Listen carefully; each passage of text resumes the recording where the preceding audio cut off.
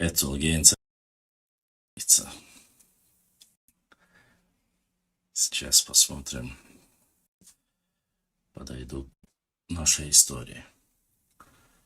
Так что, ожидая, пока ютубовские братья подойдут, ассаламу алейкум ва рахматуллахи ва баракату. Ва алейкум ассаламу ва рахматуллахи ва баракату. Массарги саламу ашаду. Так. Но пока у нас есть время, вы можете задавать вопросы. Если шейх Ат-Ташталаха, задавайте. И Шами мохук антх. Шами мохук антхитхо. Шами. Шами люйцерва. Мел шами люйцтеша муслим. Шами лдеккант уващин цан уващу гючула. Вама у молодец мол. Виззин канту. Эфире. Ну что ж, друзья, мы в эфире. Как и договорились, по вашим просьбам, сегодня мы зашли в эфир. Как всегда, пораньше, как вы и просили. Надеюсь, активно пообщаться с вами, поговорить, как говорится. По крайней мере, есть такое желание. Так, вчерашнюю тематику вопроса вы услышали. Если вы просмотрели вчерашний эфир, сегодня можем продолжить.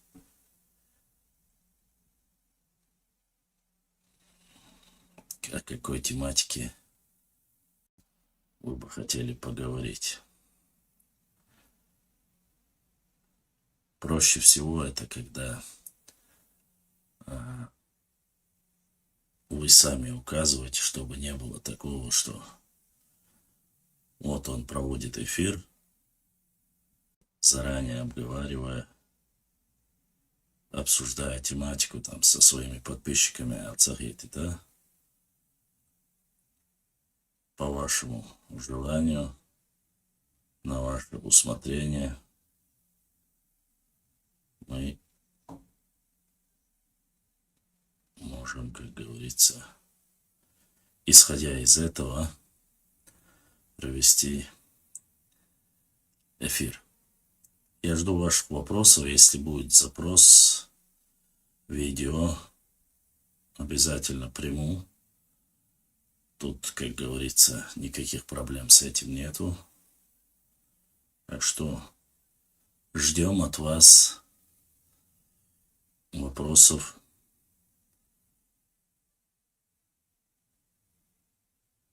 На которые мы ответим. Так.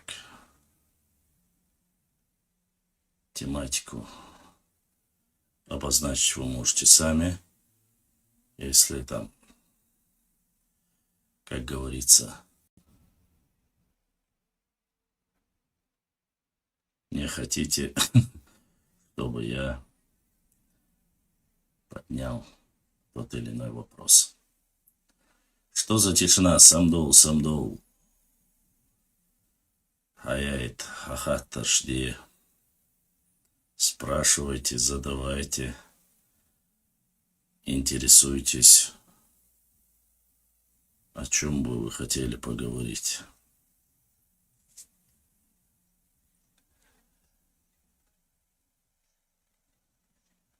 Попросили зайти раньше, или же все-таки надо было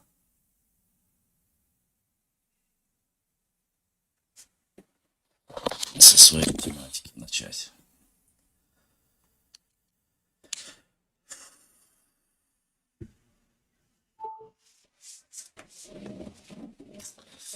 Так. Воскресенье, день тяжелый, походу, поэтому мы сегодня с большой неохотой. Активничайте.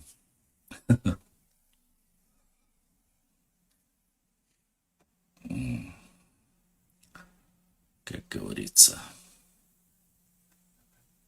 Ибраим, что там на ютубе? Олушка ячмуй.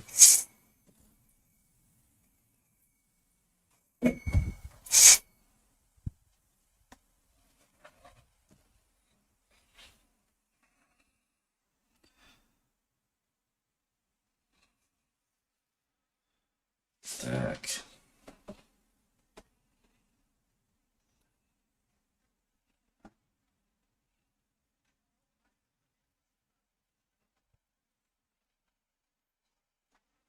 Давайте посмотрим, что у нас есть тут.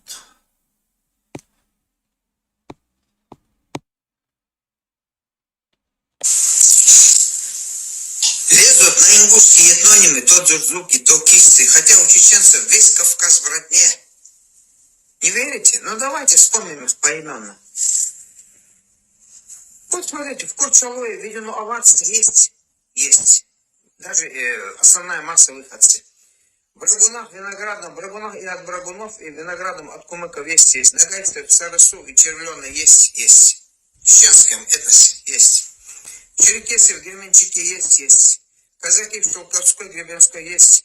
Тюрки и Черской есть. Даже целые тейпы. То Джанбутри, то Татбутри от горских евреев и от татов. Татбутри это от татов, а эти от горских евреев. Джанбутри. Арбой это от арабов есть. Эсенай от русских есть. Горкой от турков есть. Гуны от казаков есть. Черкозой от черкасов есть. Слушайте, какая богатая палитра, какое богатство этническое. Нет, им надо обязательно на чужие этнонимы залезть, Журжуков, на кистов. Это что такое? Вообще... Это заброс, как говорится, этого индейца, который очередной раз начал свою ту ерунду пробрасывать. То есть этот старый шизофреник говорит, что в чеченском этносе есть, говорит, разная палитра с различными народами. Так, давайте быстро сейчас я отвечу на ваш вопрос. Сетевые шнуры спрашивают, когда интервью с Нохчи Фильмс. Пока, когда они изъявят желание, когда позвонят, мы всегда готовы, всегда рады будем, как говорится, отвечать на вопросы и говорить об истории. Пока на связь не выходили. Один раз мы пообщались, он сказал, что возможно будет продолжение, поскольку очень активно все написали о том, когда же будет и желают видеть продолжение. Дальше. Салам алейкум. Правда, раньше не были фамилии. Ва алейкум ассалам. Да, это правда. Фамилии в чеченском не было среди нашего народа. Это пришло только с приходом царской России, так сказать. До этого у нас не было. А каким же образом узнавали? Узнавали по именам своих отцов. То есть, допустим, как записывались там Адми, Ва, Муса, Ва, Аиса и так далее и тому подобное. Называли тайп, называли, грубо говоря, имя отца, и поэтому узнавали, кто чей сын и от кого.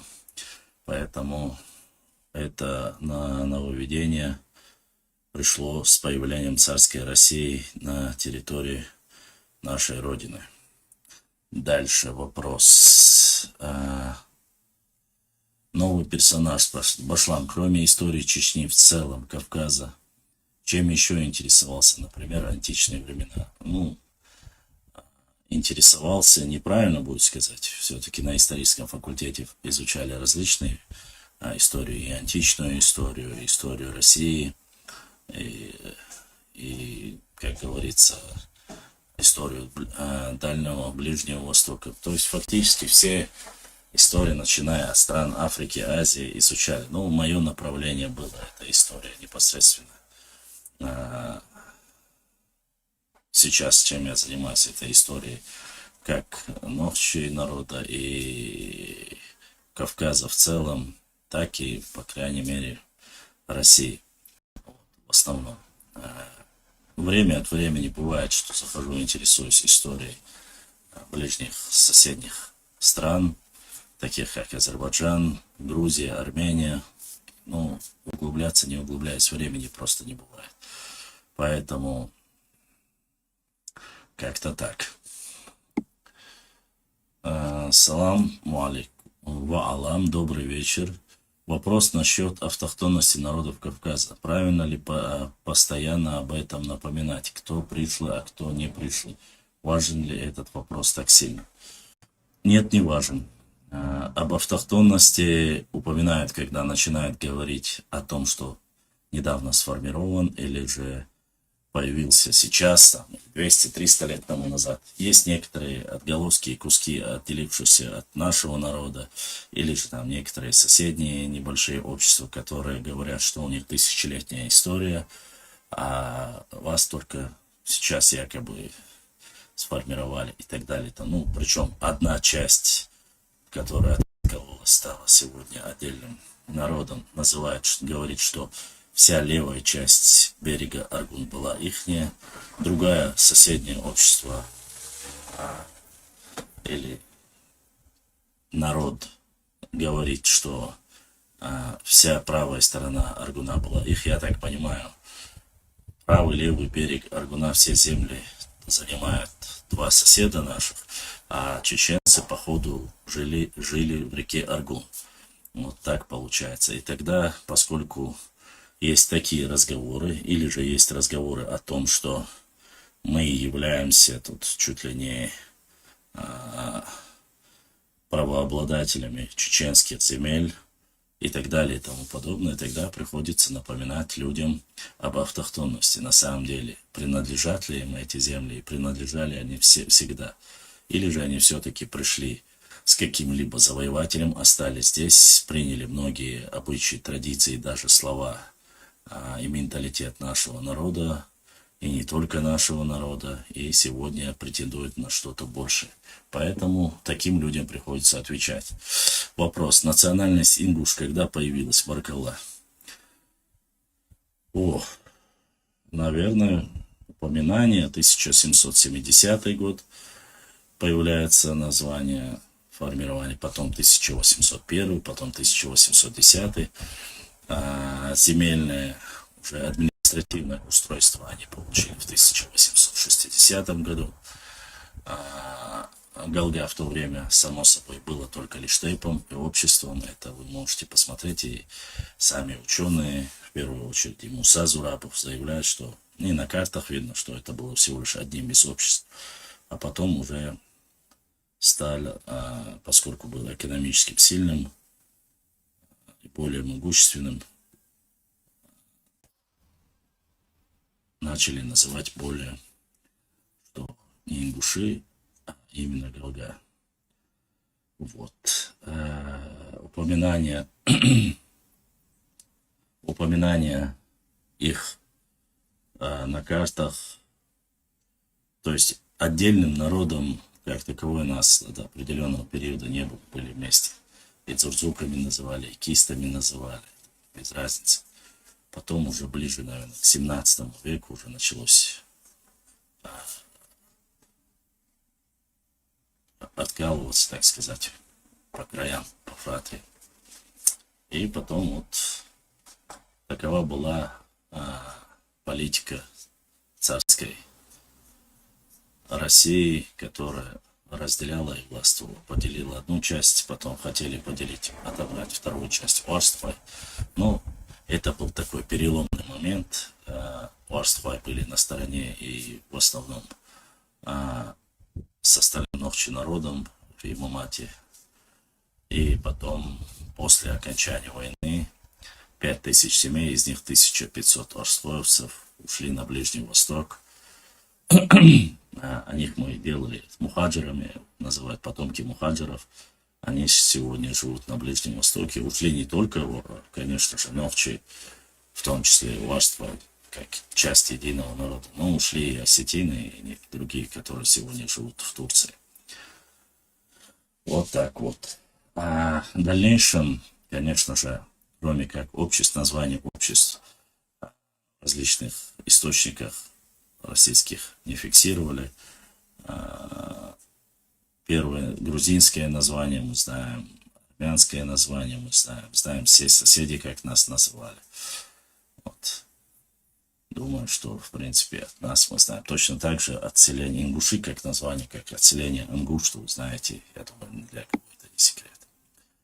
Так, правда, раньше кисты называли. Правда, не раньше, а вот есть и в географии 7 века есть название, и как нахчиматяне, и как кусты. Кистинцами называли в основном грузинские ученые.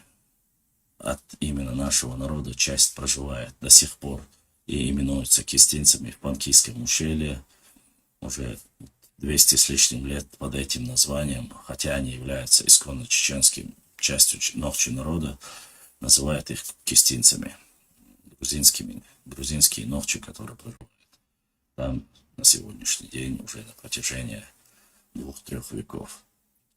И кистами называли две части.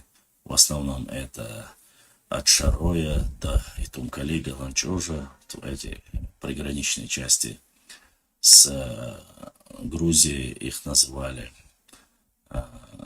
дальними кистами. Их было 18 тысяч представителей нашего народа, это дальние кисты. И ближние кисты это непосредственно веппи, которые проживали в Дарьярском ущелье, или иначе сегодня их там некоторые называют фяпи, а так веппи называют их. Вот, и, как вы знаете, их было 1300 человек, мужского и женского пола, ближних кистов, и дальних кистов было 18 тысяч человек. С этим, конечно, все понятно, но есть и небольшая проблема. Проблема заключается в том, что по ошибке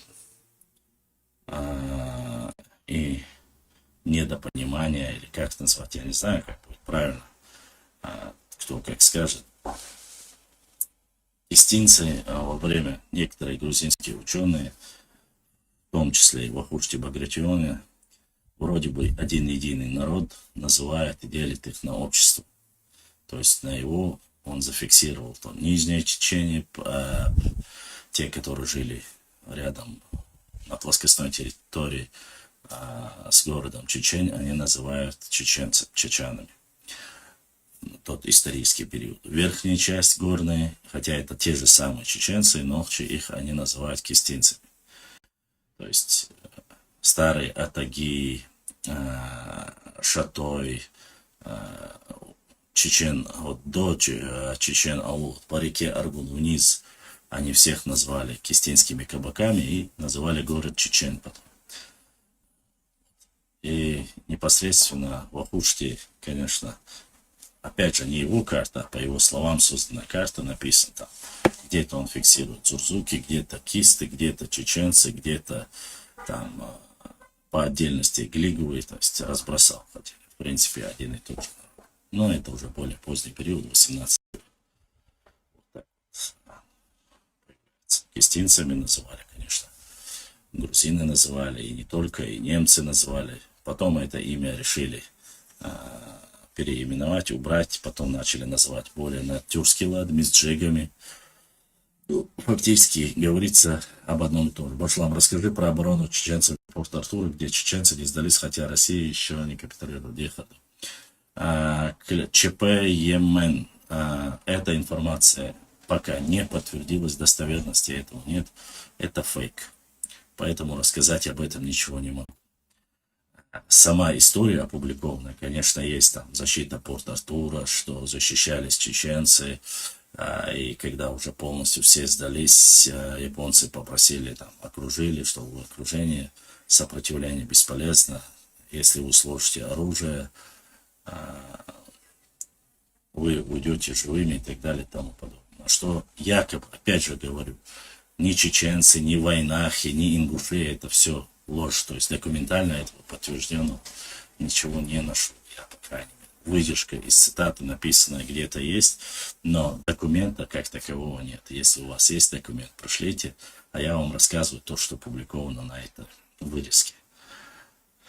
А потом, после того, как поговорили, сказали, что для нас является позором сдаться, там, сложить оружие, что мы никогда, и нашей ментальности нету того, чтобы мы складывали оружие. После чего японцами восхищение, они сказали, что они готовы выпустить вместе с оружием, что они оттуда ушли. Вот такие вот разговоры якобы есть, но документы как такового, которые я искал, эти 3 документа об одном и том же месте сражения в Порт-Артур рассказывал, я видел 3 версии там, да, где написали, заменили слово чеченцы, написали войнахи. Это делал один арстроевец, который проживает в Европе, то есть он с пеной у рта доказывал, что там были войнахи. Второй написал, что там были ингуши только, и что они там сопротивлялись и так далее. Там. Третий, само собой, чеченцы. Но все 3 эти версии, ни одного документа подтвержденного я не нашел. Ни газетные вырезки, где бы точно указывалось. Кроме того, что воевали, и в Манчжурии воевали, есть тому подтверждение, мой собственный дед воевал в Манчжурии. Эти моменты есть, но, однако, к сожалению, я документальное подтверждение ничему подобного не нашел. Если бы было, я бы вам, конечно же, сразу сообщил и довел бы до вас. Вот такая вот ситуация, поэтому много об этом говорилось, много об этом публиковалось, но источников нет. Так и думал, так как источника нет. Но я слышал про Эрсхана Алиева, где он особенно отличился русским. Абсолютно верно. Абсолютно верно. Этот документ есть, мы его публиковали. ЧП Йемен. Этот документ мы публиковали. Есть фотографии, есть где воевали генерал. Должность Эрсхана Алиева — это генерал из старых атагов. Он отличился, был награжден. Вот это доказательство есть, и мы его публиковали, и фотографию тоже публиковали, если не ошибаюсь, ситуацию. В чем была причина создать Тухумы союза тейпов? И то не все тейпы вошли в Тухумы Хунд Юшхилатишиш. Новый персонаж. Ну, создание Тухумов, во-первых, это не наша идея, и не мы их создали. В основном эта идея, ее перенесли с соседнего региона, с Дагестана, при создании непосредственно той системы, которая существует в Дагестане. Там она впервые использовалась. Если я не ошибаюсь, впервые ее использовал какой-то русский этнограф. Сейчас я не помню, то ли Александров, что-то такое. Я опубликовал этот документ. У него взял наш этнограф Мамакаев. И по этому же лекалу были созданы названия Тухум. Но Тухум что в данной ситуации? Что им понравилось? Описание. То есть сам смысл этого термина в чем? Военно-политический, социально-экономический союз тейпов. То есть это все те, кто проживает в одном районе, когда что-либо происходили, они могут быть не одинаковы, то есть они не обязательно должны быть друг другу братьями, сватьями. Нет, это люди, которые проживают рядом и на одной территории. Вот. И вот эти люди непосредственно проживали на одной территории, там базары проводили, там бизнес и так далее и тому подобное. При нападении на тот или иной, допустим, Искери Ошел-Уаштолвы, ичкерийский Тухум, или после уже называемый Нокшмахвойский Тухум, это в одной части проживающие люди. То есть, когда на них нападали сюли, или там нападали кто-либо по соседству, они объединялись и отражали вместе какие-то военные набеги, объединившись, шли там или войной и так далее и тому подобное. Вот для чего они были созданы. Почему кто-то не вошел? Поясню вам. Все тукумы, которые есть в основе своей восточной части, это Акы тукум, которые живут непосредственно по соседству с кумыками и теперь уже и с лакцами и аварцами. Это шароевский тукум, опять же, это по соседству андийцы, дидойцы, сюли и грузины. Шаровский тукум и тункалинский тукум, допустим, это чентийский тукум, все тайпы, которые входили, они граничили или с грузинами, или с теми же. Сюли могли, если напасть через непосредственно Шаровский район. Вот таким образом шатойский тукум, там тоже объединенные все, кто проживали тайпы в Шатое, вели боевые действия против непосредственно каких-то различных уже в дальнейшем при помощи царской России установленные различные князьки, шамхалы, нуцалы, называйте как хотите. Вот когда они нападали, есть об этом описание в истории, мы это публикуем, вы можете посмотреть на нашем канале. Вот почему они использовались. Есть некоторые моменты и нюансы в этих вопросах, конечно же, касаемо тейпов и тукумов. Смотрите, дышни, по идее, тейп, большой тейп, считается, что он не входит в тукум. Он среди 10 тейпов, которые не входят в тукум. Это большой тейп, но они, проживая в Тункали, практически ни с кем не воевали в этой области. Точно так же тем людям, которые проживали в этой области, которые не воевали, это лам-эккей тейп, дышни тейп, кей тейп, майстой тейп.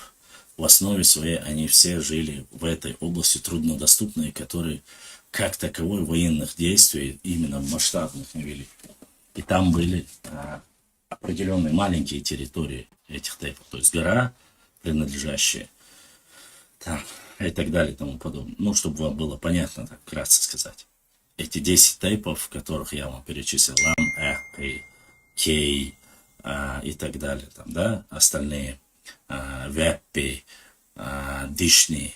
Но в чем нюанс? Дело в том, что определенное количество дышни проживали точно так же среди Нахчмахкоевском, Веденском районе. Получается так, что они входили в состав Нахчмахкоевского тукума, то есть когда нахчмахкоевцы воевали, дышни не сидели в стороне и не говорили, мы не входим в ваш тукум, мы не воюем. Конечно же нет. Они выступали, валейкум салам, выступали вместе и проводили отражали набеги там, соседей или сами делали вместе с нашими нападениями и так далее и тому подобное. Поэтому вот этот нюанс или нюанс лам-экки, не тукум, а акинский тукум, который живет ауховцами, мы называем. Туда входило больше различных тейпов. Они являются плоскостным и являются тукумом, потому что туда входит не только акинский тейп, туда и входит и орство, туда и входят и некоторые чебедва, и ношмахва, те, которые проживают в ауховской низменности, то есть точнее междуречие Терека и Сулака. Эти не входят в тукум тейп, а этот в тукум, потому что там различные, ни одной фамилии, ни одной крови, имеется в виду, ни однотейповцы, но разные тейпы. Вот по такому лекалу были созданы они. Эффективность управления или как это можно зафиксировать, как это в истории будет правильно звучать или как будет это правильно описать, эти общества, эти тейпы и все остальное, вот именно фундамент они почему-то взяли за использование непосредственно валейкум ассалам за соседний Дагестан. Впервые это, еще раз повторюсь, это использовано валейкум ассалам, это использовалось в Дагестане, потом уже начали непосредственно использовать это на чеченскую историю.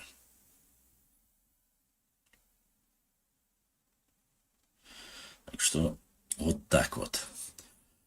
Валейкум ассалам, Ганс, дольше до архивный документ читать, дальше вопросы. Какие там? Так. Но в чем была причина тукума? Я ответил. Для начала Нас зурзуками называли, потом кистами, правильно я понял? Да, зурзуками называли до нашей эры наш народ, а уже в наша эра, то есть после рождения Христа, так называем, да, правильно сказать, до нашей эры и нашей эры уже начали называть кистинцами. Хотя кистинцами впервые в 7 веке, а дзурзуками в 3 тысячелетии до нашей эры, в 3 веке, точнее, до нашей эры. 3-4 века до нашей эры. Вот так вот. Башлан, кто из народов Кавказа первым вошел в сношение с Россией? Ой, да, первый.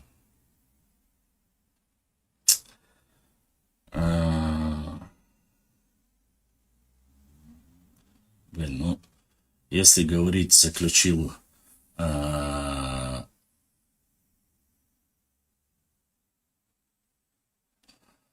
считается, что по документам, если это правда в российской истории, это грузины. Это 13 век. Потом это заключение брака, фиктивно, он не фиктивный, но не суть важна. Потом идут кабардинцы, точнее адыги получается. Но опять же, не все грузины и не все адыги. Этот же брак Марии Темрюковны, это во время Ивана Грозного. Тот 13 век, я вам зачитывал этот документ в эфире, он есть, опять же, я повторюсь, если это достоверная информация. Был ли это фиктивный брак, нефиктивный и так далее и тому подобное, можно говорить все, что угодно. Но документы есть, прошения есть, то, что царица Тамара женилась на одном из русских князей или отпрыска русских князей или царя на сыне русского царя. Ну, называйте как хотите. Первое сношение получается.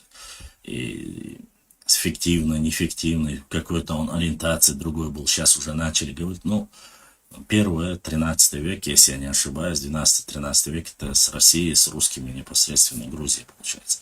Второе, это получается адыги, точнее, кабардинцы, часть Темрюк.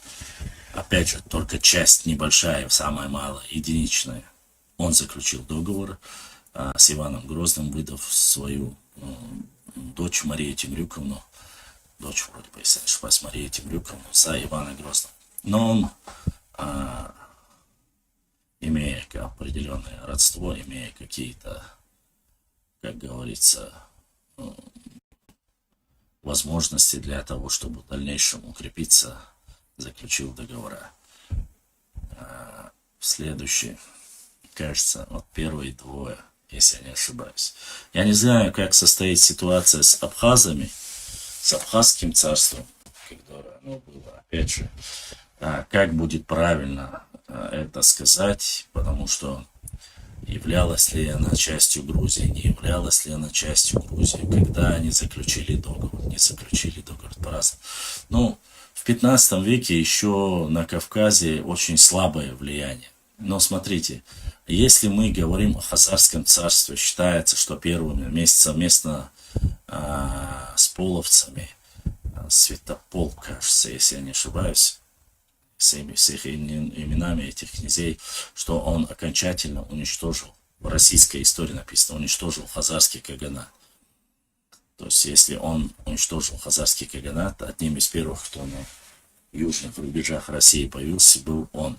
С кем, кто входил в состав и кто мог с ним совместно воевать против хазарского каганата, это получается в любом случае, если и были непосредственно, могли быть только в степной части, кто проживает на равнинной территории. Но тут уже тоже вопрос очень непонятный.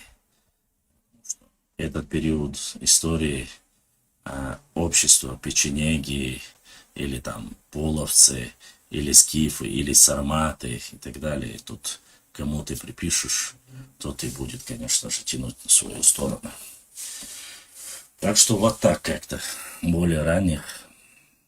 Ну, смотрите, 13-14 века.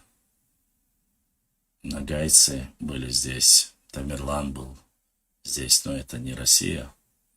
Поэтому думаю, что вот так как-то. Ассаламу алейкум, Тимур. Ва алейкум ассалам. Правда, что чеченский конный полк поддержал ингушский полк в Брусиловском прорыве? Чеченский полк, ингушский полк, я думаю, что это такая ерунда. Это одни и те же люди. Если по отдельности их называть. Я вам зачитывал, это книга Альшевского, есть там формат вопросов. Кто первый там делал нападение, чеченцы делали или ингуши делали. Суть не столько важна в этом. Если вы хотите, вы можете найти на моей странице опубликованной. Старикиш, Бацкуш. Не знаю, честно. Армяне нет. С армянами чуть-чуть другая ситуация. Армяне более поздний период. Хотя многие говорят и рассказывают, что якобы, что царская Россия завезла армян и поселила их в этой области, что до этого эти земли не принадлежали. Я не могу сказать. Это из той версии, когда не совпадает, переселились ли они с Балкан, были ли в тот момент, когда они переселялись, армяне вообще русские под общим названием, я очень сильно сомневаюсь. Русами они были или славянами они были, я очень сильно сомневаюсь. Повесть временных лет идет с 9 века, то есть официальная история России идет с 9 века, с повести временных лет. Там, конечно, и было и раньше, там Рюриковичи. Опять же, кто был Рюрик? Синиус и Трувор были три брата. Были ли они призваны в Новгород? Некоторые скандинавские, то есть, точнее, западные ученые говорят, что они являлись потомками викингов, что они пришли, что их призвали, и они уже образовали династию, и оттуда пошло все. Русская версия историков русских, они говорят, что Синиус, Рюрик и Трувор были русскими. Варягами, русскими, ну, в любом случае, происходили из славян. Тут, как бы говорится, тут две версии. Опять же, все начинается с 9 века. А 9 век это период, когда, вы знаете, на тот период уже существовали государства, как Албанское царство существовало, Аланское царство, Хазарский каганат и Грузинское царство. Поэтому очень сложно сказать насчет этих моментов. Произвали ли армяне, такой информации у меня нету, честно сказать. Как таковой, что они прямо были такими и воевали с кем-то, армяне. Такого у меня. Хотя они у себя там где-то пишут, а что является правдой. Башлан, получается, что если он женился на дочери кабардинского князя, означает ли это то, что они были более влиятельными, чем нахи? Руслан, нахи термин неологизм. Были ли они более влиятельны, чем нахи? Ну, на тот период, уже это 15 век, не забывай, что в этот период мы фактически были в горах. У нас не было никакого влияния на плоскостной территории Руси, я, если правильно понимаю, ты ингуш. У нас не было влияния. Я могу пояснить, после нашествия Тамерлана мы ушли в горы, и это еще до периода реконкисты. Мы не могли никакого оказать сопротивления никому. Вообще, по сути, осталось горстка людей, но на нашей территории, как таковой, еще на тот период они не сильно претендовали. Но считается, что именно в этот период, при помощи непосредственно и стрельцов московских, что Темрюк хотел свою власть, и на остальных даже князей адыгских, черкесских, называть как хотите, или кабардинских, быть, как говорится, одним из главных. Что не получилось, конечно. Утвердиться среди даже своих же адыгских князей у него не получилось. Определенной части, да. Но была ли у них возможность? Была возможность, но определенно ограниченная возможность, поскольку царская Россия еще не имела такой сильной власти на Кавказе. Что касается нас, мы в этот период были в тяжелейшем состоянии. Это ночи. Если сегодня мы уже говорим, ингуши и ногчи были в горах. То есть на плоскостной территории в этот период не было. ничего после нашествия Тамерлана. Мы ушли буквально, я бы так сказать, наверное, лет 100. Нам понадобилось как минимум, чтобы потихоньку уже проводить реконкисту, возвращаться на свои родные земли. Почему аланы осели на Кавказе? Ну, во-первых, аланы не осели. Аланы это и есть Кавказ. Как они могли осесть здесь? Это и есть часть Кавказа. Все государства от республики, которые входили в Аланское царство. Нохчи, ингуши, осетины, карачаевцы, балкарцы и адыгейцы. Ну, некоторые грузины говорят, что там и они тоже поучаствовали, то ли выдавали замуж, то ли брали выдавали за аланских князей или царей своих дочерей, или брали за них, то есть как бы формирование и существование Аланского царства, что они приняли тоже участие, есть такое в грузинской истории. Вот. У меня нету такого убеждения в том, что аланы почему осели на Кавказе. Это неправильная формулировка вопроса. Аланское царство состояло из как раз-таки автохтонных в основном народов, которые проживали на Кавказе. Хазарский хилити чак усохум карин моя цига. Какие доказательства?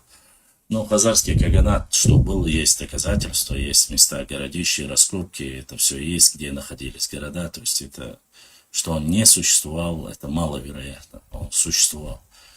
Но периоды и какие-то моменты исторические, конечно, могут проверяться, или преувеличиваться, или преуменьшаться. Дальше. Аланы были во всем мире и выбрали маленький Кавказ. Очень интересно, еще рядом с другим народом. Я бы, наверное, выбрал бы Британию. Могли спокойно захватить его, если викинги...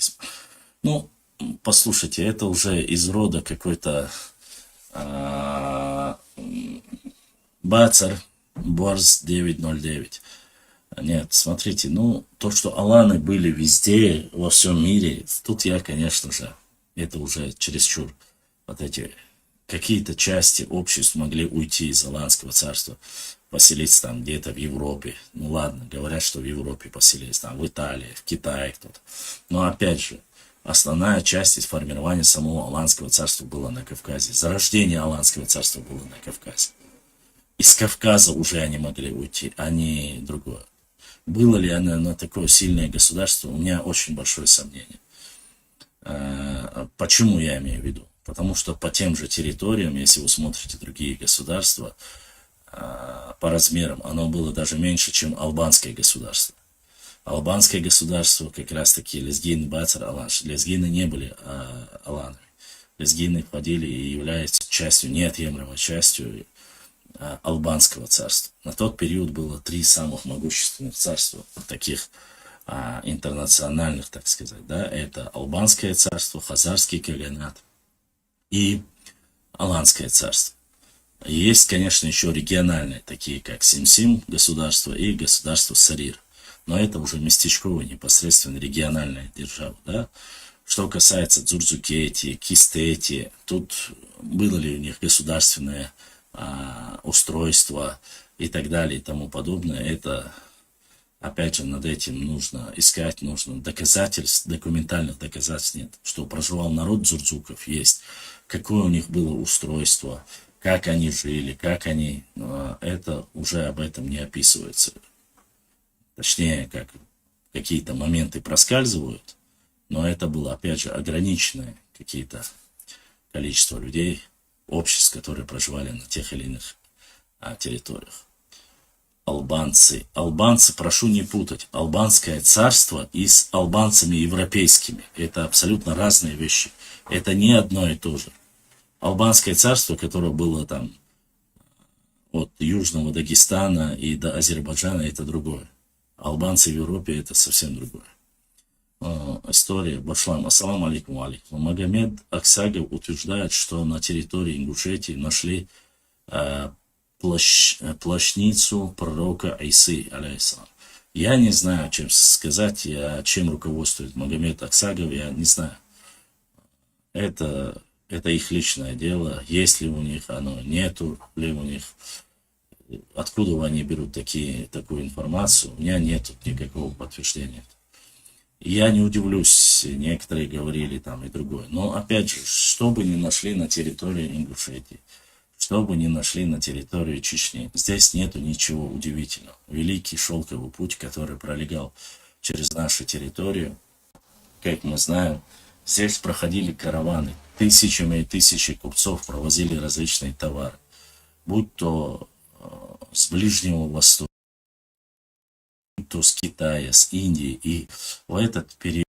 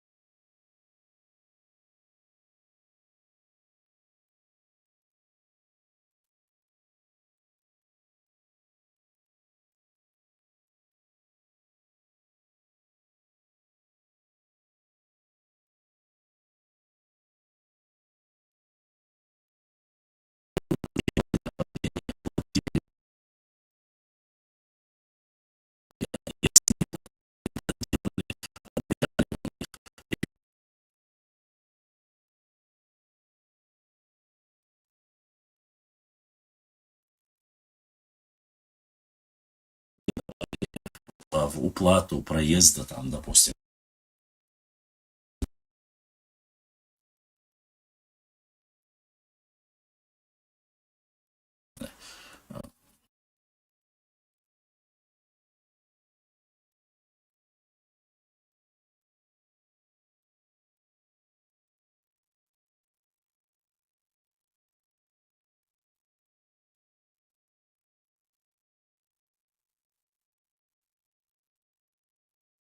которым 2000 лет,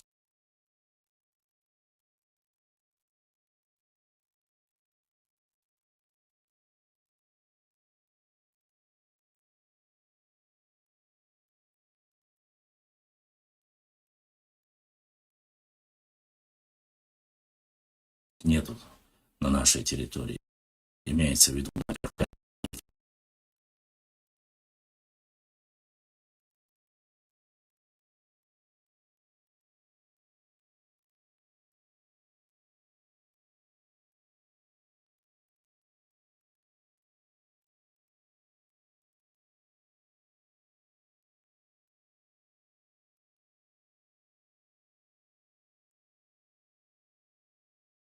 Гольштейна, есть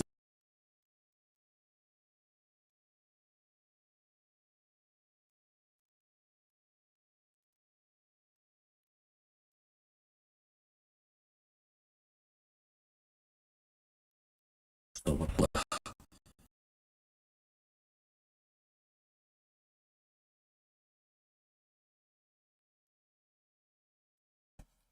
я в основном все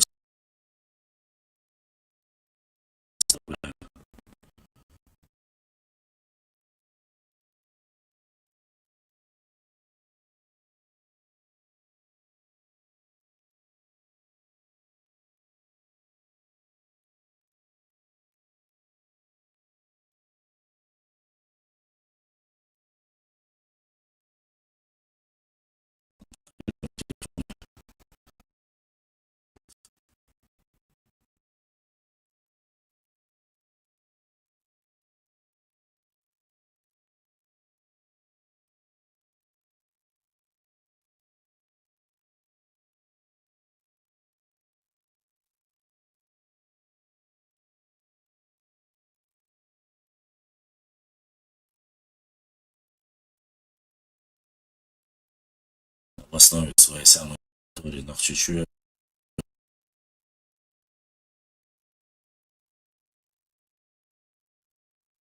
тысячелетий этих могут.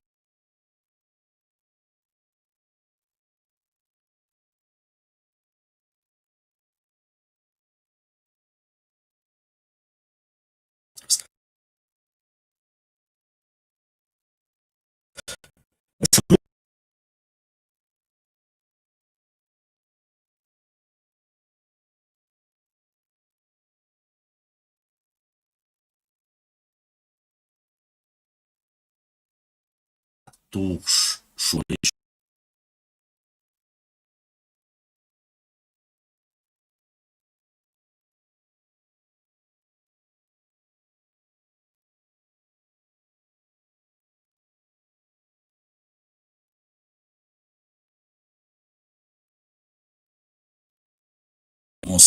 они пришли в тот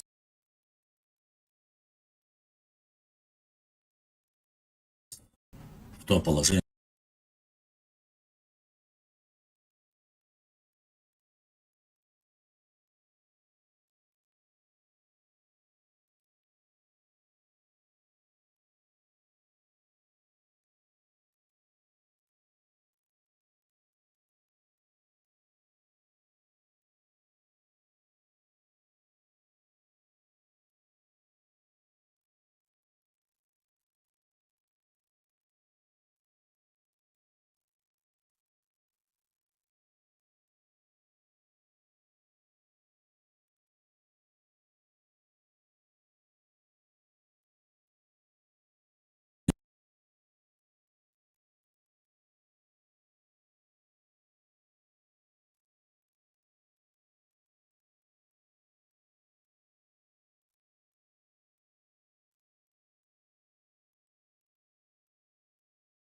в котором они оказались. Под воздействием нашествия Тамерлана и других, непосредственно, будь то устанавливают, сегодня его создают, находят наш прекрасный древний язык, 7 диалектов, 10 наречий, которые есть у всех нарчеязычных непосредственно обществ.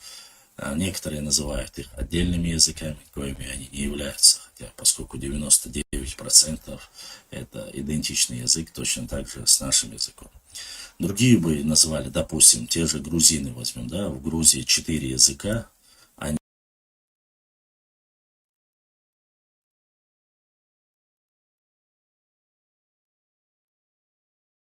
не языка. Возьмем Дагестан. В Дагестане 38-40 национальностей, и у каждой этой национальности есть свои языки, свои диалекты, свои наречия, грубо говоря, да, и они друг друга не понимают. И только на территории Центрального Кавказа, где проживает наше общество, начиная от Ауха, заканчивая Дарьяльским ущельем, где мы говорим все на одном языке, с небольшим искажением из-за влияния соседних народов, мы все равно пытаемся каждое из этих обществ назвать отдельными языками, будь то Арстхоевский язык был такой некий чекиндес, который проживал в Австрии, другие начали называть вайнахским языком, третьи начали называть там ингушским языком, четвертые там начали называть чеченским языком. Все это один и тот же язык, с небольшими элементами использования соседних, влияния соседних народов. Это четко описывают все лингвисты и все ученые всего мира, могут это подтвердить, то есть очень сильно. Если мы сегодня говорим, что английский язык произошел от германских языков и так далее и тому подобное, научный мир это не обсуждает, не спорит об этом. Они знают, что есть исходный какой-то код, исходя из этого, что произошли остальные. А вот у нас нет, мы не можем никак с этим согласиться. Нам не хочется, что буквально 1000 лет тому назад ДНК показывает, что это определенная часть, это откололись от общей массы людей и сформировали там отдельно. Это тоже нас не устраивает. Поэтому нам хочется создать якобы что-то свое отдельное, будь то музыкальный инструмент, хотя он был и у нас, и у них. Это один инструмент, как бы он ни звучал. Само собой, пытаются сегодня некоторые недоученые форматировать язык, изменить его. Но смысл этого языка у всех один и тот же. Сагхлиль, и стагхлиль, и вахлиль, и так далее, и тому подобное. Разницы никакого нет. Все в зависимости от географического положения и изолированности этого общества или тейпа, или неизолированности, взаимообщения. Это в любом научном, как говорится, мире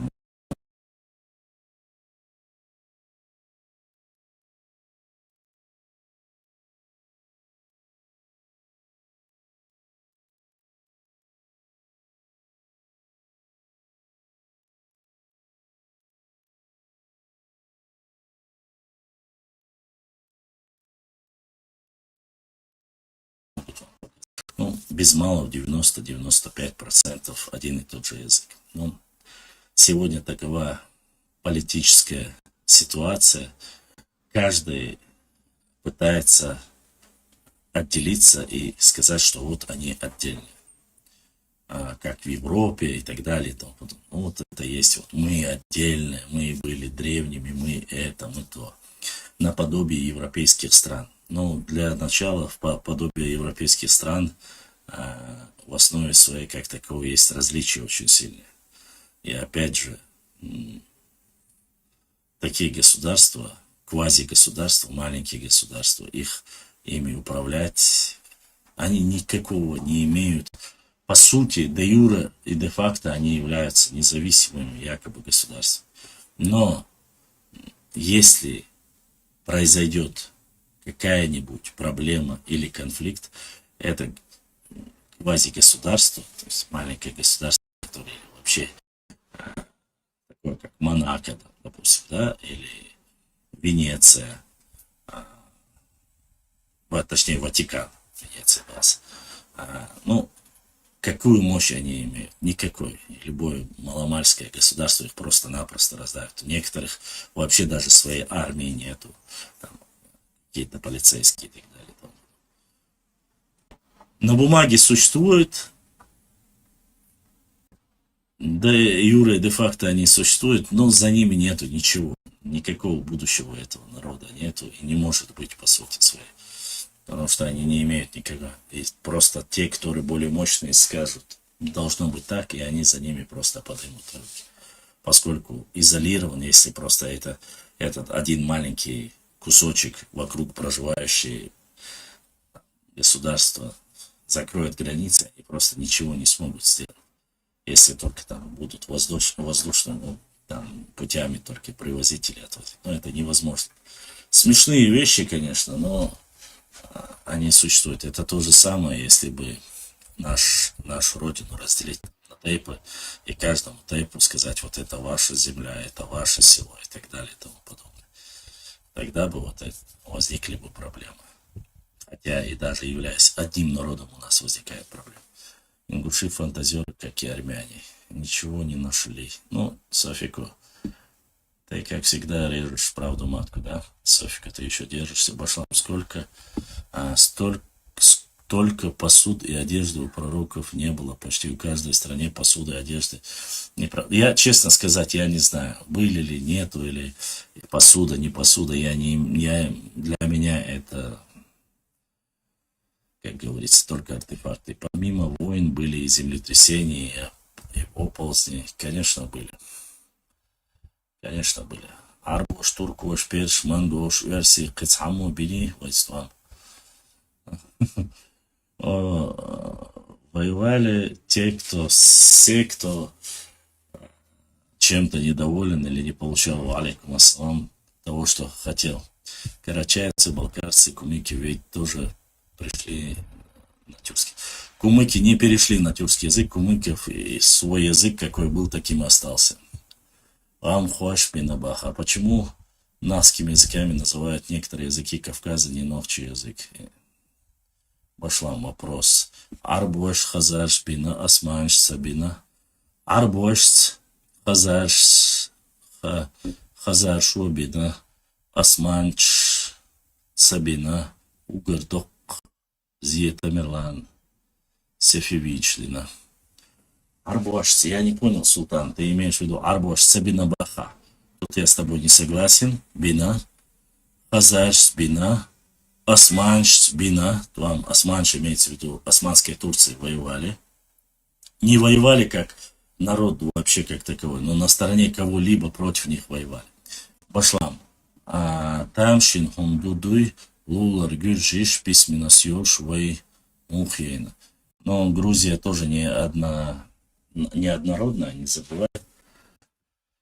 Вот. И все-таки люди письменности, они очень сильно сохраняли всегда и письменность сохраняли благодаря своим церквям, благодаря своей недоступности. Многие вещи можно было сохранить именно в Грузии. Почему некоторые языки территории соседей называют нахскими? Потому что они были под влиянием Сатуамби, Нахилмек, Нохчиш на побережье Каспина. Как грузины сохранили, а мы потеряли. Еще раз повторяюсь, Грузия неоднородна. Территория Грузии, она различная и очень большая.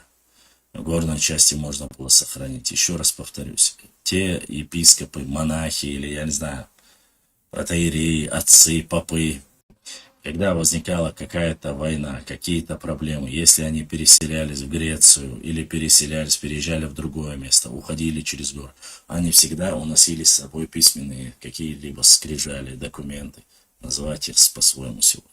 И язык очень сильно сохранялся, и количество этих обществ было немало, в отличие от нас, да. Поэтому, еще раз повторюсь, за 2000 лет, на протяжении 2000 лет люди Писания, каковыми их называют, всегда все записывают, сохраняют, и религиозную тематику сохраняют. Вот таким образом сохранили. А мы, к сожалению, не сохранили.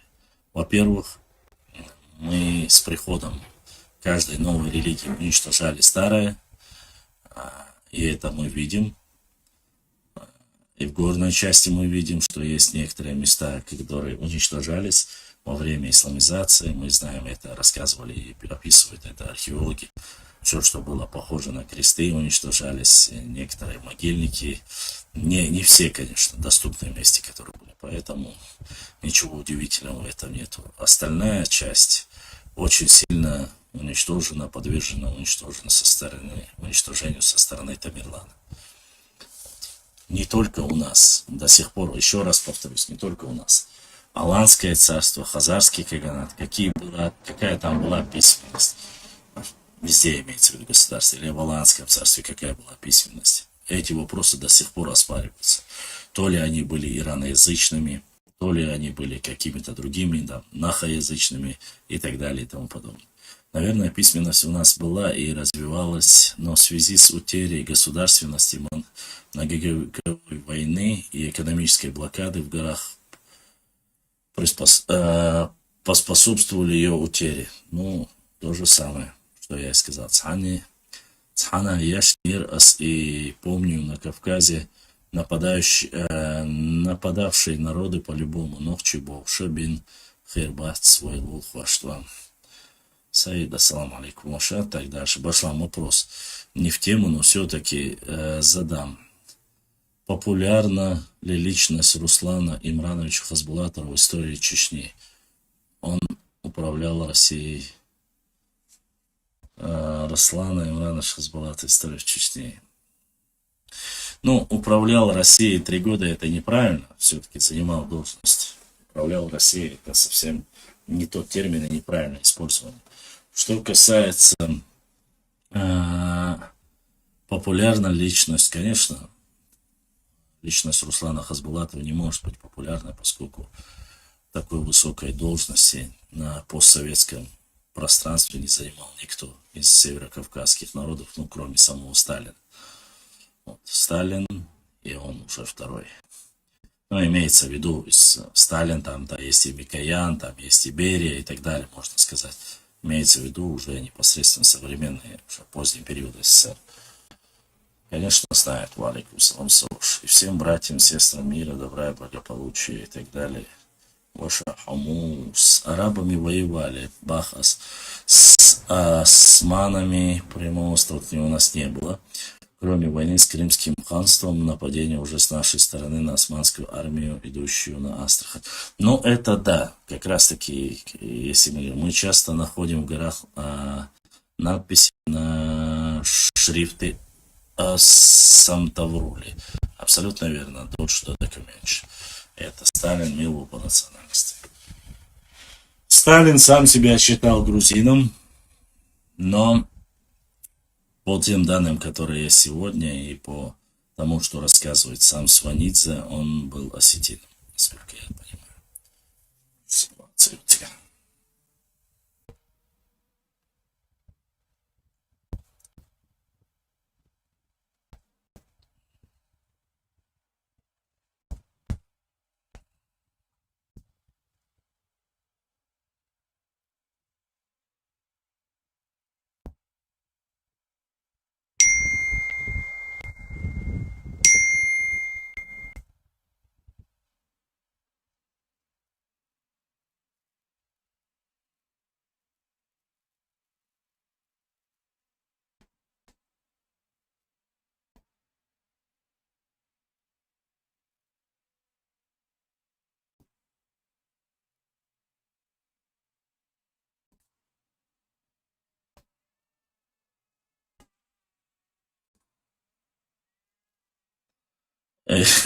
Вот он целый час, он, ну, дольше.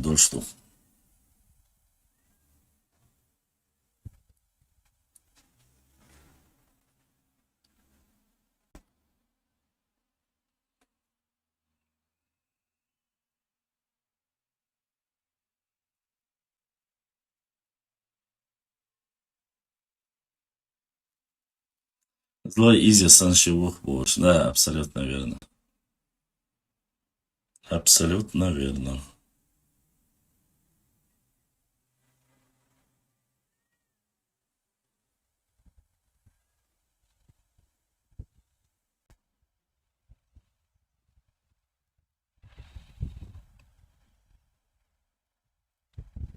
Дольше Архинес. Нет, нет, запрос ко мне не приходил. Если запрос ко мне придет в эфире, я всегда принимаю и никому не отказываю. Так что это не от меня зависит, это я всегда принимаю запрос. Башлам, ассаламу алейкум, алейкум ассалам. Башлам, расскажи побольше про Тайп и Харвай из Джебедла. Какие предания есть и что знаешь. Просто волк. Смотри, про тайповые я в основе своей не рассказываю. Я публикую материалы, собираю и публикую их. У меня определенная того, что там отдельно про тейпы я редко рассказываю. Поэтому материал и Харвахляц я соберу и опубликую, посмотришь на нашей странице. Это или в Ютубе, или везде. Мы воевали с турками. Шихмурза Акотский напал на Дербент, чтобы освободить его от турков. Ну, тут, конечно же, здесь сейчас запрос я отнял. У меня вопрос, откуда взялся фольклор о том, что Гитлер подарил чеченцам белого коня? Ну, на тот период этот фольклор нужен был, чтобы очернить и обвинить чеченцев. Благо, они были предателями народа, и нужно было в любом случае показать, что мы такие плохие. Но это, конечно же, выдумка. Не имеет под собой основания. Оказалось в дальнейшем, что на самом-то деле кому-то из, не Гитлеру, а кому-то из представителей немецкой армии подарили белого коня, но опять же это не имеет к нашему народу никакого отношения. Вот такую вот кепку с нашей картой, как видите, да? Нохчи Дзурдзуке. Здесь Дзурдзукетия, здесь Чечения. Прислали наши такой задонатили наши немецкие подписчики, австрийские братья. Так что дольше архивный документ. Худицерду эфире. И это уже на ваше усмотрение. Если у вас есть что-то интересное, если вы хотите что-то, чем-то поделиться, какой-либо информацией, это зависит от вас. Заходите, отправляйте запрос, и я принимаю всех. Если вы что-то хотите добавить и рассказать, или же задать вопрос мне непосредственно, я отвечу. Так, как знаю, так, как то, что знаю, или с чем знаком. Иштхамаш душу.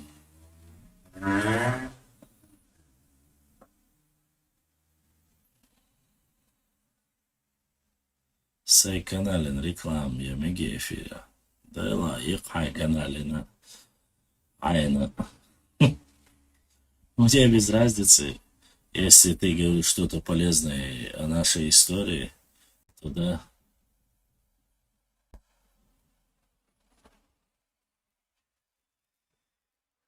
Реклама.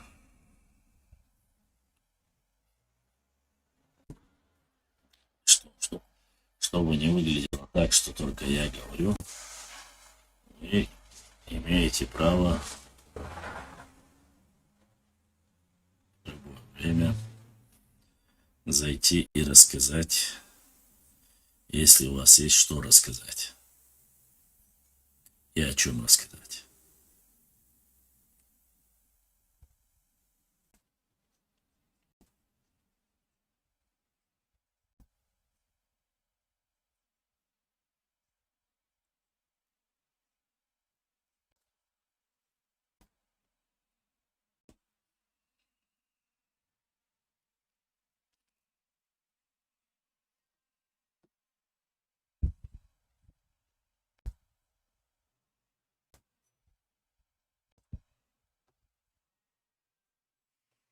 Дождь архивный документ. Грозный, грозный, грозный.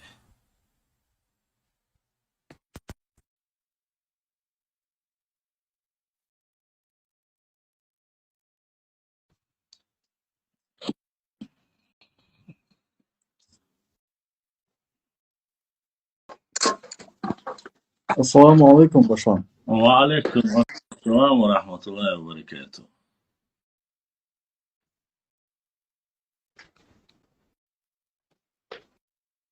آه، خير شو ويست Moja mokšal Bashlan. Удуц ах. мокшел хет محاولة درو нормально держимся, потом ты пустишь надеяться это.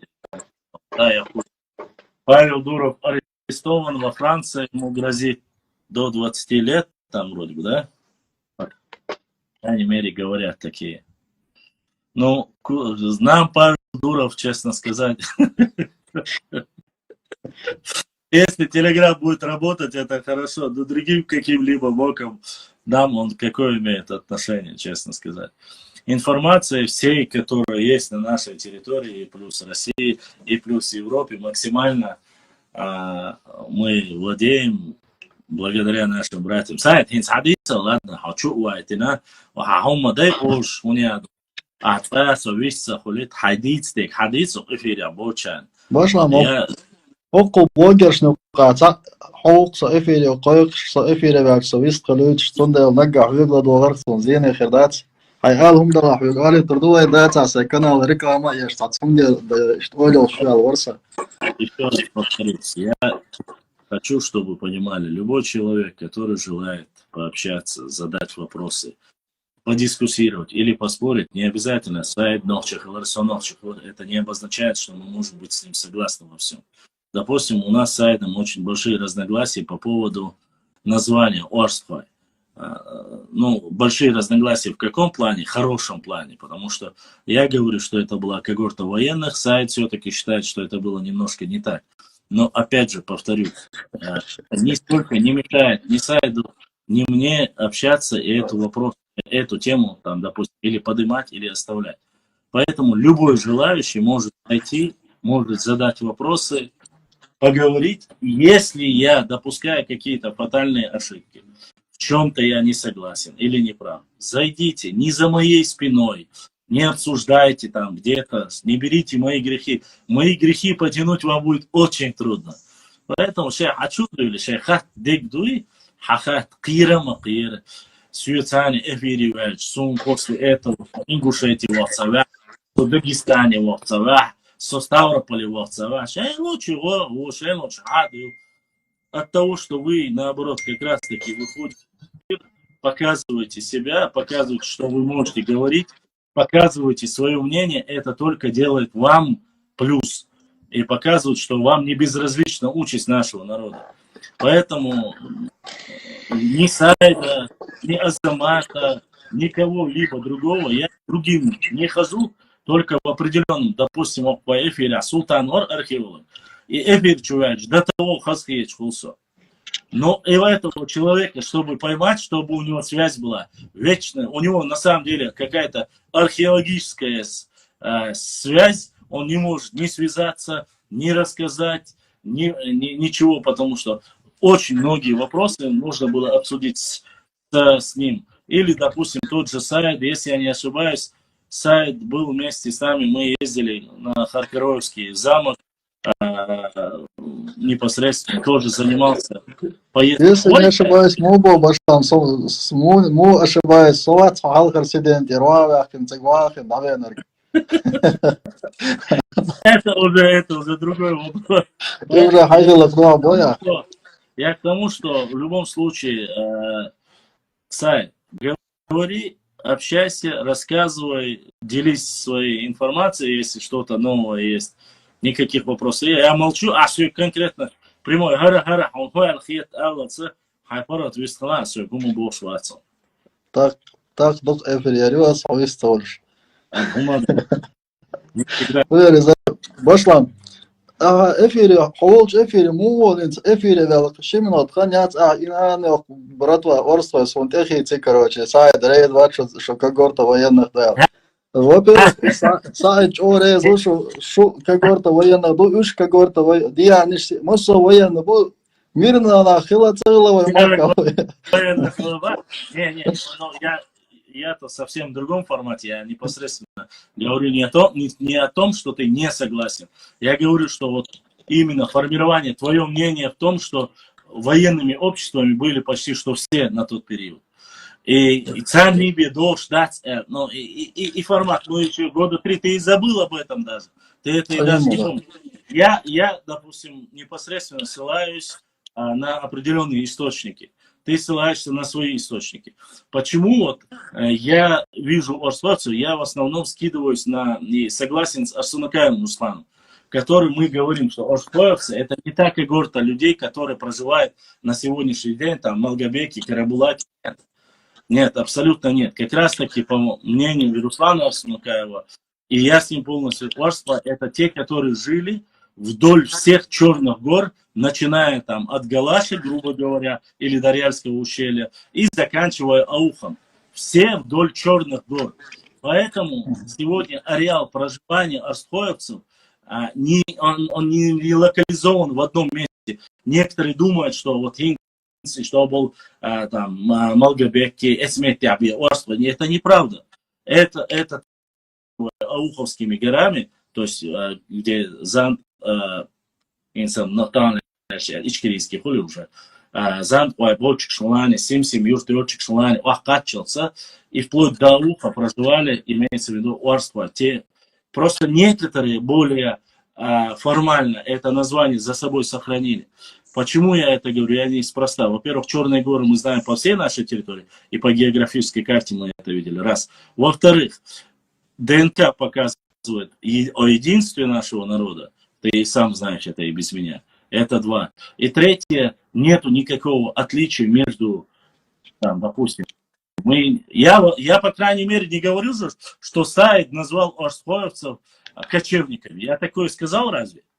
Ты когда-нибудь такое вообще слышал из истории где-нибудь, чтобы кто-нибудь когда-нибудь их назвал? Нет. Отсюда то, что у нас с тобой мнение расходится именно в той плоскости, что ты считаешь немножко иначе, а свой буду. Очень не обязательно, очень у нас должно быть все идентично, я с тобой согласен. Нет, мы можем не соглашаться, мы можем спорить. Опять я у тебя микрофон забрал, сундер интервал,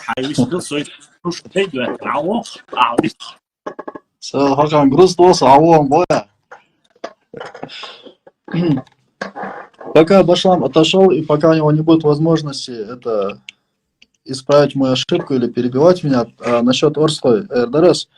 Орсхой, Билгал, там он, Билгали Ахкенто, Белчим. Из-за низкого мег дала Киберш Иштма, боевой хин свой, дост Билдил, Чумак, Жойшир, Иша, определенные типы, но их род деятельности напрямую связан именно с войной. Цундел, обособлять какое-то чеченское общество, тайп, там, село, там, чисто военных, там, сунца, дикцает. И Башлам тоже, кстати, этим тоже не занимается. Насчет этимологии, думается, он не лишь. Там дальше, если посмотреть, какие тайпы жили в горах, то Гор, Нохчо, Ламроу. Если посмотреть, какие тайпы жили Теркиста, те же Цечи, допустим, жили Теркиста, Киперш, Кей, Масоки, Чермой, Дукка, Тайп, наш Айнацига, такой, Масо, Ама, Теркой, Алмегардол. То есть, вне зависимости от локации, от рода деятельности, Кёртник, Дейл, Бог, Инхе, там бывает хамот, будет, Сац Идол, если, как сказал Башлам, если посмотреть ДНК, Масо, Нохчи, Ама, одна муэдашуга, однотипный, как бы, кстати, разброс ДНК, но он весь однотипный. У тех же Орстой такие же гаплогруппы, как у чеченцев, то есть, Вацхакам должен, Бог, Дейл, Инхе, там был, Вацхакам, Хилчан, Кида, уже кто чем занимался. Главное, что каждый занимался своим делом. Иду Кёртник. Если бы каждое общество, каждый тайп, каждое село не занималось бы своим делом, то вы хазнайсан джо ирч холахирдар, явай мот хирбацар, явай мох хирбацар, يوي ديتا طيب تقوم هما خرداتر وي حبل متك خرياتر لام خرباتر باو خرياتر خلا وي دولش من ريزا دو دالا وي ديشكر حقاچك ويلر دردو تاين دا قودردو شاشنا بوشو بلاتر قدالر دردو يزباتاش باخ دومادات تنقيش ومادا عند عربو إيش قيقيتان أعلم دات شغل هدر ديت وال شوي أقوى بشلام وما أخدر حركر داندر تو دك قني تعبوت خلا مكتة قدرنا تعبوت شبوت بشلام فيديو شق قيسن بين خريقشون حركة راح حركة ييتر دي كنت خيط سنتان حخير جو دي كنت خيط ساعدوا سكنال تاعتنا لاتش سا فيديو يقال سكنال تاع دوك فيديو شياتان تاولشون اش چامقيت مگر بولش هم خل مكتو تاع شيكايالا زور زوك هيستوري على يوتيوب جو канале تو تديا دول تدا زلو هاوس شدوق ملخلو تنا سمو درس شغل خنت وي قيزل عم تبل خو دوق ناخ هو مخكا قيزل عم داخلن ساويت هي دوقنا خلاتسا دلا قيزل عم تيرا نسقا منوت يعني بشي خزل يوخ يولش شيرا يولش خزا يولش حيوي خوي باخ خوي تايبا ناخ باخ متك تسيورتسا يو خوي تاخ تيك دغا مقدار وقوم منوت بني اتصخلش تاخ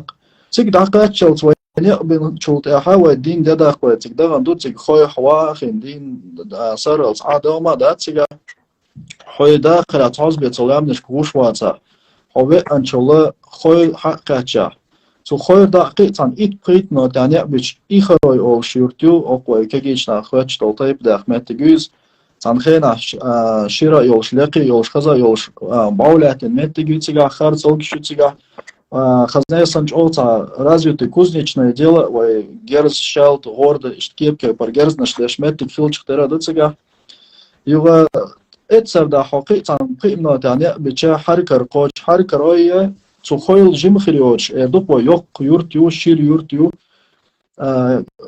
duqo yak bader di chkhar zalk khilish yaxna la chuz khayn yakhal da Allah tayir ya Allah khitsun хотя yurt waqtcha wayday mu baxat yaday lama khay adolsh ma takhil dagher chkenti khila wayday oli dog abado samuqa dolish tsigar hawo khodat melchok adwalar khaydigan khil khalwa chomi be tsakhich duqo ما ده مخز كادولر در ستان كادولر إيرن بركة يقاول واليوشة كادوليسو سيداي بأحمد تيجيسونال تو حركة روي دخشي إذا خوي قيزل عم تيرا إيد بريت منات نيا بوكشون إيد بريت منات نيا بيشيشونا إيد تخ باو غاب غيشلو جيل نش жилище шац ويداي جاين بول Ях арочный, подземный, полуподземный, чох, голдахни лахтин метик шерду, кое масо кепар, хазай санчо архитектурный, вай шир хумш гурдушум цуна док айбардушум.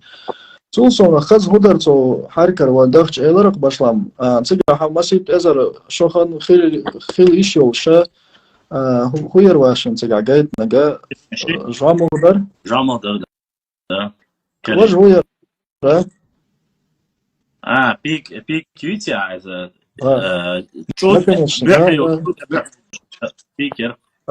Наконец-то. Ты ж ох, знаешь, дик на хопчер. И топор очень древний. Да. Кстати, чтобы вы понимали, то ручки это просто приделанные, то, чтобы вы не подумали, что это тоже, вот вчера сходили на базаре, купили, а вот сами вот эти как бы инструменты, они были обнаружены в этих селениях. И, кстати, в советский период, когда в Чеберлое, там, в тех краях Восточной Чечни, короче, проводились археологические раскопки, там были обнаружены места стояния древнего человека, места, где камень перерабатывался в инструмент, в орудие труда, украшения, допустим, ранний железный век, бронзовый век, в общем, достаточно такие древние находки на этой территории находились, то есть мы тоже не можем сказать, что это все строения, там, все, что там есть, архитектура, это что-то позднее. Нет, напротив, это все, как бы сказать, имеет очень большую историческую ценность для чеченского народа. Самое мне больше всего... Там 12 сайт. Там так он не может быть, как говорится, более современный, поздний период. Хули ладать там никак не может. Если башенный комплекс и замок сам датирован 12-14 веком, официально датирован, то есть его проверили, то он не может быть непосредственно свежим, сделанным и недавно построенным. Это раз. И еще дополнение сайта, 5 минут. От этого места непосредственно, который говорит, сейчас рассказывает сайт, оттуда буквально через речку, если мы просто дальше не поехали, Сигарда, ну, если по прямой диавеш, минут 10-15 диамовельня, Садуэ Ламбу, там точно такие же развалины древние.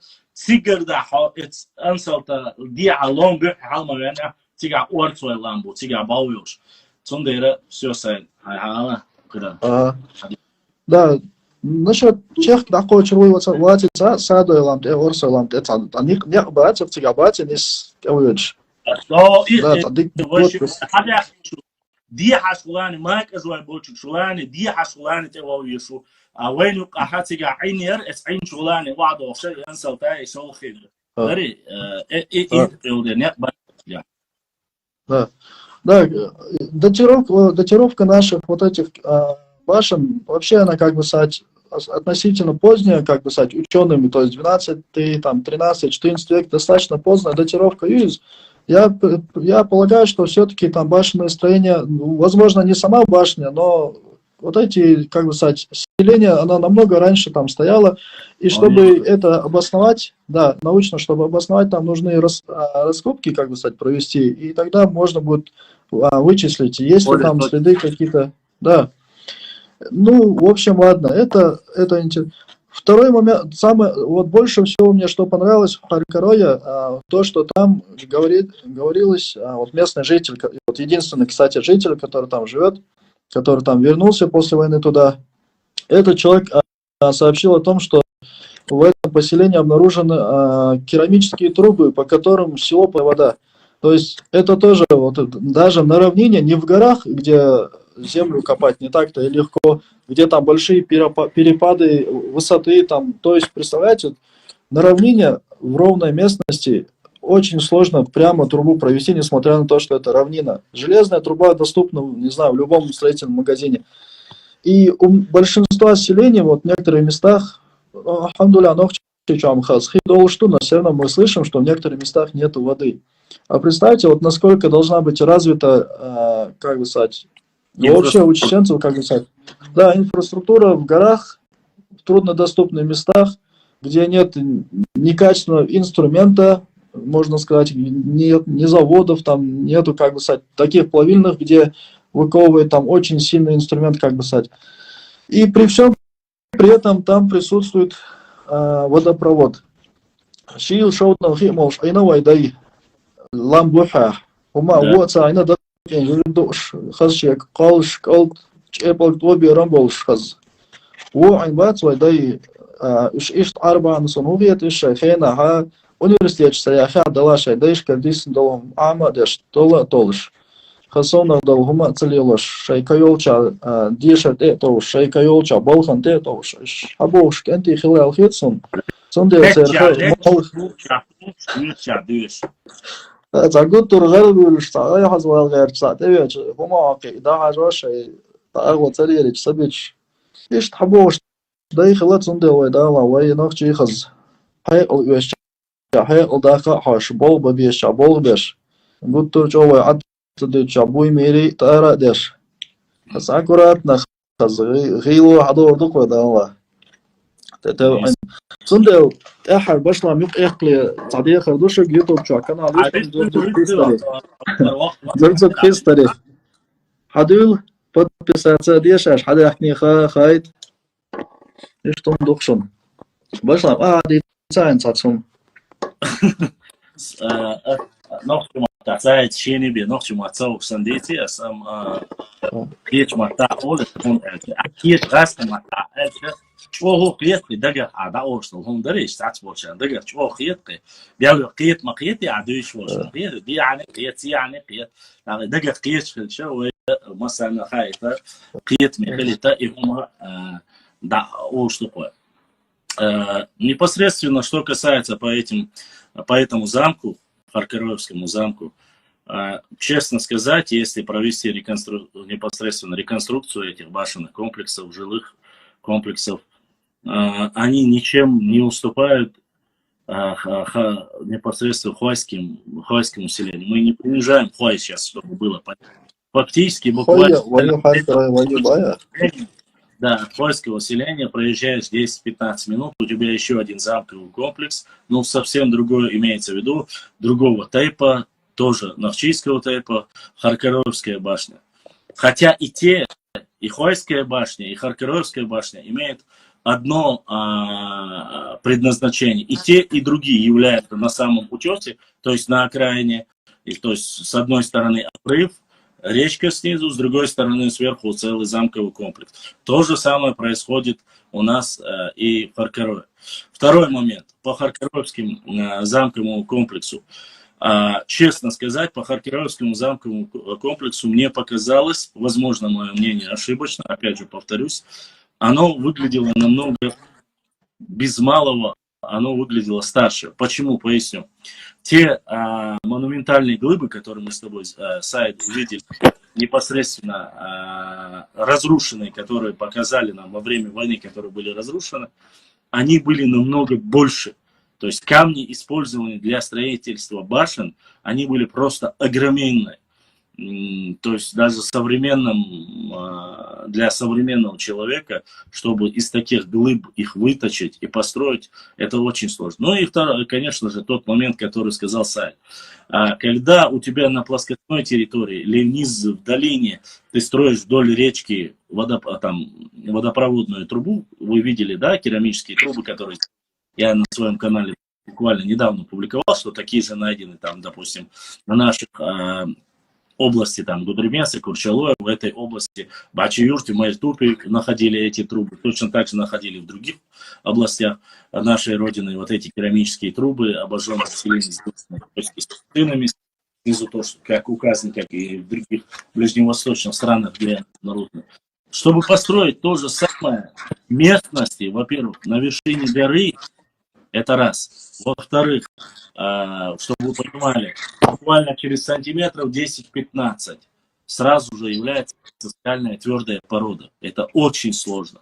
На самом деле мы не придаем этому значения сегодня, на сегодняшний день. Нам кажется, даже сегодняшним днем провести из плоскостной территории Чечни или свет, или газ, или воду, эту область является очень трудоемким. Использование всех благ цивилизации имеется в виду. А на тот период фактически было невозможно, и местное население управлялось подручными, то есть методом не только теми людьми, которые жили там и приспособили его, и сделали водопровод. И еще один момент, я еще не опубликовал все видео на канале, у меня еще осталось 6-7 видео, вы увидите в очередной раз, когда я закину. То, что я увидел, точнее впервые, среди всех других мест, которые я проезжал, везде были башенные комплексы, именно жилые башенные комплексы, они имели свою симметрию, то есть они были геометрически квадратные. Везде почти что они геометрически квадратные. И в том числе жилые башни тоже. Сайд, ты видел как раз таки одна из башенных комплексов в Харкарове была прямо угол, у него был настолько четко круглым, я еще удивился и сказал, что-то новое. Что-то новое именно в каком плане? Чтобы это не определенный маленький кусочек, а целый комплекс, точнее целое заведение было четко круглого формата, то есть она была не квадратная, а полукруглая сделана в этой части. Когда мы начали разговаривать, я думал, что это имеет какое-то сакральное значение или какое-то здание такое необычное. Все оказалось намного проще, когда мы поговорили местным жителям. Оказывается, вот эта улица, которая проходила, главная улица, которая проходила в Харкарове,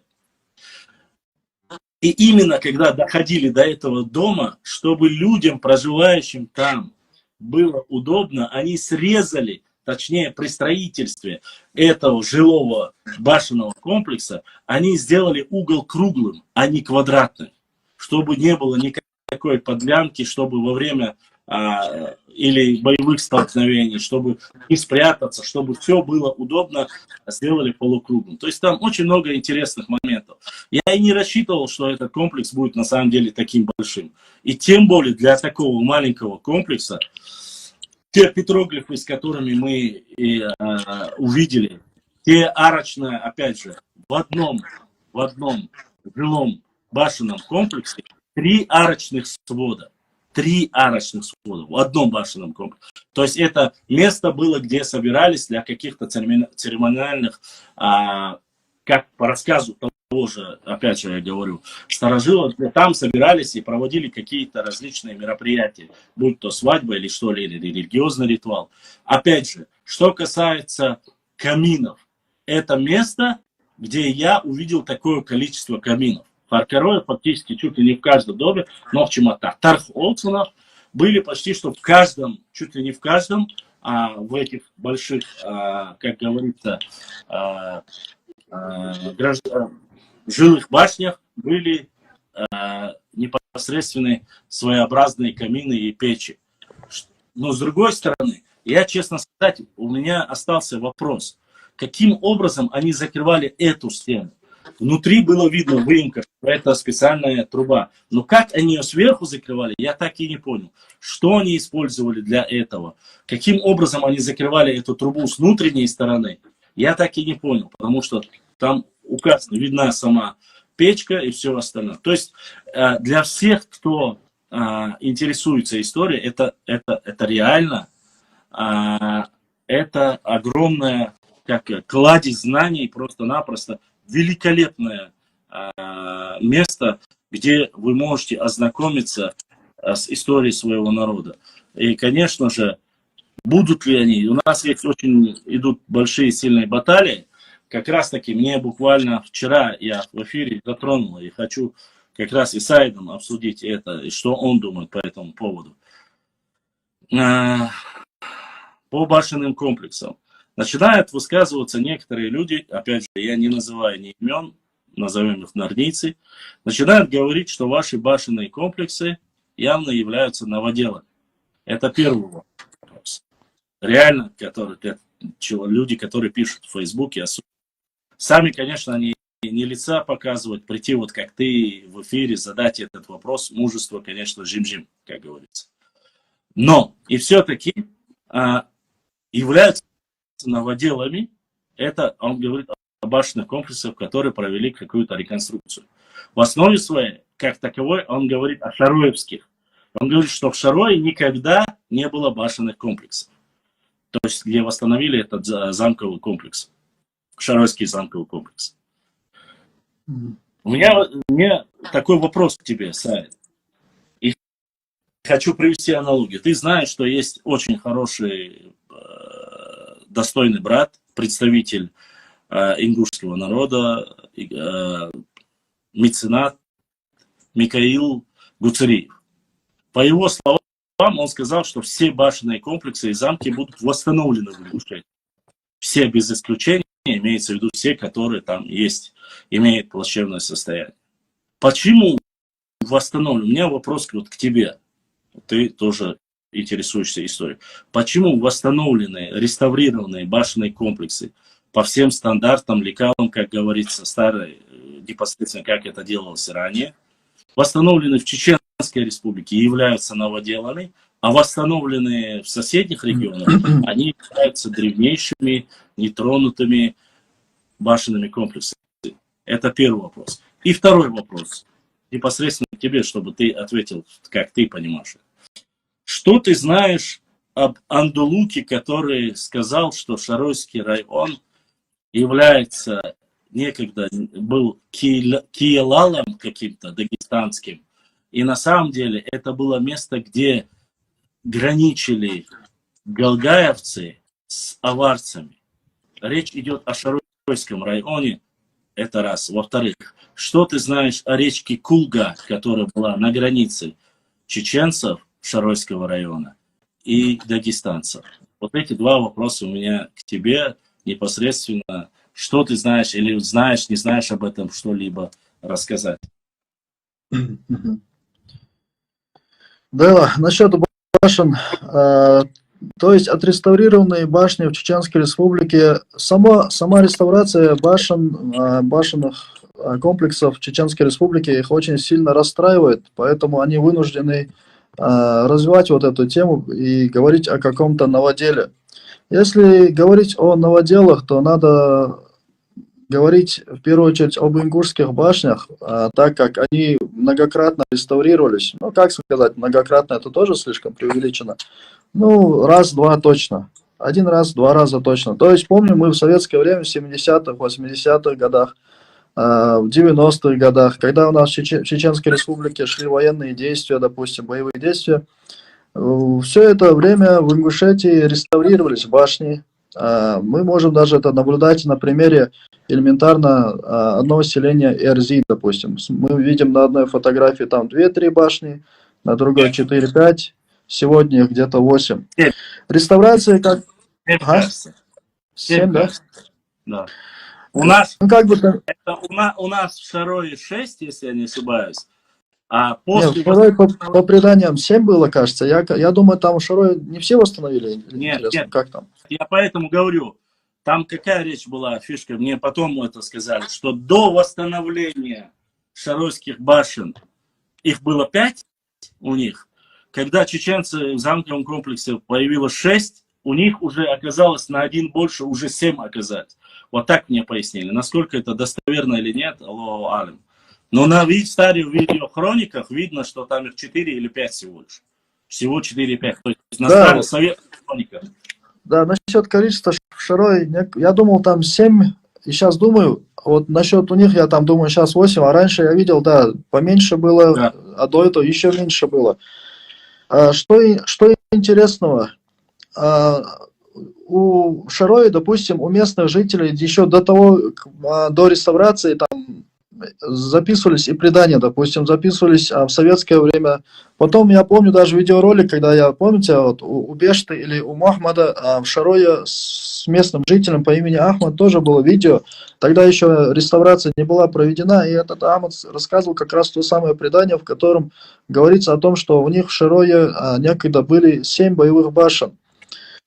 Самое интересное, что было, любой чеченец, любой, кто бы то ни был, мог в любое время тогда еще до восстановления поехать и убедиться, удостовериться в том, что башни на весу не висели. У них есть основания, когда башня рушится, как-никак более-менее в хорошем или в среднем состоянии, хоть и в разрушенном, остается основание.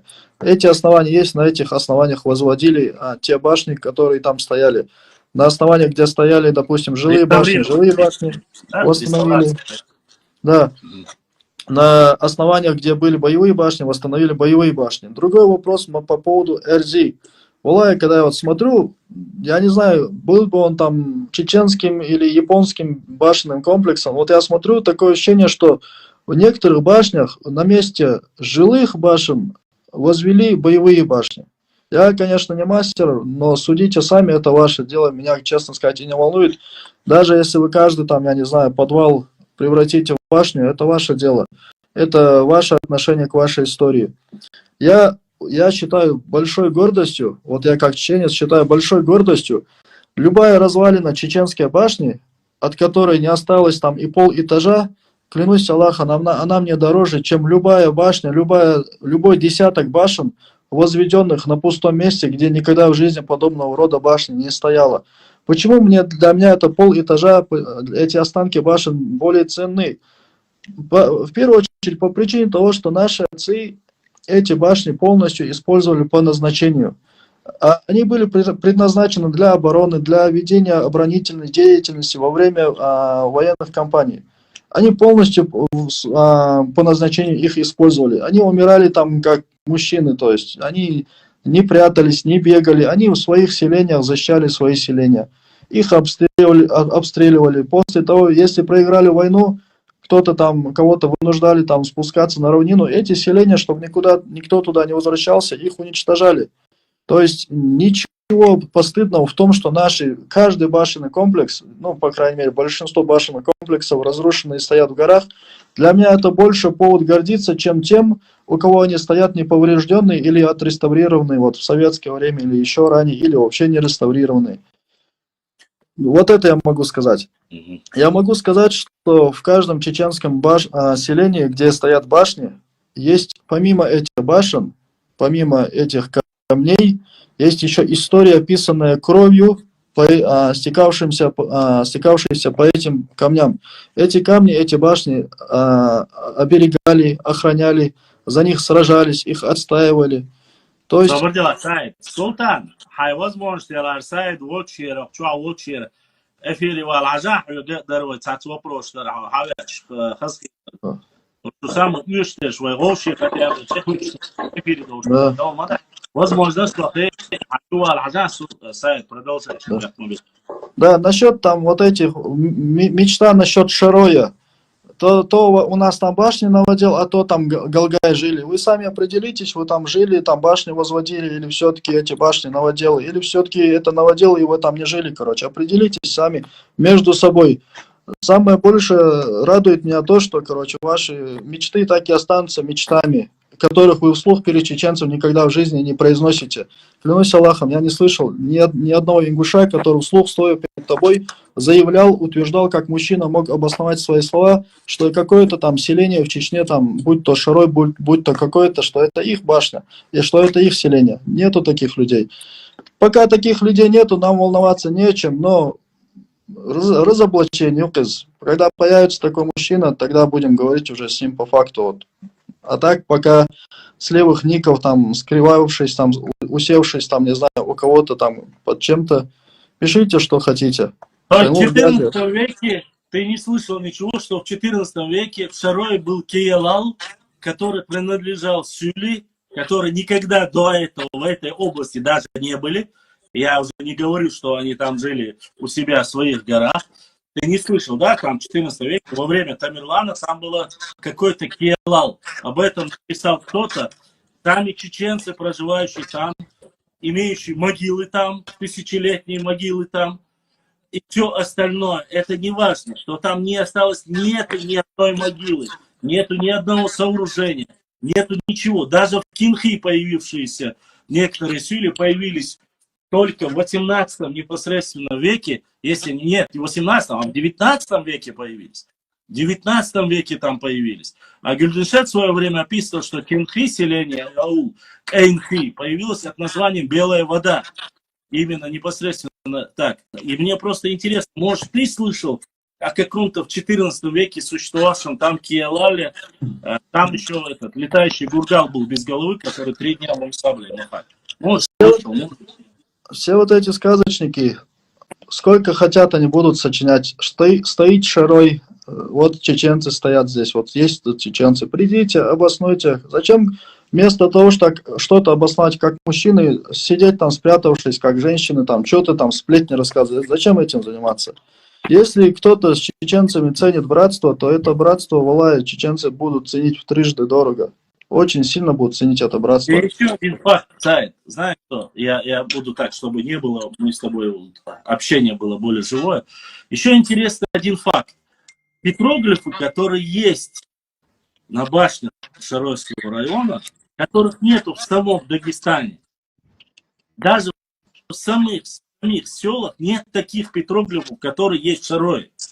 На Шаройских башенных комплексах. И Шаройских башенных комплексов нету, то есть имеется в виду, именно таких башенных комплексов нету ни в одном месте в Дагестане. Ни в одном месте в Дагестане нет этих башенных комплексов. Вот что интересно. Чем они мотивируются это? И каким образом они это сочиняют? Я просто-напросто поражаюсь этих людей. Да. Если кто-то как-то где-то в какой-то бумажке какой-то район описал своим языком, там, Киелал, я не знаю, что это вообще значит. Если кто-то описал... Я не видел даже этой бумаги. Да. Он сам не скидывает ее. Если кто-то описал, то пусть описал. Но факт, что там живут чеченцы, даже это обсуждать, валай, настолько мне стыдно, потому что пусть просто придет один человек к любому шаройцу, любому, самому слабому, самому простому. Пусть он скажет, что ты живешь на месте там Киелала или еще чего-то, на месте каких-то там наших этих, то все, 3-10, валая. Мне кажется, вот одного этого разговора с этим шаройцем ему на всю жизнь хватит. А так вот эти женские разговоры вести, там, добрососедские отношения рушить, это некрасиво, это не было, ложь всегда обречена на погибель. Хвала Аллаху, что наука двигается вперед, что сейчас посредством ДНК-анализов можно определить корни, допустим, того населения, которое живет там, веками там хоронили своих отцов. То есть там вообще никаких проблем нету. А так, вот эти наши, вот некоторые провокаторы по соседству, которые с теми же, со своими народами нас пытаются рассорить, что с Запада, что с этого, как бы сказать, с Востока, то это их дела, это далеко не пойдет. И найдутся мужчины среди их народов, которые, когда их увидят, поймают за шкирку, приостановят рано или поздно. Я надеюсь вот на это. То же самое, как бы сказать, любой провокатор рано или поздно плохо закончит, поэтому давайте сказки тоже не будем сочинять. Если у вас есть аргументированные какие-то научные там обоснования, приходите, будем общаться, будем делить, но без сказок желательно. Согласен с тобой полностью. Дольше противно документ.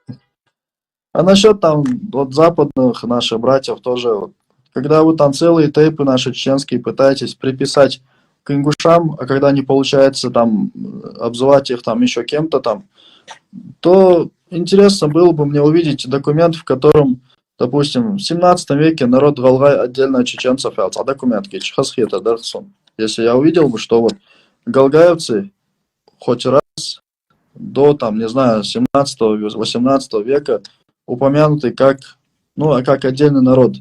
Ищ документ, хасхердер, я бы понял бы, да, принял бы, что хиллах отдельный народ дал.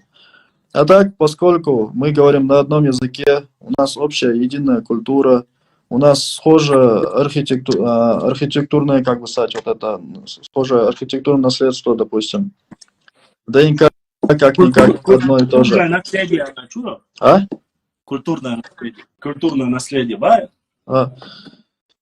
ДНК смысоманс, цхак амдуай. Мы один народ, у этого народа исторически есть один этноним, как положено единому народу. Другой факт, что на протяжении там последних столетий, подвергшись, как правильно сказать, пропаганде внешнего противника, допустим, в лице царских генералов, вы откололись от чеченского народа. После этого вы пытаетесь какие-то общества переписать себе. Вместо того, чтобы заниматься этим, надо стараться максимально глубже изучить свою историю, прийти к своим корням. Я вам скажу, что не вы единственные, которые отсоединились. Есть еще люди, которые сегодня растут по ту сторону Чечни и ассимилировались, допустим, с другими соседями. Небольшое число, может, среди аварцев, достаточно нормальное такое число среди кумыков. Есть, наверное, чеченцы, которые ушли жить в равнинные селения, ассимилировались с тамошним населением, допустим, с теми же казаками. Возможно, еще с другими, о которых мы не знаем. Мы также знаем, что часть каких-то чеченцев, допустим, переходили или оставались жить на южной стороне Кавказских гор. Там тоже ассимилировались с нашими соседними народами, как бы сказать. Не вы единственные. Другой вопрос, есть ли у тех, у этих, у третьих, десятых желание вернуться к своим корням. Если есть, это хорошо, если нету, то ничего не поделаешь. Главное, чтобы не пытаться растаскивать то, что ваш братский соседний чеченский народ кровью, лишениями, огромными проблемами отстаивали. Не надо вот это пытаться раздробить, расчленить, растаскать по сторонам. Еще Башлам, вот один наш комментатор здесь писал где-то полчаса назад про Орстой, когда впервые были упомянуты Орстой, Штхахор Дацара, Сейнхорг. Дараз Башлам. Насколько я знаю, Орстой, как, в целом, как бы сказать, как и вообще чеченцы, в письменных источниках упоминается редко, допустим, вплоть до 19 века. Я не говорю, что не упоминается вообще, да, упоминается. И Нохчи Хахош, там, допустим, я знаю, в 7 веке общепринятый, как бы сказать, документ, что в 12 веке, точнее, в 13 веке, когда чеченская архитектура подвергала, архитектура страны Нахчо подверглась разрушению, там тоже один документ был, я не помню, где-то я вычитал. В XIV веке в грузинских, как бы сказать, в общем, в разных местах чеченцы упоминаются. Вот мне, как представитель чеченского народа, Хомилла вала, Эхки вала, Орско вала, Мялхи, Майсто, Биноч, Анти, Терло, Бидац, Хомилла вала, Хайкам, Хахин, Хилчан, Яхон, Цуман, Атом, Хилбиз, Алхитсун. Вот наш народ упоминали, и альхамдулилля. А то, что вот эти люди, которые упоминали народ, не разбирались в наших обществах, не знали, какое село упомянуть, там какое-то общество, то и если они это не упомянули, то не стоит, как бы сказать, тоже расстраиваться, ничего здесь такого нету. Они и сейчас вот, кто, допустим, сегодня упоминает Ечо, и кто сегодня упоминает Цуантрой, большие тейпы, как бы сказать, много людей, но когда говорят об этих людях, в целом говорят о народе, говорят чеченцы, чеченцы, чеченцы. Никто же, как бы сказать, не смотрит, каждое село не пытается упомянуть в отдельности. А так, в целом, вот я насколько знаю, Орстой, как сами Орстой, я не помню, где они впервые упомянуты, но факт в том, что в 16-м, если я не ошибаюсь.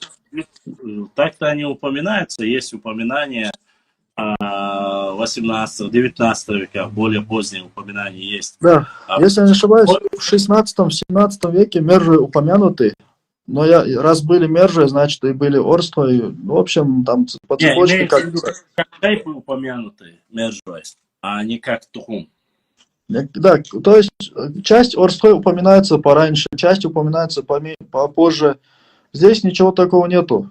Это обычное явление, у всех так бывает. Кто-то там, вот бывает, вот допустим, если сравнить с другими какими-то тайпами, допустим, биеноиц, онтрой, там, вот если биеноиц, онтрой, дохкай тайп нашлук, ахкиду дох тайп. Но ахки вот так вот получилось, что они вот в одном месте вот как-то вышли, там, как бы сказать, пробурили, просверлили, всех на уши поставили в одном куянчике, такой порядок, шорох навели, и их упомянули, как бы сказать, ну, их записали. А есть люди, ребята, допустим, которые в другом направлении работали, там, не получилось так, чтобы, как бы сказать, их упомянули, там, допустим, наши соседи с севера, северные соседи. То есть, и что мы ждут, кого-то упоминают, кого-то нет, но факт, вайхилду, вайкам хилду, кидадер, ксагата, юшумдал цахицум, тайп цахинер алия, хайур цахинер алия, хот цахинер алия, цасагата, юшумдац. А так, вообще, машлам, алла бяхма была. У нас великая болезнь, к сожалению.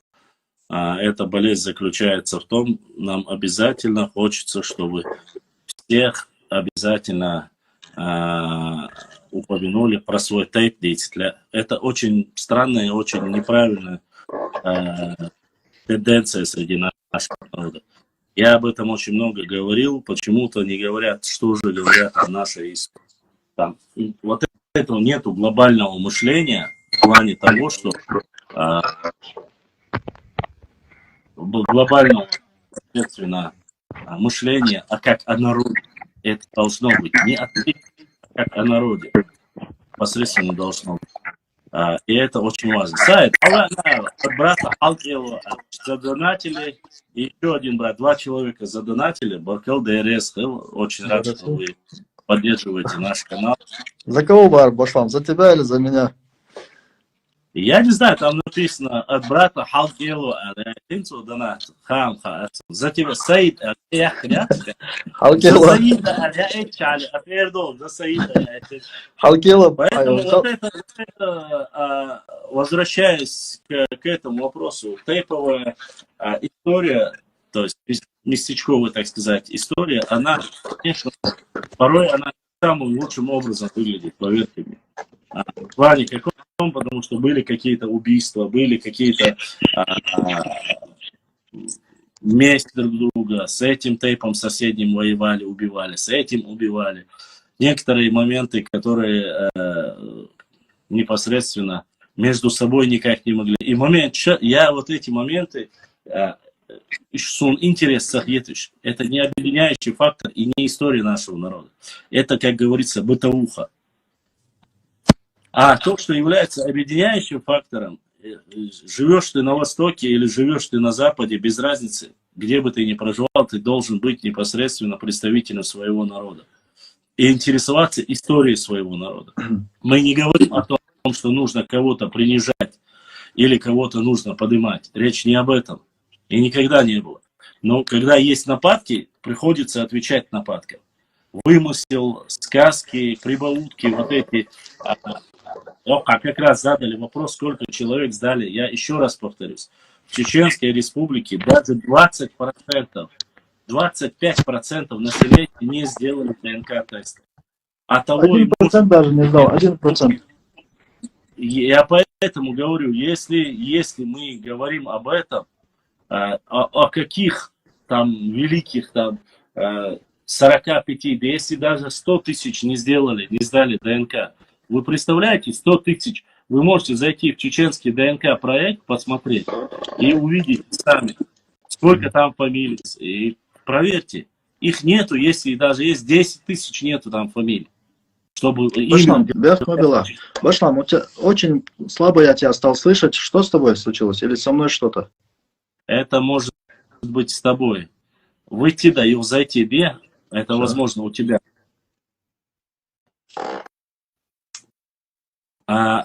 Поэтому, когда мне задают вопрос и начинают говорить о том, что якобы сколько человек, сколько процентов у нас сдали, ваши столько сдали, наши столько сдали. Еще раз повторюсь, очень маленький процент сдали ДНК. Да и возможности не у всех есть, чтобы сдать эти ДНК-тесты. Это, как говорится, не такое дешевое, как говорится, мероприятие, чтобы сделать биг-тест. На сегодняшний день для людей, которые хотя бы имеют средний доход, это даже для них не является такой простой вещью, как говорится. Поэтому, если вам начинают говорить, рассказывать о каких-то мифических, фантастических 90% или 100% или 80%, не забывайте, что обязательно в любом случае посмотрите, прослушайте, где, как и что слышно о реальных цифрах. Реальные цифры очень маленькие. Что касается соседей, еще раз попрошу, посмотрите, опять же, когда говорят о процентности, речь идет о процентности тех, кто сдал, а не всего населения. ДНК-тесты всего населения и тех фамилий, которые сдали. Опять же, смотрите, слово протекторат, то есть покровительство, возьмите книгу Мальсагова. Вот она у меня есть, вы можете посмотреть там происхождение и так далее. Сколько тейпов, коренных тейпов давало непосредственно покровительство другим тейпам. То есть они входили в их состав. Это не говорит о том, что если один человек, некоторые мне пытались пояснить, что если один человек сдал, это все из этой фамилии должны быть только этого ДНК-кода. Это не так. Если бы все было так бы просто, и все было бы так достоверно, была совсем другая реальность, картина была. Поэтому мне без разницы, честно сказать. Абсолютно без разницы, но я хочу сказать, что все намного сложнее, чем думают. И эти ДНК-тесты, их нужно полностью для начала, чтобы огромное количество людей, хотя бы 50% сдали, и тогда уже станет ясно.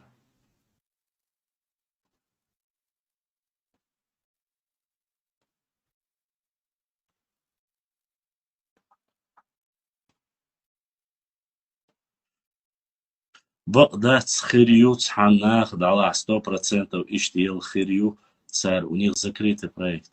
Очень хороший ответ. Я не понял, что ты сказал, но я хочу тебе сказать так. Что бы ни было, и кто бы что ни говорил, прежде чем мы говорим о достоверности, закрытый или открытый, есть проекты, которые, кроме них, европейская база данных. Они при том, когда сдают и отправляют им эти тесты, они сохраняют их. Хотят здесь или не хотят, там, даже за свои деньги, то, что ты делаешь, они базу данных сохраняют. То есть у них формируется мировая база данных по ДНК-коду. И они сохранятся. Ты можешь здесь не говорить. Да, там будет стоять флаг России. Да, там будет указан регион. Но у них он будет. Здесь вы можете закрыть ДНК-проекты. Там его закрыть невозможно. А сдать, еще раз повторюсь, не все сдали. Надеюсь, ответил на ваш вопрос. Так, дальше. Сайт Сунайтра, Уиозвон, да, он намется. Задонатить. Я что, на хацеце я или у него связи реально. С ДНК-тестами все намного. Ибраим, что ты молчишь? Что там у нас на YouTube-канале происходит? Какие вопросы?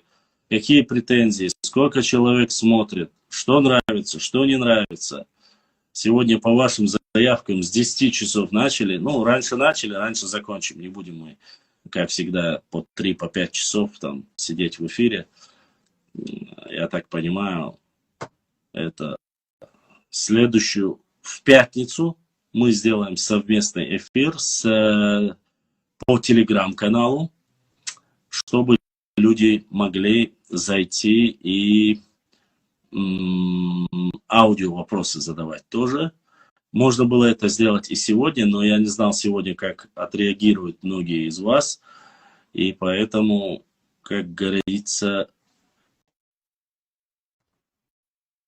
надеюсь и жду, что вы поймете. И сайт Хаузмовения 50 человек. 50 человек. Хорошо, хорошо, Ибраим. Это хорошо. Если будут вопросы, отправляй сразу.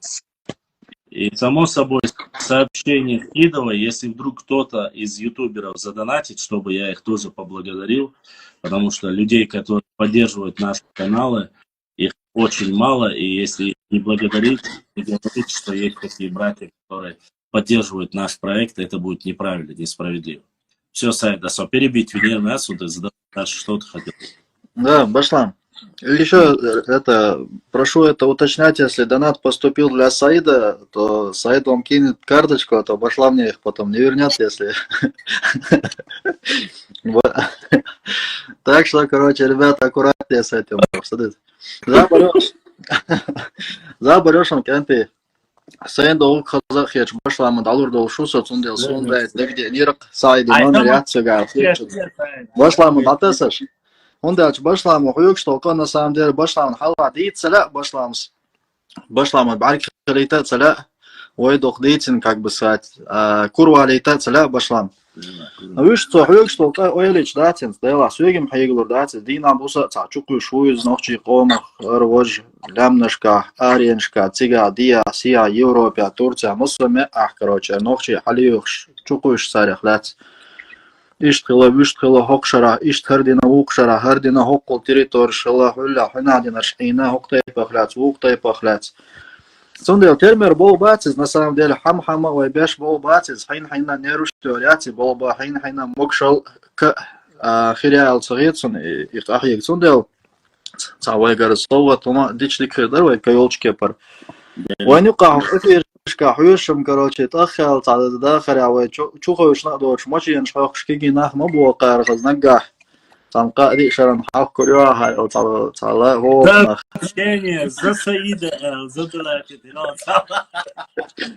Гайнеш, башлам, эш так, шер канал деч, короче, да, тома косрил чбацо вежи, да, цеш. Адак дач, короче, ю хауцадю шверкру, адак дач саншайн дак цадовцум дел, ас дак да турдунцам. Асай.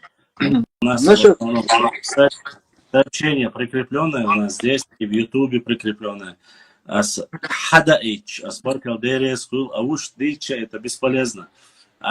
Эльча, Эбехча, каждый раз нету вот у нас этого культурного кластера людей, которые должны понимать и поддерживать данный проект. Поддержку. Если поддержка не нужна, грубо говоря, выставлять свои реквизиты нету надобности. Если реквизиты выставлять, значит, хоть каким-то образом что-то нужно сделать. Вот у нас есть последние несколько великолепных карт, которые, допустим, нужно те же самые распечатку сделать, что-либо сделать. Это не так легко, и поэтому приходится на каждом собирать. Но ты объясняешь эту техническую часть во время эфира. Есть люди, которые вообще ахтун в этом вопросе.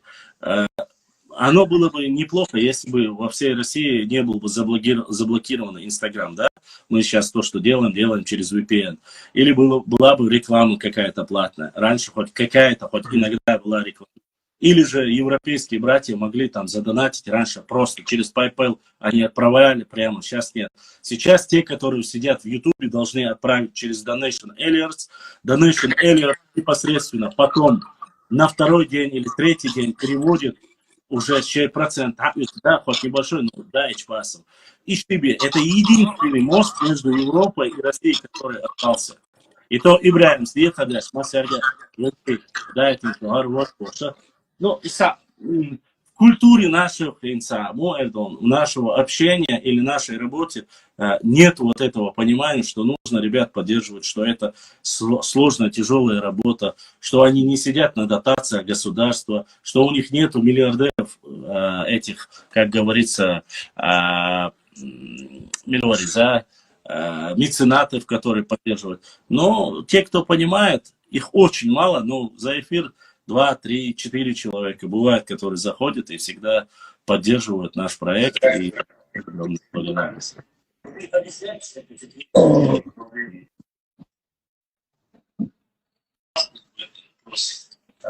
запрос. Газбек. Мы сейчас тут делаем через... السلام عليكم. وعليكم السلام. دايما جوجك انت دولار يعقوب اوكي не, عطون ساوزع جيت نطلع كسبك ويا كده حاجه اخواتي يسمعوا كسبك. دايلا بطلع ما خو يوتيوب شو سمو يوتيوب شو حشور لرنا شدواش الجوال نسو это хюг бокс датис кучуавы шварт вежрибу хомерка хюг шо это иногда вола знаю подписаны у вас все что листая ленту время от времени натыкаешься والله صحيح والله تاثلوش اصنع يوتيوب خارجهم دقم خلال ساعه и ладно если бы обычно считать дом дочь аж был на вот вчера натыкаюсь доцент кафедры кандидат наук вот احد دوت قاعد تنيو ليغالي اختلافهم نير سجويس сундет اختلافهم манера общения это вот самый так нервничать это настолько грубая манера общения ой дел да короче пытаешься утвердиться короче кочевые племена войдут водуешь да я хашу моя идея ты кто такой чтобы я что-то тебе поясняла что ты облокивает ой да ладно когда идите да то что вы бу делаешь когда я людям рассказываю это, вот мы в эфире выходим, общаемся, мы делимся своими какими-то непосредственно моментами, историческими моментами. Многие люди думают, что я просто-напросто небывало, несуществующих. Я говорю о людях, которых не существует в реальности, а вот просто вот отделать нечего. Эти люди реально кандидаты научными степенями. Они четко выставлены, Казбек, выставлены речью, дикцией, грамматической. То есть эти люди работают во всех фактически социальных сетях и везде пишут вот эти гадости. И если молчать, то есть есть люди, которые реально читают и слышат то, что говорится в истории, культуре, традициях и так далее. И они верят, если их не опровергать. Они верят, если это не показать, что и почему. И эти люди существуют, когда я же вам показывал в 2003 году, 2004 году, целые книги пишут и показывают. И с тех пор мало что изменилось. И до сих пор работают. Эти люди существуют, и они пишут такие гадости. Вот и Бахтас, Анис Бах абсолютно грамматически правильно выстроенный, смысловой выстроенный. Там Что, короче, у меня бывает, конь тукомный, бас. Короче, ты конь тукомный. Не, зудри воды, Яни была, зудри была, но паркаем ники у нее женский. Ишь, вот я слышишь, ишь, вы язык. Сейчас вода, это Hins olargatos, hins huntuella watson. Shenkwar dincha soldier bu تصوت خبروا تعلق قاتلي دو شو ما دات انت عوضنا انه كابتن دا جردو تار تعلق تشي كويوش يا دينو دو غلغه وي بيجي بو وين بيجي الله بو كده ده انه الاخير بو Som я чую, во-первых, что это обращение даже, их бог, да, да, моду.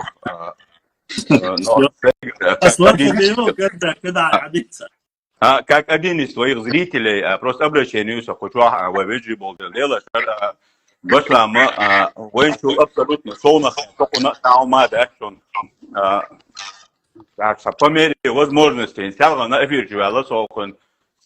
Стахти على 20 ساعة على эфир завесь эфир тадана туяйтнак.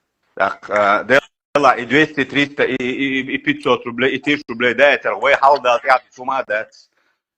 Хона вас, обошлами, на вас, видишь, هو تعلق كارت ما ده لوتك ديل دو ايدل دو حيات عنه هم دو تعان يقبات وصق لي واش بيك وقتها ويقوم دو عليه واش نعبو تاع возможно سولو شو استجم غنا وصلوا более активно сейчас حقنا ناقص كده تليفوناتي ناقص تليفوني не бо ورغوتر اذا это насех это я так думаю не красиво. Сундер, иш талдушон, сажим отуман яха, сажим войсем уйхельч, улы хердар хуай. Все, некту, Барслам. Так, ком да, то аэроту, да, я как зритель, Я, честно сказать, я пытаюсь... Да, Барслам, и аэру акасу, то аэрму волос, Все, так. Дело в том, что, честно сказать, мне вот, говорить или рассказывать о какой-то технической базе, я максимально пытаюсь этого не делать. Когда начинают уже непосредственно говорить и переходить на личности, я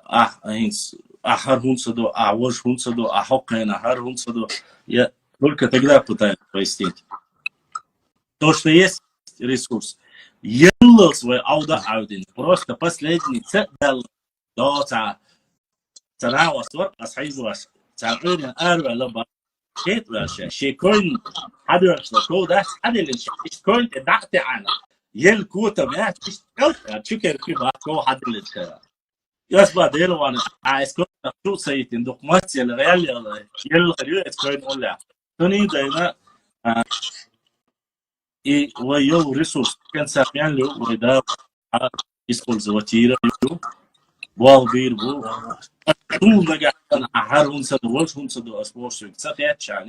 или более хорошее качество, более лучшее качество. Конечно, нам хотелось бы. Конечно, мы должны делать лучший контент, мы должны делать все остальное. Вот мы с Айдом поехали, как раз говорили сегодня об Харкаровском замковом комплексе.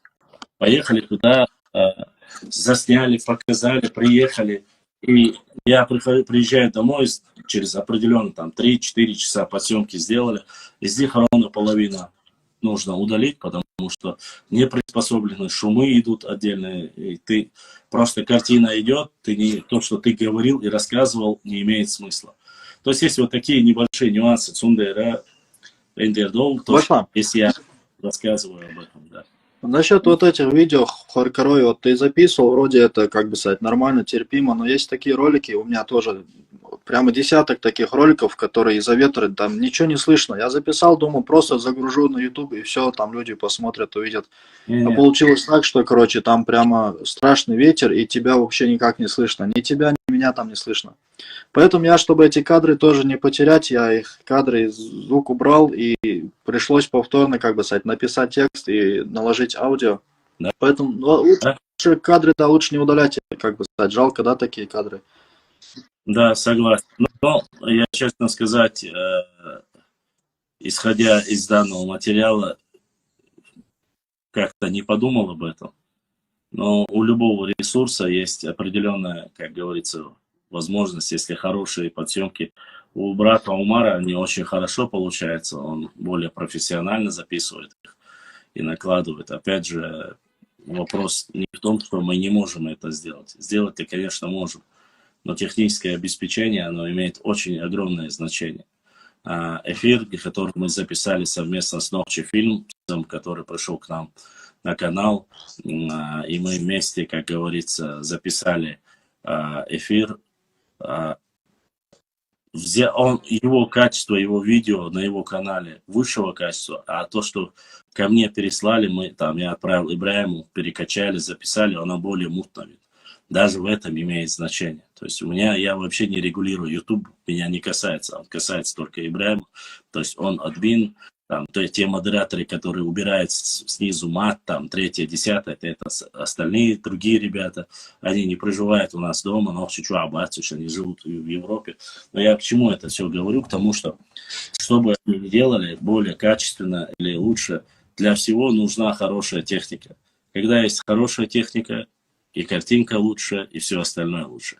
Это то же самое, когда некоторые говорят, мы уже столько лет, 6 лет смотрим, до сих пор, отсюда я дал картину, туда, задний фон, все это. Я пытался, честно, оборудовал, комната у меня была, я подготовил. إذا برج خليفة جرح حبيد يوش إيش تعسنيهم كشيش إفيريش مخص يقدر يحويش إيش عبوق إعادات Артем Плата выпустил. وأنتم بقى تصنعوا وترك برج ما كاش مكشاتك.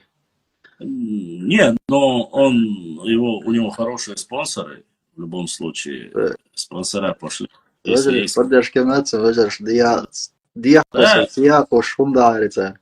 Нет, честно сказать, в этом плане наши противники очень хорошо конспирировались, очень хорошо взаимодействуют, поддерживают финансово, поддерживают и юридически. Братские отношения с кем нужно, боя? Да, конечно, вне всякого сомнения. Потому что если ты не можешь проводить четкую, допустим, моя поддержка какая, допустим, книга, карта, что-либо, чтобы мне не прислали, я обязательно показываю, доказываю всем, как бы, вот такого формата у нас. А у них формат работы немножко иной, и я так понимаю, неплохой. Ну, что поделаешь, ладно, мы не будем сейчас. Allah da şaşlıyıl oçun, ni sonya hajak yapar, eto bölcer, ayağa iç nahiyatır. Başlam, Elbrusel kanto, işte orstoyhlat sahattır, dinyer sahattır, andotso, jopto, hajme gadariso. Вист خلاص ما ساعات ну. Saat taşoğlu, dadul doy şeydir. Ну, حديثات как раз ты мало увидел, спор. Değerim, khaz çaynik değil, çay doğdu, çay. Так, орстоy мух кенти был, он хаэта, он цагуш хрват. Орстой, почему часто приходится говорить об Орстой? У нас же есть и другие общества, другие типы. Дука яхял штахял кенти бама байва нахчи Орстой бит сун бит, чтобы понимали наши же земляки. В первую очередь по причине того, что, допустим, наши соседи, наши братья ингуши очень сильно делают упор на том, чтобы Орстой сделать ингушами, заставить их там, приукрасить им, чтобы там они были ингушами, как бы сказать. Очернить максимально чеченцев, чтобы орстойцам не захотелось быть чеченцами, как бы. Вот их род деятельности, в основном, ну, вот этих провокаторов, заключается в этом. Поэтому мы вынуждены отвечать на эти всякие нападки, на эти сказки. И, альхамдулилля, нам приходится прибегать только к правде. Чтобы рассказать об орстойцах, не надо не льстить там кому-то, там, не знаю, фантазировать не надо. Просто говорим как есть. Допустим, Орстой, если посмотреть Орстой, это историческое общество, состоящее из 6 типов, которые живут на западной части, ну, можно сказать, на западной стороне, в юго-западной части Чеченской республики, современной Эрдукой, и на восточной части Ингушетии, в предгорной и в равнинной зоне Эрдукой. Орстой исторически нохчси юхи хабош хилош, как и другие нохчи, цонтройсан, бинойсан, гендергнойсан, ахкисан, тумсойсан, чантисан, терлойсан, асбиц, билбелш, дукат ахалк, анти бу валай, массо бörшум нохчи чо хахина, со вервал хари, сдабютер барса там верват, цонделат у орстроя, حقیقتش داشت نوعی. سعی خزانه سنج او اتاکو یش цундел حیخو بیش نیست روش نوعیش. Орстой, я да, уж большая часть Орстой. Мы согласны, мы принимаем то, что какая-то часть Орстой сегодня ассимилирована ингушами, допустим. Ассимилирована некоторые там несколько десятилетий, там, столетий назад. Какая-то часть есть такие сейчас. Ингушиш, бобох, шлилш, будешь. Уж ингушиш, бабу на самом деле. Ментально, исторически, если не родство массом ингушиш, схилчштах, ингушиш, бухуш. А так есть Орстой, войнохчти хабош, Орстой, бютас. Они исторически, в самых страшных исторических передрягах, они не отходили от чеченского народа, они не прятались ни за чьи спины. Они наравне с другими чеченцами отстаивали свою самобытность.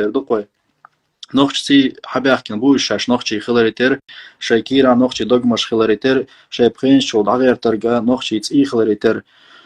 И Орстой ментально, ментально войх будешь, исторически войх будешь.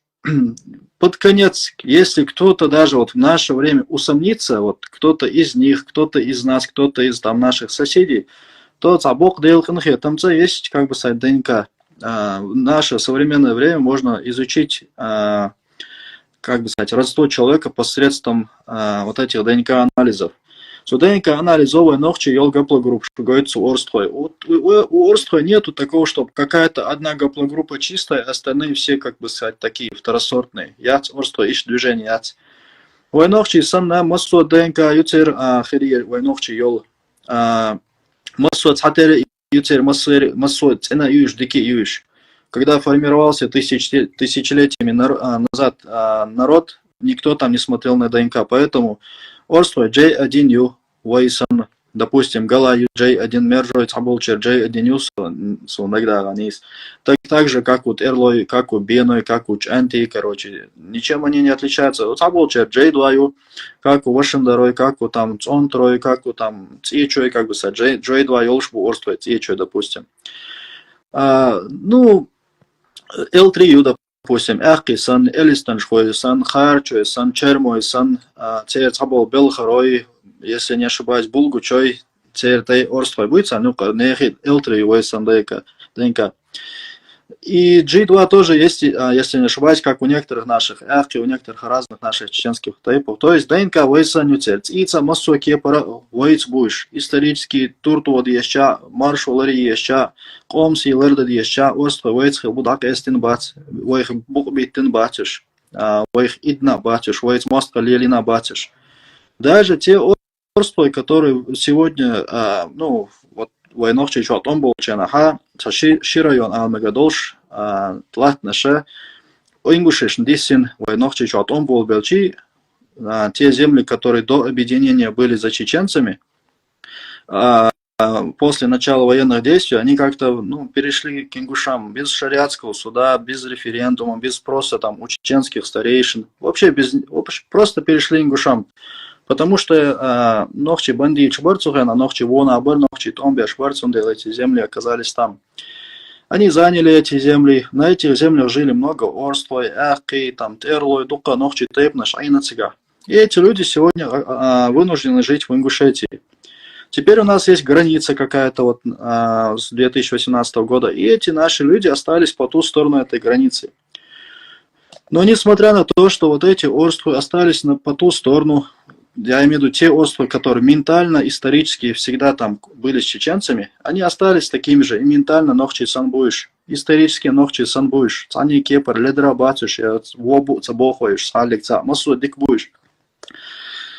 Да, у кого-то какие-то свои взгляды, но цердик худу хайшим, вейц Орстой, мостха лелин бац, кибол нохчис, мостха лелин бац Орстой.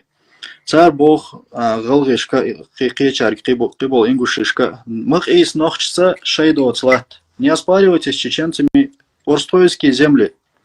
Они это не оспаривают. И лат тючвайц мост халяц. Вайн дуалбил митинг шеш. Meeting шмай шуду худой дин делдар доз хак дела доз хилли что бош камел динар шу мадари харинс доз долштуэлч. Короче, мы там, короче, не согласны, чтобы чеченцам наши земли это передавались. Давно ход свободешь, что вы там чеченцев упоминаете, это чеченские же земли. Не, мы не про вас, мы про ваш айдол, короче, ол. Его айдол, это дверцы, короче, до Кадырова царь, он хач, допустим. Не, мы не про вас, мы свою Евкурову, ол там.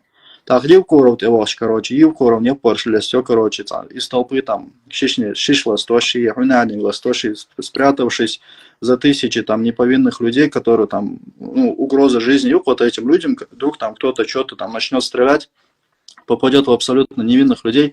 То есть вот такими вот этими махинациями занимается Цамуэрдарон. Вот конкретно никто не говорит, вот я такой-то, такой-то, вот ты такой-то, такой-то, вот ты мой враг, Бог саму камялся до. То чеченцы у них враги, то нет не чеченцы, только кадыровцы, то нет не кадыровцы, то эти. Любой чеченец, который отстаивает свою территорию, свою, как бы сказать, честь своего народа, и нохчевук, несмотря на то, что у него там какие-то там политические взгляды, какие-то там, может, он исторически где-то живет 1,5 века там в Османской империи, в Турции, в Иордании, без разницы, может, он по каким-то своим там соображениям там безопасности, может, там уехал в то время еще в другие страны, может, он из-за последних военных событий уехал в Европу, массу нохчи буквой, нохчи дуквой, что такое? Сундел, мы тоже войнохчи дала, вайцажим яхил шнах дала, мы не должны позволять выбивать клин непонятно кому в наш народ, вайкам дихит ештац вайцаг кулар чарк. Гойшунца, орство шна давленица, орство я ингушизация, я верч, в каких вещах мы замечаем? Замечаем в таких вещах, допустим, тогда что Давуда Волчеве, она цавок тагорок, Джихар Дудаев из Варбош, Далге Штылца, Мелбел Черна, Далде Алболюш, Джихар Дудаев Ингуш Варбош.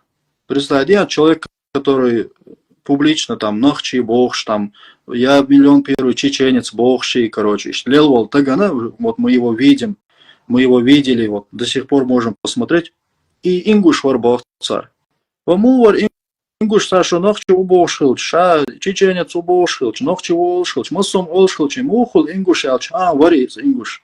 То есть и Дудаев, Циечовар, Ялхара, Ин Барцундай, и Циечо, и Ниссатер, Ингушети, дознаю, и Латта цар, и Шендия Дахкертин доллатуй, Вайнахчка Лач Огертин доллат. Отслаттаю, от Жахар Дудаев, да и Хабил был территории, Циечах. Үш от территории от жага дудаем тайпан мелвол штагна далде алвел нохчичу эскердохченаха تعدوا على المشي خواتين بلنيتي دعوقل اشتاسس تاني قوش تقورق ويش دو حربلق إنجو شبوش إنجو شواتي دو حربلق تيجو وجخار دودا тайпан тагуиз. Allah дал геш, что там ингуш, когда преграждали там границу, там и русские были, никто не хотел войны, короче, в общем, в целом, простой народ не хотел никакой войны. Казакиш барцига, нохчи барцига, кибеш барцига, тук барышцига. Войгу алгард.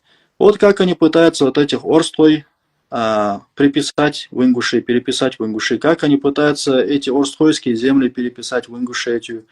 Вот в этих местах, вот в этих словах, когда они Дудаева называют ингушом, проявляется вот эта вся их политика, вся их идеология.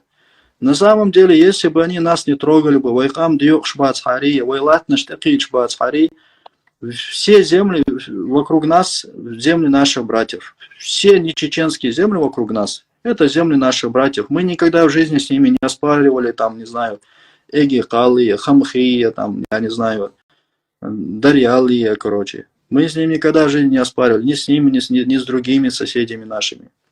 Никогда в жизни в истории чеченского народа, чеченский народ, ни одно из чеченских подразделений, ни одно войско чеченского народа не переступало через границы братского народа с целью захватить и приписать эти земли к землям чеченского народа. То есть никогда в жизни такого в истории не было. У нас, допустим, в Грузии живут чеченцы, в Панкисе, чеченцы живут на грузинской земле. Ни один чеченец не называет эту землю исконной территорией чеченского народа. То есть у нас никаких проблем с этим нету. Даже если каким-то там историческим вот этим путями мы оказались на землях чужого другого народа, братского, соседского, ни братского, соседского, без разницы. Мы никогда в жизни их земли на чеченцев не будем приписывать, претендовать на эти земли не будут. У нас там будут лежать 7 поколений наших отцов похороненных, все равно мы не будем посягать на эти земли. Ишт менталитет, нохчих ом, бог дейл кынхе, тамбу нохчих ом менталитет, ишт ёлш. Бог дейл кынхе, тамбу тыңале нохчи цу менталитет, адахет бодш, цуманте хабох, шнейхум, цадиеш, харум, цадиеш. Конечно, мне жалко тех людей, которые хотят на чеченских землях получить баракат, на чеченских землях хотят воздавать хвалу Аллаху и получать за эту хвалу награду от Аллаха. Аллах, о цамагин дол чуманте, нех ханал, дахкин дол штол чуманте, харам дол чуманте, харам латнаште, хайдос латнаште. Нет никакой у тебя гарантии, что твой намаз, твои молитвы будут приняты. Цундел, не надо посягать никогда в жизни на честь, имущество, кровь другого человека, кем бы он ни был бы, кем бы он ни являлся бы, что бы ты там себе там в голове свою историю, там, какую бы ты там ни придумал себе. И что? Цундел, насчет орства, я повторюсь, орства, ментально они, большей частью, ментально, нохчи будешь, исторически, там, по своим вот этим историческим делам, как бы сказать, сражениям, битвам, большая часть орства уж нохчи бу. Генетически, если посмотреть гаплогруппы, каждая из гаплогрупп чеченцев есть и орствойцев, то есть мы не отличаемся. Орствой, цхайшеко, йоциш нохчи бу. Нохчик омах, дуклобол орствой, дака яснабация, шайдахра, дакас, да где она дать свой нохчи, чай, лазер дать.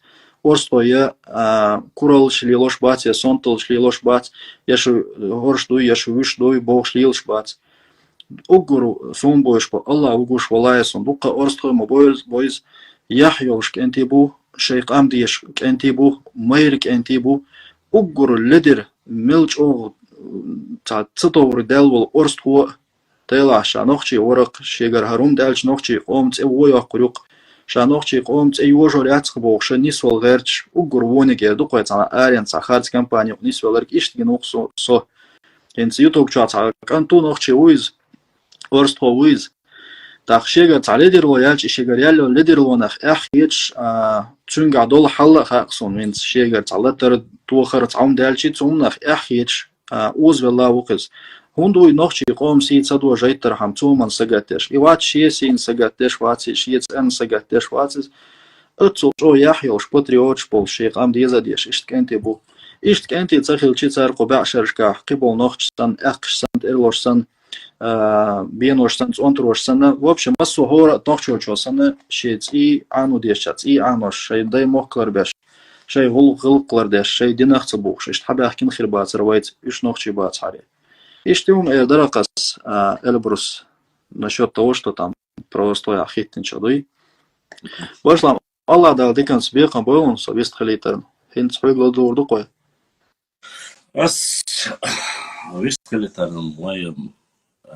Люди должны заходить в эфир, нужно, чтобы люди высказали свое мнение. Каждое мнение очень важно, значимо для нас. Сказанному к тебе хочу лишь добавить, сказать. Местечковый сепаратизм или дробление нашего народа, оно недопустимо. И это нужно понимать. Многие не понимают, что именно вот с этих различных разговоров или позволения вести вот эти различные разговоры начинают какие-то остальные территориальные трения. Все вот этот доклад, который они прислали еще в тот 18-й год, 94 страницы, доклад, который у меня здесь лежит, я вам показывал, пылиться, в основе своей был заключен в чем? 80-90% из них заключалось в том, что Орствой не являются чеченцами. То есть основная цель этого доклада была направлена именно на это. И поскольку они не являются чеченцами, они должны являться ингушами, а раз они ингуши, и их земли, территориальные принадлежности должны быть в соседнем субъекте. Вот на этом был сделан акцент.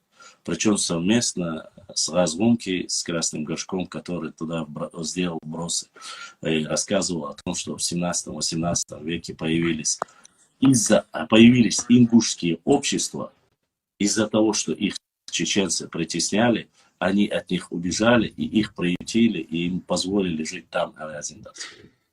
Это настолько должно быть позорно и оскорбительно, чтобы такие вещи писать, и люди, которые не читали эти документы, а я уже молчу про имена и все остальное, то, что там велось. Руслан, Но опять же, ты же знаешь, ну, вот эти даже те люди, которые переселились, они никуда не переселились от чеченцев. Там они в бок о бок живут, допустим, Беной, Чантой, Дукка, Тейпна, Штукцигам, он, Рой, Хайрчой, Массу, Тейпна, Штука, и Цуичек, Аухай мог была. да. Но я к чему? Смотри, вопрос не в этом. Да, доклад-то я почти что по каждой странице зачитывал и рассказывал. Вопрос не в этом. Они же возмущались и говорили, я-то не как политические, имеется в виду, представители там ветвей власти, а как общественный деятель, как блогер, исследователь Бенецу Тяхбол. Но я к чему это говорю?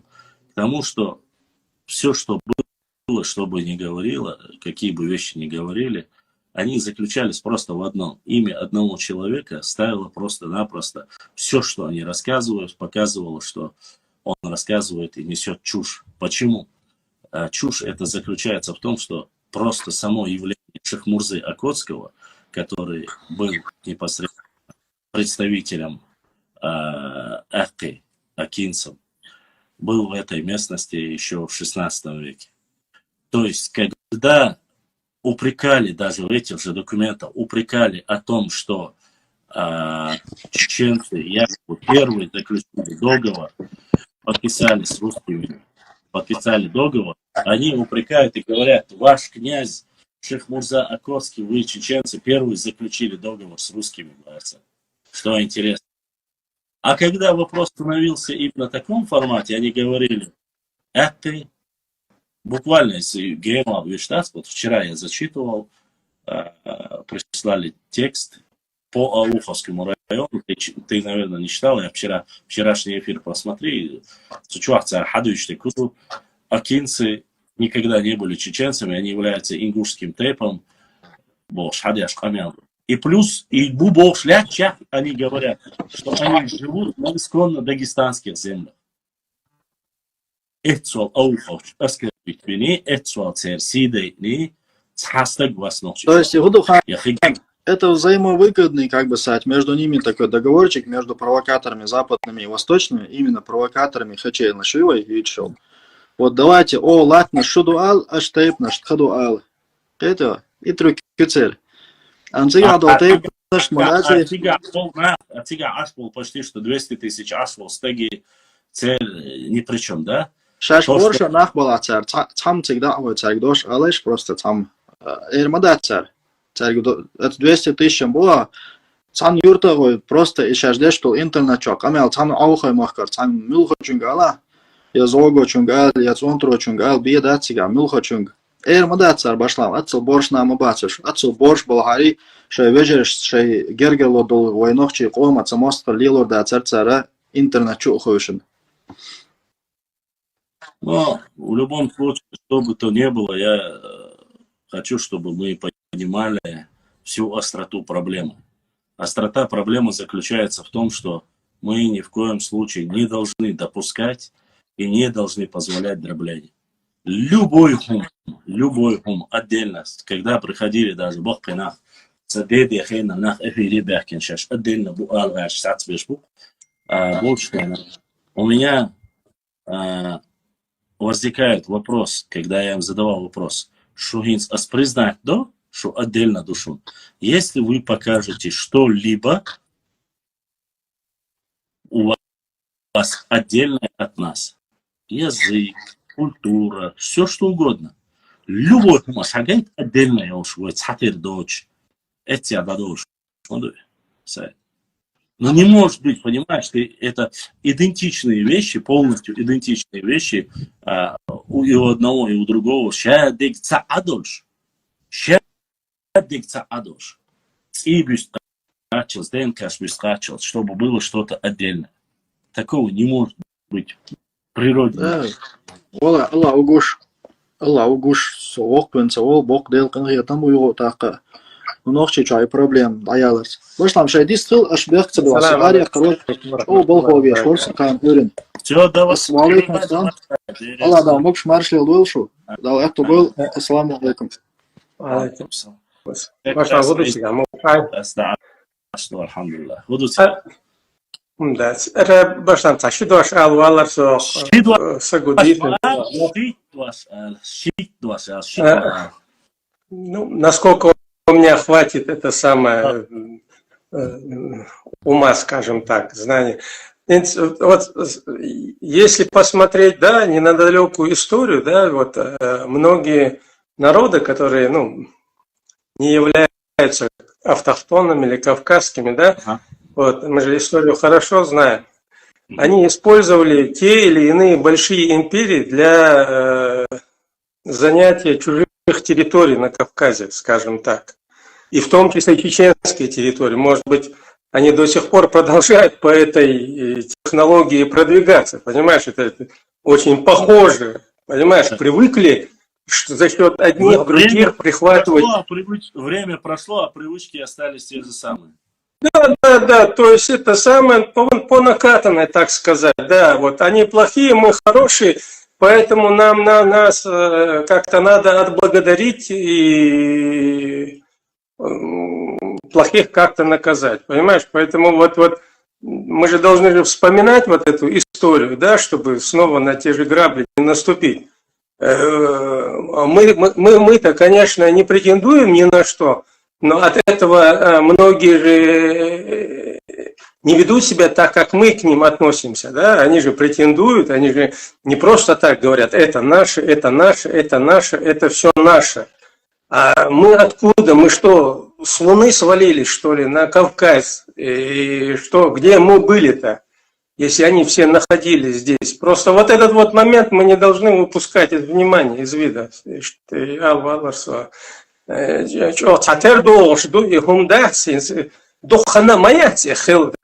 Вот если посмотреть на Закавказье, да, ну условно, на три эти республики, Ереванское ханство, сегодня оно почему-то стало армянской республикой, да, Азербайджан, лезгинские территории превратились в Азербайджан, который историческая родина, которая находилась там где-то в Персии или где-то в Туркестане, я не знаю, тюркоязычная. Или же та же Грузия, да, которая говорит, да, мы же исторические вещи приводим, да, пример. Вот, они же не чисто грузинское все это было. Поэтому такие вот вещи интересные происходят в нашей жизни. Поэтому нам надо как-то на эти вещи обращать внимание, я думаю. Вот, и говорить, и напоминать. Не просто как-то себя чуть ли не виноватыми, да, ощущать, то есть мы такие хорошие, мы ни на кого не претендуем, мы по-доброму ко всем относимся.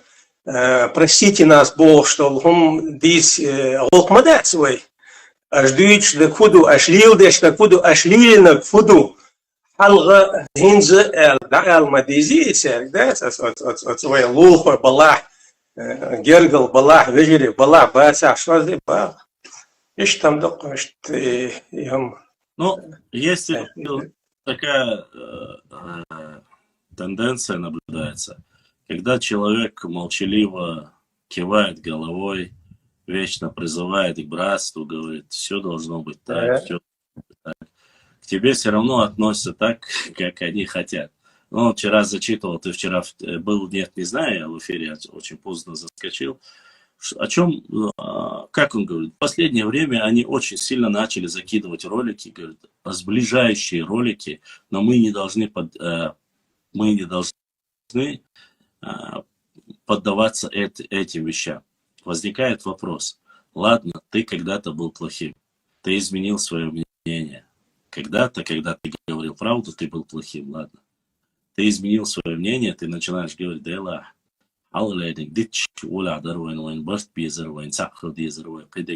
тебе говорят, чувак, не слушайтесь его, нельзя, ни в коем случае нельзя. Модилаш поддаваться провокации. В чем провокация? С точки зрения религии, первый человек, который перестает спорить и начинает больше делать для сближения, показывать единство, а он поет Морошин, да сам хлысу хадисту, саллаху алейхи вассалам, ши غال ولا شي شحر ولا شحر يوخر يشاء يصمن قدق حد ما ду, حد يشتغل سبع достоверный дождь. Если эти вещи есть, то в чем ложь, в чем провокация? Провокация, ложь заключается в том, что ты, когда ты придерживаешься и говоришь, что у нас только мы это делали, это наше культурное наследие. Но все документы, ты только сейчас вылупился, ты закончил сейчас какие-то учебные заведения или у тебя появился институт. А до этого все институты советского, особенно советского периода, который не так легко было пройти, они фиксируются и пишут, описывают, что это изделие, национальное изделие, будь то истанги и все остальное, делались в юго-восточной части Чечни. То есть это Ауховское наибство, это Нахчмахкоевское наибство. В этой области это делалось. Гудермесский, Курчалойский, Нажиртовский, в этой области делалось. И лучше всего, а в северной части этим не занимались. И плюс ко всему этому, они закупали только у них определенное количество сырья. Они не делали этого никогда. Но мы же знаем прекрасно, как раз почему это было известно. Потому что именно в этой области Тарки, Кизляр, Аух, в этой области очень сильно велась торговля. Еще до прихода царской России, я имею в виду. Это был торговый узел. Эти были города на пути Шелкового пути. То есть туда должны были все стекаться.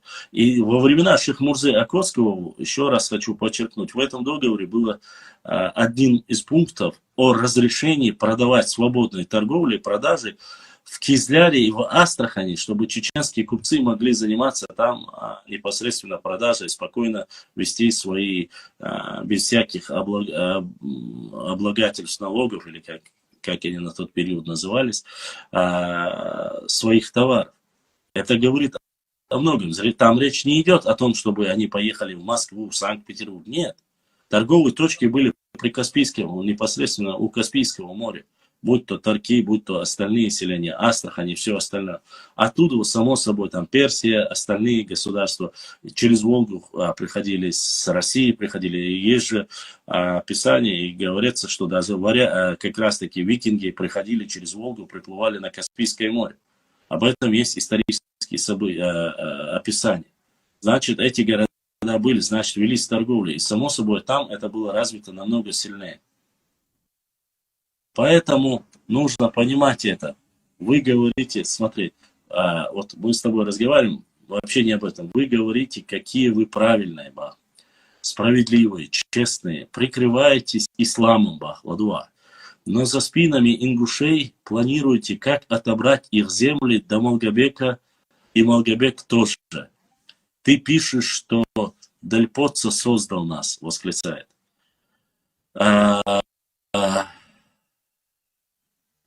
Скажу так, ты, Нардинский утырок, лично ко мне в директ приходил и говорил, гордишься, что ты Нохчи. Ты лицемер в первую очередь, что является худшим представителем в любом народе. Лицемеры самые страшные люди. Я никогда, у меня и не было даже понятия, ты дельпоцовские проекты или кого-то другого проекта. Какой проект конкретно? Зайди в свои учебники истории официальные, прочитай, кто написал, что написал. Дельпоцовский проект, термин упоминается вообще, я не упоминал этот проект, у меня даже нет такого упоминания. Мне какая разница, тебе Дельпоца создал, Николай создал, Ермолов создал, Вахушти Багратиони тебе создал, или царица Тамара тебя создала. Мне до тебя дела нету. Что касается отобрать земли, никто, ты лично, ты не заберешь даже собственных штанов, если тебе Москва не позволит, чтобы было понятно. Москва сегодня, федеральный центр, является главным регулятором, и они говорят, у кого что будет, у кого чего не будет. Ты должен это понимать. И если ты своей тупой башкой этого не понимаешь, то ты ноль вообще. Что касается истории, что касается, нравится мне или не нравится, есть официальные власти, которые заключили договор. В 2018 году оставили 77 тысяч гектаров. Все. Это факт. Если ты у меня есть непосредственно вопрос по 1934 году, я могу тебе ответить. Свое историческое непосредственное момент истории. У меня есть твой комментарий, как ты пишешь, что ингушей создал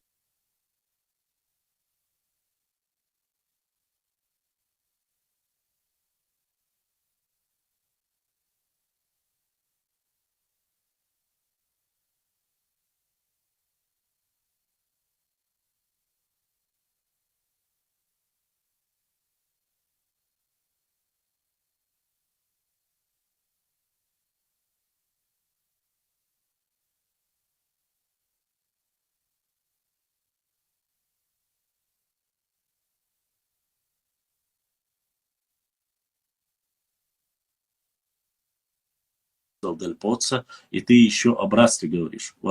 Причем тут Дель Поццо? Это российский генерал, наместник, без разницы, человек, которого царская Россия прислала. Зачем мне это говорить как историку? Как он мог тебя создать? Ты реально тупой. Ты, видать, кому-то какую-то гадость написали, и тебе ответили.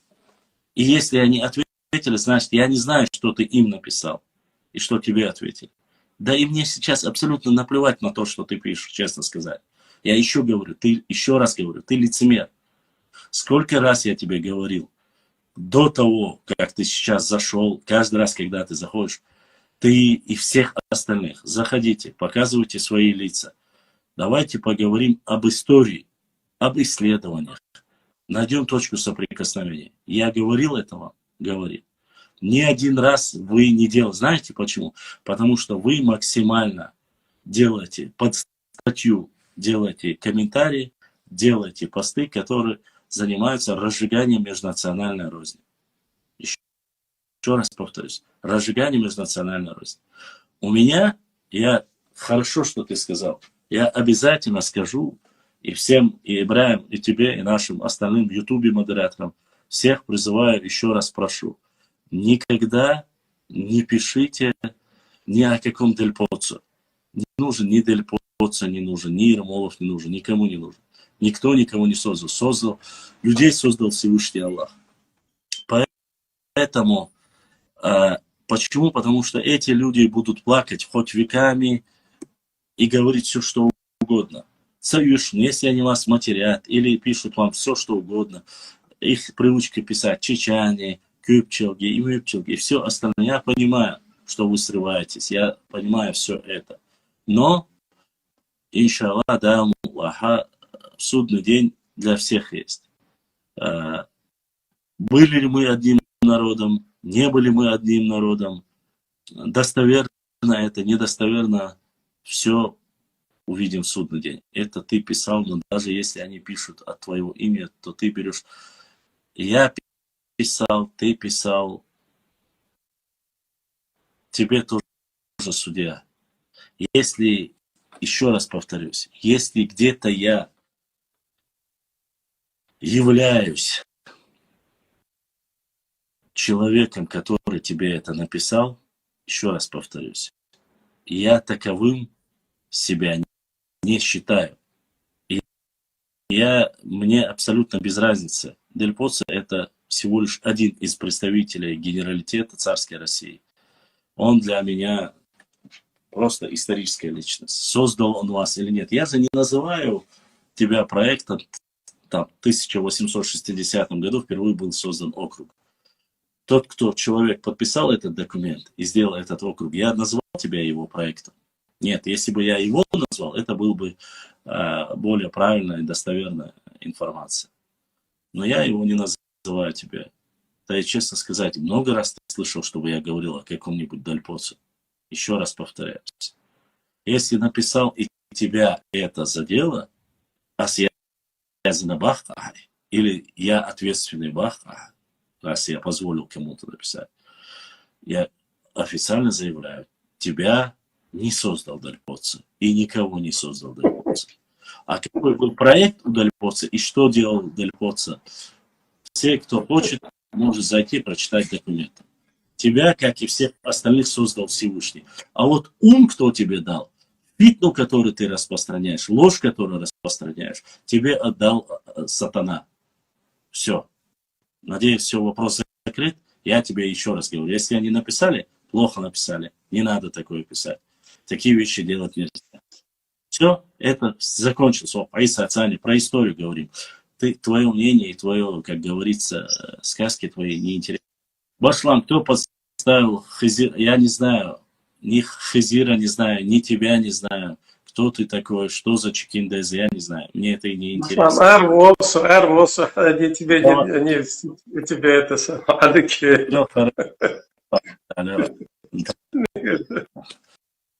Так что вот такие вот вещи. А что касается другого, ну, я в начале эфира показал. Посмотрите, какого формата ролика снимают бестолковые люди. Вот. Посмотрите. И как я должен реагировать на это.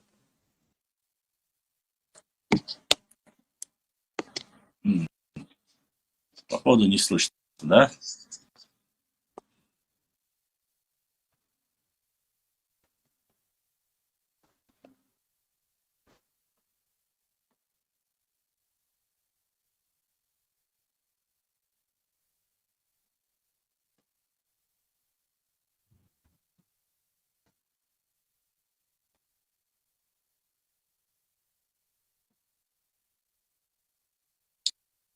Жалко.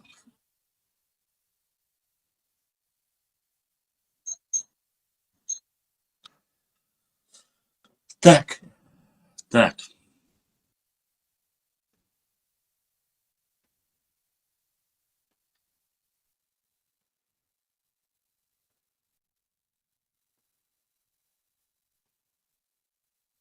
Не слышно. Да, ладно. Там, в принципе, я могу коротко сказать. Бедолага человек публикует и говорит, и рассказывает, перечисляя народы, которые проживают на территории Чечни, называет составной частью чеченского этноса. То есть все граждане, проживающие в Чечне, он называет чеченским этносом. Алейкум салам. Мне интересно, все этносы, которые проживают в Ингушетии, различные национальности, они являются ингушами? Нет, конечно. И только больной человек, шизофреник может такое. Но распространяется. Раскидывается. И каков результат? Все молчат, всем хорошо, и думают, что так и должно быть. Если они молчат, и мы должны молчать. Во время эфиров зайти в директ я не могу. И прочитать ваши сообщения я не могу. Только после эфира. Во время эфира я единственное, что могу. При поступлении доната я вижу, приходит сообщение. Больше ничего. К сожалению. Поэтому простите, если во время эфира я не могу зайти в директ и что-либо рассказать. Валикум ассалам, мержо. Вот такая вот ситуация.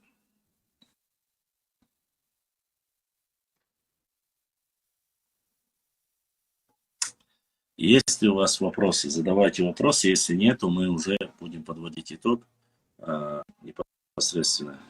И Башлам. Можешь? Яхун Севелета, Бинойский 450. Можешь Яхвели Чирзам Хрюк.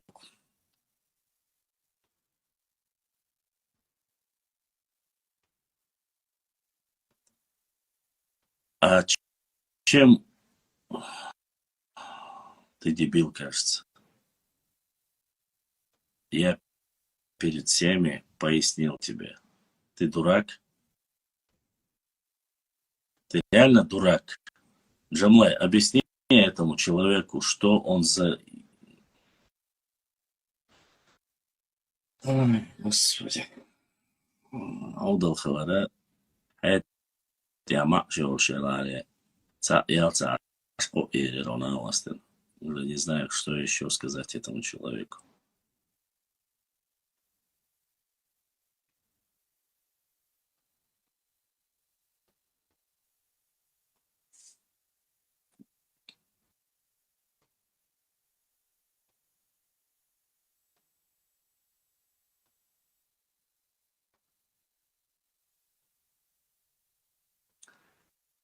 Есть еще вопросы?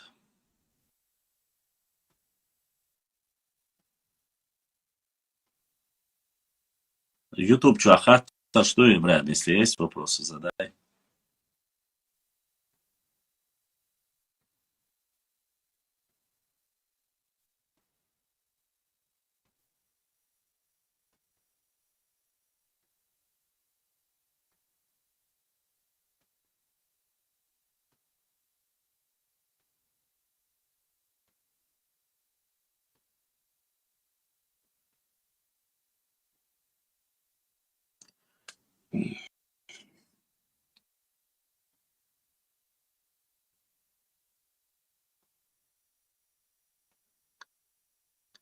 Кто-нибудь, пожалуйста, дайте ему пилюлю, этому душевно больному человеку.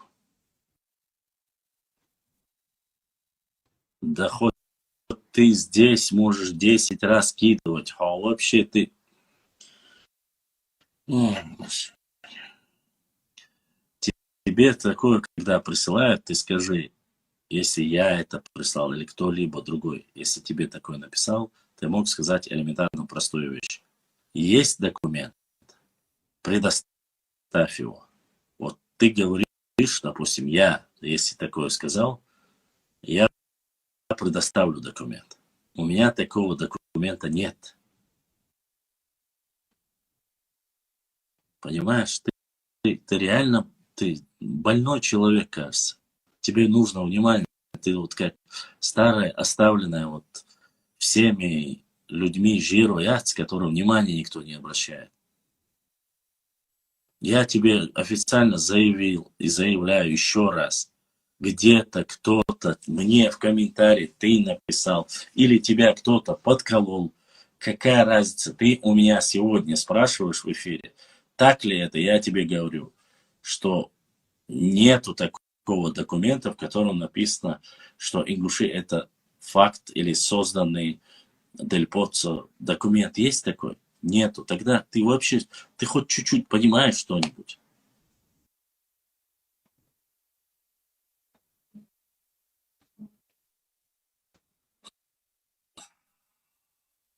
Вазри, шухата, что есть кто-нибудь, кто хочет зайти в эфир, задать вопрос просто-напросто уже с умственно отсталыми людьми, мне уже не интересно.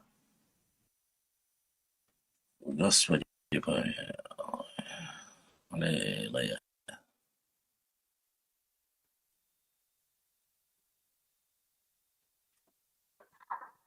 Assalamu alaikum. Валейкум салам. Нура. Он вообще... Знаете,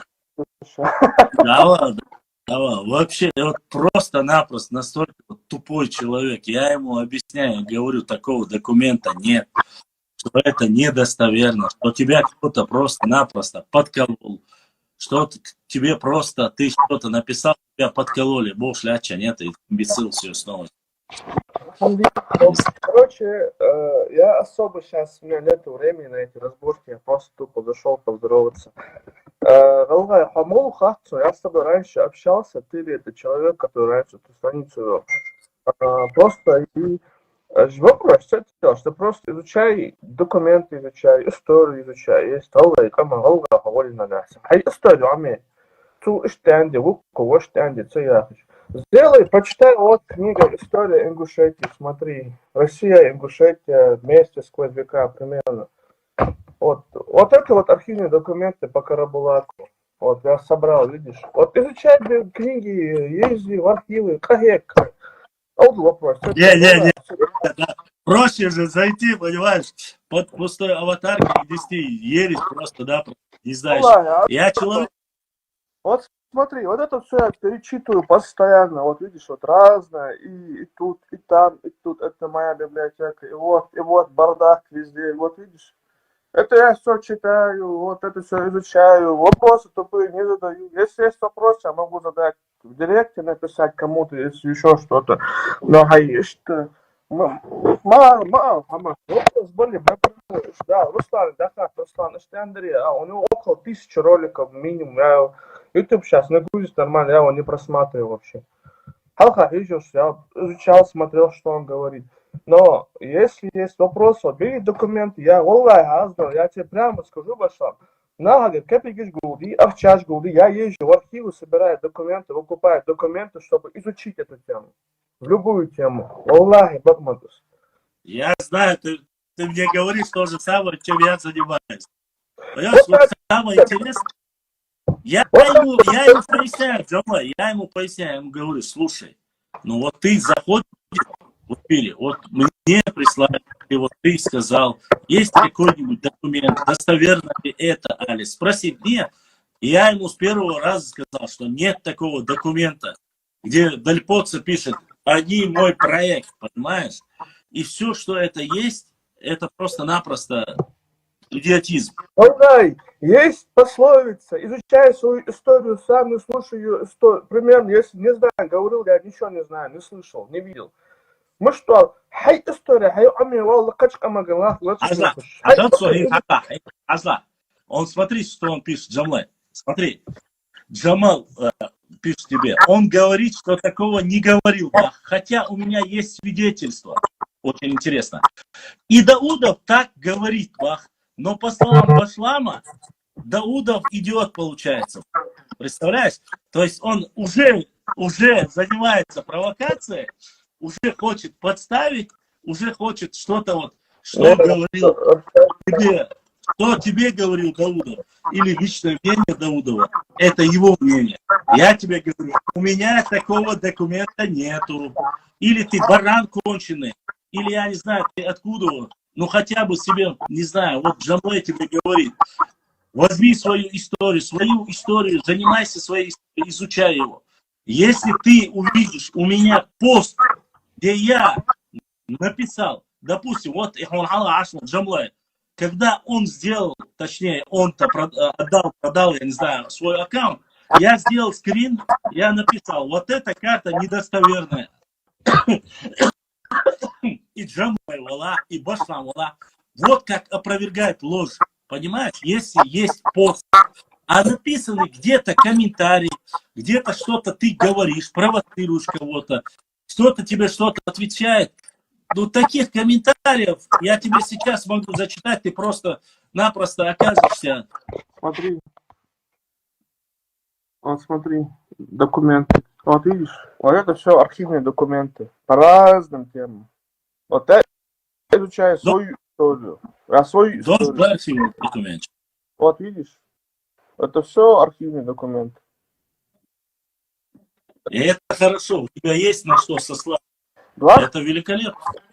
25 000 листов, понимаешь ты? Я постоянно ищу деньги. Ну, я сейчас все возвращаюсь, погоны одеваю, возвращаюсь, я по-любому буду и наукой заниматься. И езжу постоянно в архивы там. Ты возвращаешься в погоны? Ты восстановился, что ли? Да, скоро. Вообще, аудиус, у тебя вдвойне нагрузка будет. Все будут говорить, он с тех пор работал, понимаешь, на контору работал, точно. Вот, понимаешь? Я тут все изучаю, я никого не слушаю, я не Бузартанова не слушаю, я не Аксакова, я не Башлама не слушаю, я просто изучаю документы, любые документы изучаю. Мне своя история интересна, мне не интересно, кто там, соседний блогер говорит, мой блогер говорит, там еще кто-то говорит, еще кто-то говорит. Расскажи мне, у тебя архивный документ.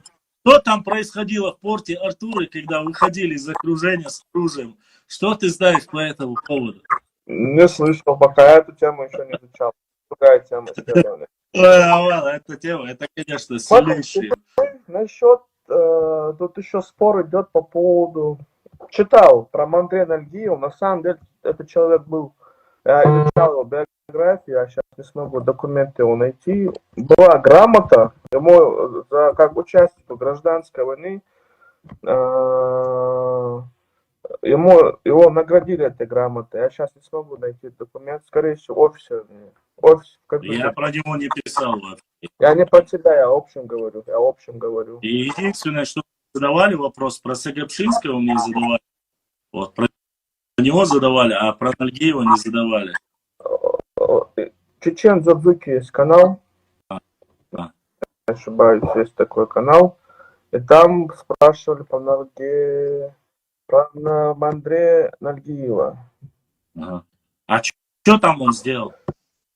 Ну, 9 дней жизни героя, я почитаю. Роман, да, на что, на реальных событиях. Исторические события? Зязика Богодин написал про Мандре Нальгиева. Мандре Нальгиев — это герой гражданской войны. У меня где-то был документ, точнее, грамота, которую мы вручили, копия с оригинала. А в чем, а что они написали? Не существовал, что ли, или что написали? Такого героя вообще нету, что он никаких подвигов не совершал и так далее. Я не слышал, я не подписан на него. Но я все читаю, поэтому я под каждую вещь ищу документы, подтверждающие, так это или нет. Нет. Вот, такие дела. У меня в основном, мне интересная картография, в основе своей картография интересные документы. Мне сейчас, честно, не дает, но сейчас последние события, у нас появились какие-то новые события. В Прошаройский район сейчас в основном подключен к нему. Ну, во время гражданской войны вполне, это же не так давно, думаю, документы, архивы, документы сохранились, Смотри. никаких проблем нету. Нашел я его. Слушай, Джамлай, тебе пишет, слушай, что он тебе пишет. Джамлай, смотри, что он тебе пишет. Он пишет тебе, этот канал, Бахазла, Ладвола, этот канал отрицает как народ ингуши, Бах. А ты про Мандре Нальгиева. Ты хоть раз за все время, когда ты был со мной в эфире, хоть один раз в жизни слышал, чтобы я отрицал про народ ингуши? Вот смотри, вот грамота.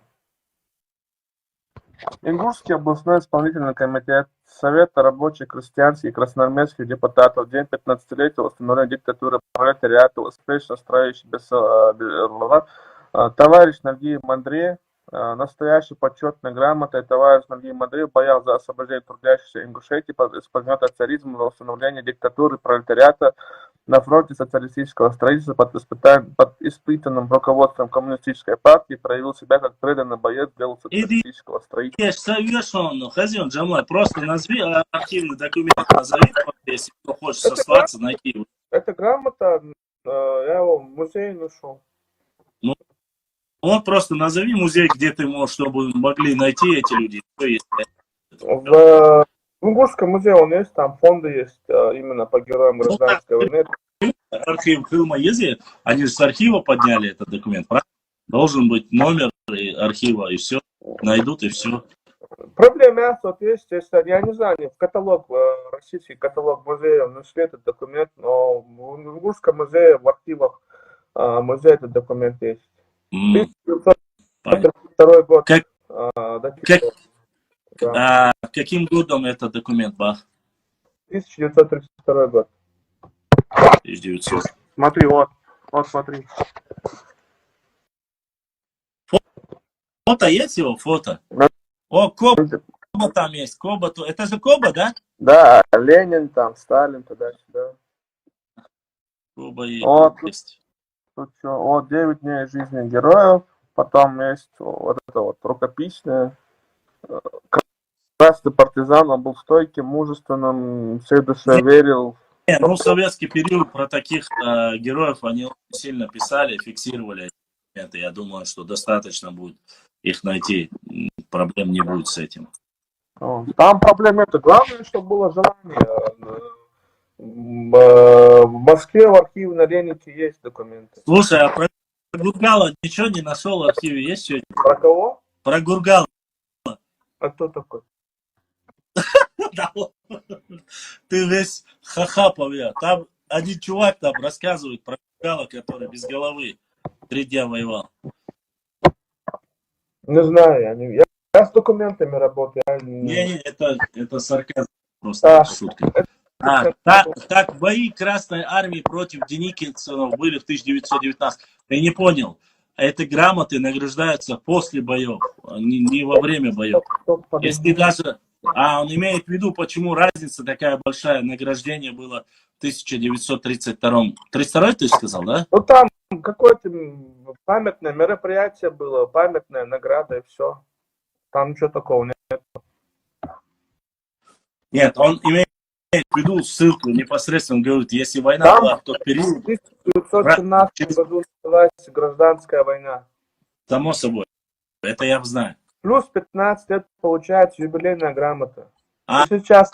Это, наверное, его наградили уже после. Да. Это ему, да, тоже. Странные вы, Бах, ты, Башлам, осуждаешь Джамалика, он, Джамалик, Джамлаеву. Меня и так называют. Хорошо. Джамалик, он повесил на стену карту Ингушетии, правильную. А с ним разговариваешь дружно и мирно, карту, надеюсь, Джамалик не убрал. Галгай, я еще раз повторю, ты человек, поскольку ты шизофреник, не видел дискуссии мою с Джамлаем. Я с Джамлаем разговаривал по этому поводу, и мы говорили по границам. Джамлаев сказал, что определенные границы, они определены по нормам, как должны быть, юридически. И с этих пор никаких. То, что я говорю и буду говорить. Если за Джамлаев будет карта фейковая, я буду говорить, Джамлаев, ты хороший человек, но карта за тобой фейковая. И сколько бы она там ни висела, ты вводишь людей в заблуждение. Если это Ламазан Круз, я буду ему говорить, какая разница? Что мне мешает общаться с Антигом, шел Советчицане? Мне ничего не мешает. Ты просто, кажется, реально...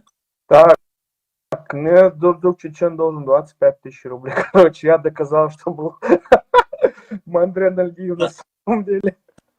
Так, Башлам, грамоты не присуждают спустя десятилетия, или я ошибаюсь? Ну ладно. Я честно сказать, шеф 36. Смотри, шеф 36, я тебя поправлю. К юбилейным датам награждения проводится. Это в советское время приветствовалось. То есть мой дедушка, который воевал на фронтах Великой Отечественной войны, получал каждый к 70-летию, к 60-летию, к 50-летию, получал открытки и грамоты или медали, которые за Великую Отечественную войну. Я вообще тебе как бы привет. Возможно, это таким образом. Я не утверждаю. Я вообще Нальгиеву, ни Мандре, ни Андреев, никто, я не знаю их. Я не писал о них. Мне они, честно сказать, не интересны. Они не касаются моей истории. И Нохчевацы. Что он интересен. Мне касается Нохчей истории. А он печатает непосредственно про ингушскую историю. Я так затронули, и все, Джамлай, есть что-нибудь про Баркинхоева, в честь которого стоит памятник которому? Я не знаю ничего про Баркинхоева. Есть памятник? У меня дома никакой карты нету. Никогда не было дома карты. Да. По поводу того, что... Кстати, подождите. Где вообще находится карта за памятник? Есть разве такой памятник? Я не знаю никакого Баркинхоева. Пишет Андрей, запомни то, что ты дебил, реально. Я тебе говорю, я ни Андрея не знаю, ни Андрея не знаю, никого. Дебил имя. Тебе с таким больным воображением, что ты здесь делаешь? Шеф 36. Башлам, может, ты не знаешь, но нету никакой Великой Отечественной войны, есть только Вторая мировая. Нокчи Ламру. Спасибо за введение в историю, но, насколько я знаю, на книгах и официально называется Великая Отечественная война. И есть Вторая мировая война, кто-то называет. Кто-то Первая мировая война называет, кто-то называет по-другому. Я тебе говорю по официальным документам. Если ты мне Нокчи Ламру докажешь, что нету Великой Отечественной войны на книгах, на документах, то тогда я признаю, что ты прав. Но насколько я знаю, в документах есть Великая Отечественная война. Или же называется по-другому Вторая мировая война. Он цахахает баланс. Есть такие. Или ты явно не вырос в Советском Союзе. Джамал, у тебя в кабинете висит Истон, карта Ингушетии, который Башлам осудил и назвал нордийцами. Я называл и называю людей, которые фиктивно рисуют недостоверную информацию любой национальности, чеченской, ингушской, дагестанской. Я называю их любой человек, который лжет, он является нордийцем. Насколько я знаю, Джамлай Истанги не делает. И если у него в кабинете где-то висела эта карта, я говорю еще раз, что эта карта недостоверная. Я ее не видел. Барханая вышанс, Умаргири, Баркинхоя вахчанс. Я про него ничего не знаю. Он про Умаргирея Баркинхоя. Он Я не знаю. Говорит. Ветераны Великой Отечественной не моя тема исследования. Говорю сразу, я про него вообще ничего не знаю. Башлам, в Магасе стоит памятник Баркинхоеву, как последний защитник Брестской крепости. Сунцаашун, я не был в Магасе. Аллах, хадял пеймата, у меня нету никакой карты. Вышел из Тингава подарил. У меня нету никакой карты. Он чисто... Конечно, не делает. У кого висит, значит, Истинг делает. Логика. Давай, до того, чего видишь у нас. Но ингуши меня очень сильно любят. Так, он чисто по Гуцерию, по Кадырову. Моя тема исследования 18-19 век, история Ингушетии. Про новейшую историю Ингушетии, почему не писать. Кадыров Ахмад Хаджи, он человек, который остановил войну, почему про него тоже не писать. Эту книгу я писал в рамках проекта «Политическая элита Кавказа». Ничего зазорного я не вижу. До того, как написать про Ахмад Хаджи Кадырова, я написал про Руслана Ауша, потом писал про Валерия Кокова, сейчас пришел про другого человека. И что в этом такого, скажи, пожалуйста. А ты написал книгу про Гуцериева еще? Нет, не писал, я понял, чего.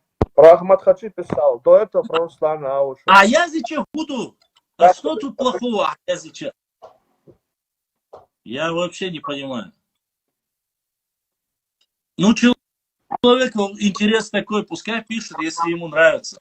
Он про него напишет, кто-то про другого напишет. Мало что ли индейцев?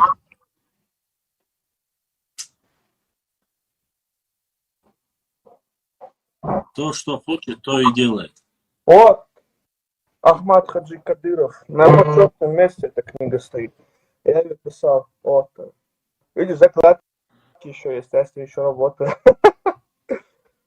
Легендарный человек, новейшей истории России. Второго покажи, который войну остановил. Второго. والله لو شلون على حلقة دويدا عطعي. Конечно. Слушайте, что я хотел сказать? Что я хотел сказать? Ладно, не скажу, неважно. Поднятие проблем опять. Так что я про все пишу. То, что про достойный человек написал. Написал про Руслана Ауша. Почему нет? Написал про Валерия Коко, первый президент Кабардино-Балкарии. Почему нет? Самое интересное, знаешь, в каком году она издана? В 18-м году. До начала путча, да? Напиши про Башлама. Башлам ничего не сделал, чтобы про него написали. он не остановил Грозного. Да. Я пока останавливаю сказочников, про меня писать не надо. У Кстати, него тоже при так английский. Истинге в книге То, что он пытается. «Промыслы народов Кавказа» читали? Да, конечно, читали. Я опубликовал 2 раза. Вот этот человек, вот я Исмаиля, он, ты знаешь, у меня тут, ладно, не буду я говорить, как-нибудь, если встретимся. Чечен, Горанищенко. У него тоже, как и у многих, 2 стороны медали. Кто-то пишет, что он герой, кто-то пишет, что он предатель, но там чеченцы сами разберутся между кадыровцами, убийцами. А он войну разжигает. Вообще, что ты несешь вообще? Еще раз повторюсь, тебе какое дело, кого, что пишет, кто? Тебе не должно быть дела ни про европейских чеченцев, тебе не должно быть дела про чеченцев чеченских, которые у себя дома живут. Тебе не должно быть дела ни до кого. Занимайся своими делами, своей историей. Вот ты всю свою энергию тупую вместе со своей головой ты тратишь не на то. Занимайся своим чем-то. Вала, если бы ты, наверное, занимался чем-то своим, может, ты и достиг бы, что ты войну разжигаешь ислам. А Ахмад остановил их. Я войну разжигаю. То есть я разжигаю войну за то, что ты лжешь, и я опровергаю твою ложь. Так что? Шеф, чего не было в Ингушетии, я не понял. Истинги делать. Истинги были всегда. Документы есть, фотографии есть. Ведь эти промыслы не было в Ингушетии. Так пишут в этой книге. Значит, в Ингушетии развиваются промыслы ковроделия. Там было сказано, что очень скудно есть это. Западной части, именно западной части, делали очень скудно написано, что это не было развито. То есть оно было взято, но не было развито написано в этой книге. Это да, это в этой книге так и написано. Вообще, это советская книга еще. Промыслы на Кавказе, 19 века, если не ошибаюсь. Смотри, промыслы народов Кавказа. Промыслы народов Кавказа. Зайди, Джамла, есть, я и публиковал у себя на странице, там четко указано, где это было развито в основном и сильно развито, а где это было очень слабо развито. То есть фактически нет. И в горной части там сказано не только Ингушетия, там написано в горной части фактически вообще не было. Я не сторонник того, что исследователь или кто-либо еще делает акцент на одну книгу, но при этом не делает акцент на другую книгу. Нет, ты забываешь об одном. В период одной книги, все, что есть по книгам, они имеют документы, ссылки. Ты же должен понимать. Ты, когда в книгу пишет кто-нибудь, ты ссылаешься на документы, правильно? 79 источников, 104... 79 источников было использовано при написании этой книги. 104 ну вот я тебе говорю, точно так же при использовании советской книги, там есть описание, где, когда, откуда они взяли, какие фотографии, использования, это все есть. Но опять же, если ты утверждаешь или говоришь, что они были в Ингушетии тоже и очень сильно развиты, ты можешь привести просто-напросто ряд документов, подтверждающие это, и все. Подтверди это и все на тот период. Не поздний период, а именно на тот период, когда описывается это. Машам, ты знаешь, просто занимая тему исследования, я в общем говорю, что когда книги... Нет, я еще раз тебе говорю, старые советские книги, Джамаль, имеется в виду именно научные, 19-20 книги, они очень дотошно написаны. Ты посмотри, Мужихоева уже ты читал? Ты читал этого Крупного? Крупного читал? Читал. А этого, не помню сейчас фамилию его.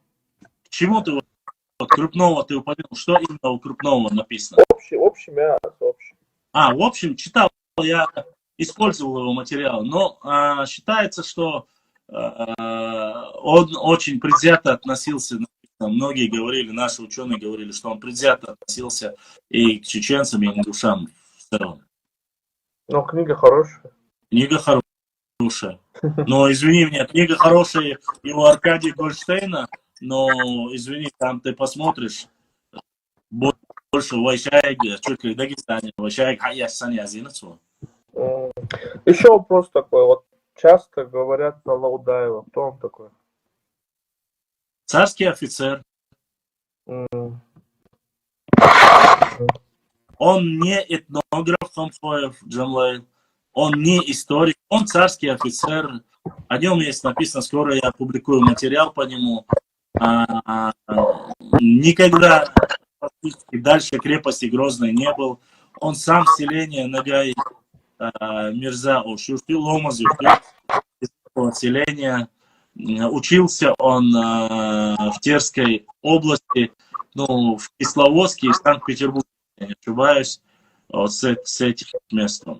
Но был разжалован, потом собрал чеченские фольклоры, поговорки, предания, опубликовал его, ссылаются все на его документы. То есть все ссылаются на его рукопись, но оригинал рукописи нету ни в Тбилиси, ни в Санкт-Петербурге, ни в Москве. Оригинал никто не видел. Понял. Крупнов датировал ингушские башни 17-19 веками башни.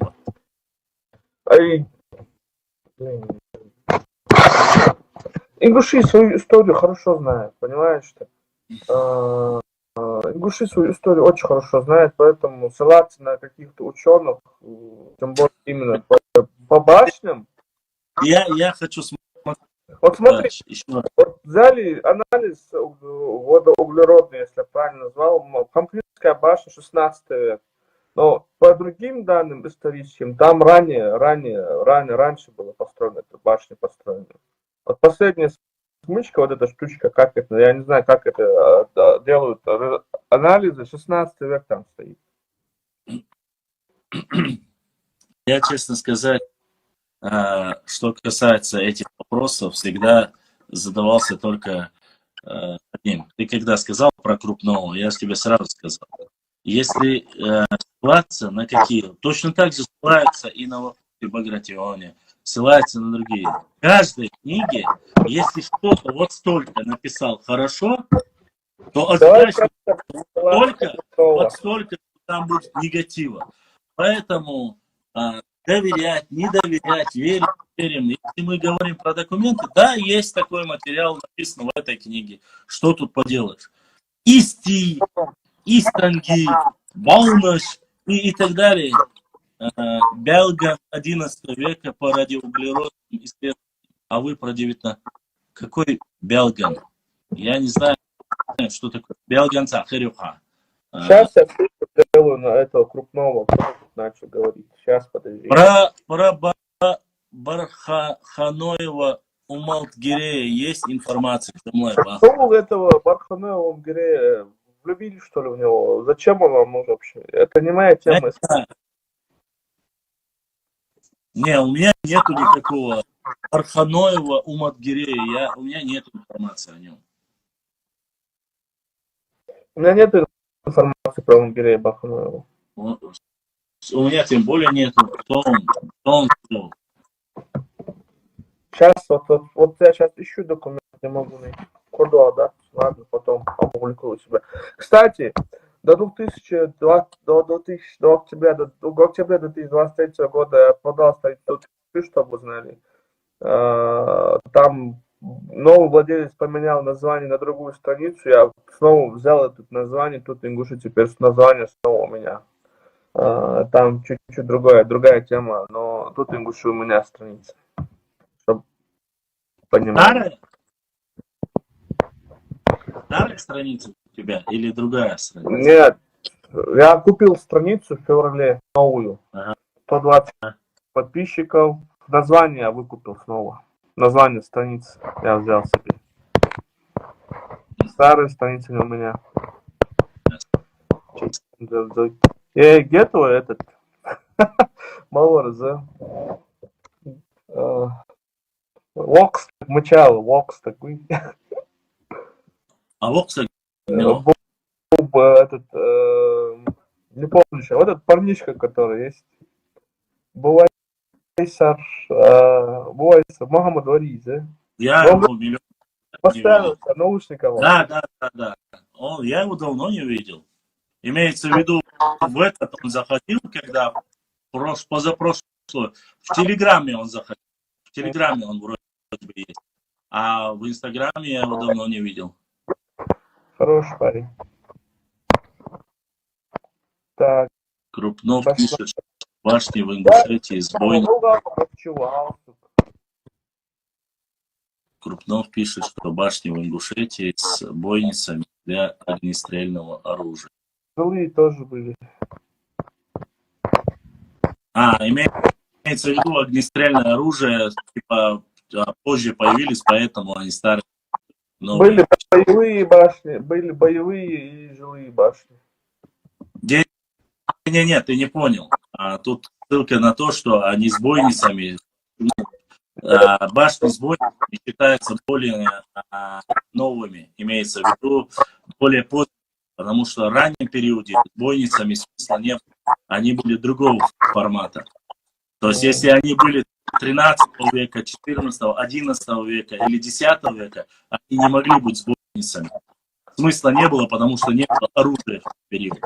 Тут логика чисто. Из-за этого Бог. Они были с бойницами. В каком веке появилось оружие огнестрельное на Кавказе, ну, грубо говоря, в Ингушетии? Прочитай книгу Джабраила Чахкиева. Он как раз про оружие пишет. Книга продается в этом. Это мне или ему? Вот этому человеку, которому интересно. Это по Говороджеву, Соломбеку. Что у вас там за вопрос был? Какая тема была по Гандалоеву? Абрекви. К какой национальности его относят и что я думаю об этом? Я прокомментировал тот факт, что его родные, его тайпа, точнее, прямые родные со мной связались, то, что сказали, рассказал, а так больше мне, как говорится, о нем больше ничего не известно, и более какие информации о нем я не рассказал. Смотри, по Сагапшинскому. У меня есть уголовное дело. В уголовном деле не говорится про его национальность вообще. То, что он ингуш, упоминается в царской прессе того периода. Вот, то, что даже сам он про свою национальность. Ты вот про эту желтую газету? Да. У меня есть... это желтая газета, то, что она фейковая, ты знаешь, надеюсь? У меня уголовное дело. Если мы говорим с тобой об одной и той же. Не про это, про газету. Это уголовное дело по Сагапшинскому. А газету покажи, если у тебя есть. Газета есть, знаешь, у кого?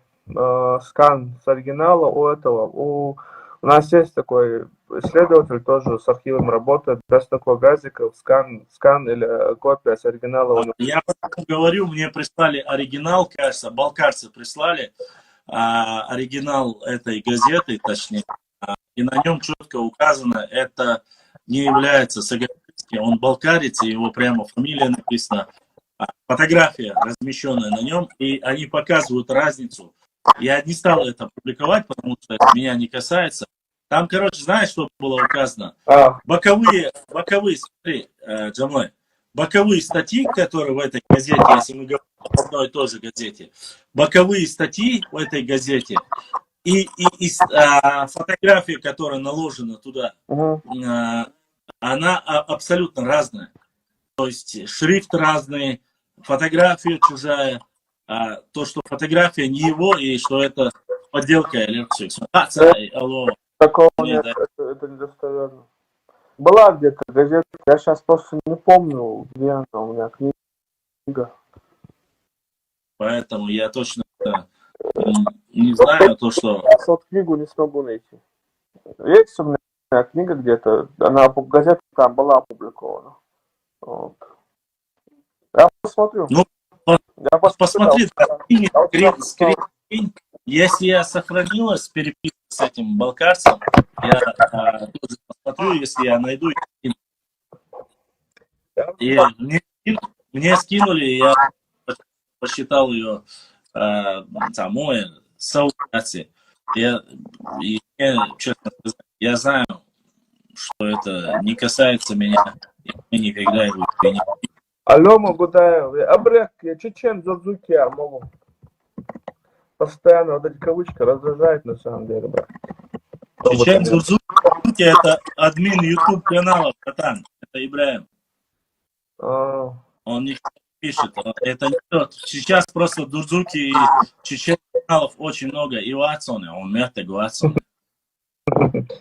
Вот. Это владелец канала непосредственно. Башлам. Точнее, вот Башлам.39 лайф, это его канал. Вот есть Это Ибраим. портал, Он вообще никому не пишет. портал Абрек такой есть, Лёма Гудаев. У него ничего по этому поводу нету? У Лема Гудаева? А, Не знаю. Но не Абрек, по Сагатринскому ты имеешь в виду? правда, что он окрывался у ингушей? Правда. Документы есть. А, блин, это уже я и Исмаил. Это миллион лет тому назад все знают об этом. Конечно, есть. Ажу, вот. Есть книга Зелимхан Гушмазукаев. Вот видишь, такая объемная книга. Вот возьми ее, изучи. Автор, составитель, архив Чеченской Республики. Вот. И это же не мне пока. Нет, конечно. Обычно, когда ингуши что-то выпускают, это недостоверно бывает. Поэтому вот возьми книжку. Вот шикарная книга, шикарное исследование. Ни одного этого. Вот все документы, ссылка от АУП, Архивное управление Чеченской Республики, Центральный государственный исторический архив Грузии. Вот видишь, ссылки везде есть. Должен, да, архивный документ. Джамаль, я слушал, что были высланы и жители нескольких сел, было выслано около 300 человек. Документы есть в этой же книге. Все есть. Просто возьми книгу, она 3000 рублей стоит, если она осталась. Возьми ее, прочитай. Так проблемы отсюда. По Зелимхану есть документы. Ну, это история, что поделаешь. Не все идеальные. Шеф, да, историю, к сожалению, не всем пытаются менять. Есть и хорошее, и плохое, поэтому тут, как говорится, кому как нравится. Я, допустим, не сторонник того, что в угоду кому-то что-то менять. Но было хорошее. Вот, как раз открыл. Ходатайство главнокомандующего войсками Кавказского военного округа по вопросу о дворении в Восточную Сибирь 329 ингушей, причастных к укрывательству Зелимхана. Вот. А еще? Вот, смотри. Это хорошая тема для ингушей, но больная для чеченцев. Почему она больная? Вот С видишь? чего ты взял, что она больная? Документ под номером 164, страница 355. Слушай, Бело, Джамаль, Слепцова кто убил? Генерала Слепцова. Не знаю, брат. Сейчас документы должны прийти из архива. А Андроникова? Андроникова кто убил? Я не могу Да. сказать. Возможно, могу, но я не хочу. Пока. Ясно. Но документы... Не, Я слышал, что этого Слепцова убили, Валерий чеченец убил, говорят. Но документы придут, я посмотрю. Я просто не в теме. Вот сейчас придут документы, 2000 листов должны прийти. Тогда я скажу. И им задонатил. Ибраим, ДРС, Хилда, А документы после того, как... Джамла, это ты под именем Ибрагим задонатил мне, да? Опять ты донатишь. Телефоны могу очиститься после того, как я донат. Вот зачем ты под именем Ибрагим скинул опять очередной донат? Шеф, смотри, вот клянусь тебе Аллахом, могу взять Коран, поклясться на Коране, что и в Чеченской республике, и в Ингушетии, и в Северной Осетии, и по всему Кавказу не создавались, были стукачи, которые сдавали Зелимхана царским властям. Могу на Коране поклясться, что документы есть. Да. Если ты мне не веришь, возьми Харуила, Зелимхан, ну там частично написано. Есть документы в архиве. Валлах, я сейчас копировать начал. Я это все опубликую, пускай будут в эфире, все скачивают. Там, валлахи, баллах, таллах, клянусь тебе Аллахом, что в каждом регионе были стукачи. И им за это платили. Сегодня Зелимхан герой, сегодня Сооронбек Саагапшинский герой, но тогда они были врагами царской И охраны. Зелимхан был, и Саагапшинский был, и все были. Сюда. До сих пор, когда я опубликовал пост про Зелимхана, мне до сих пор написали и пишут, какие герои, такой и народ. Я тебе клянусь Аллахом, что в каждом субъекте, ну сейчас я говорю с современным языком, в каждом субъекте были стукачи. Клянусь Аллахом, им за это платили деньги. И религиозные деятели были в 40-х годах, когда нас в Сибирь отправляли, они агитировали, были сторонниками того, чтобы и чеченцы, и ингуши отправили в Сибирь. Могу по Аллахам поклясться, документы показать. Так что не надо говорить, что в Ингушетии были эти, и там были эти.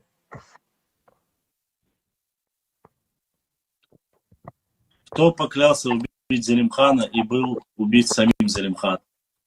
Я не знаю.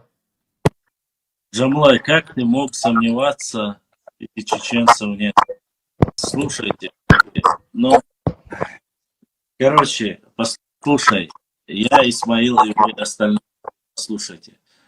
Если вы хотите знать объективную историю, то вам предоставят достаточно информацию. Если вам нужны какие-то сказки, прибаутки, если вы думаете, что в каком-либо народе все идеальны, вы очень сильно ошибаетесь. Документы есть, доносительства были, те, которые переходили на сторону царской России, были и всегда существовали. Люди, которые сеяли фитну, были, и до сих пор они есть. И до сих пор есть люди, которые не хотят, чтобы братья стали братьями. И до сих пор есть люди, которые делают все, чтобы рассорить. Такова политика и такова история. Со времен Римской империи ничего не изменилось. Разделяй и властвуй. Вот что это называется. F-36, что изменится, если опубликую имена всех стукачей, которые стучали на Зелимхана, условно говоря? Что от этого изменится? Я работаю в Центральном архиве ФСБ Российской Федерации. У меня сейчас есть из Чечни заказы, я пока еще не изучал.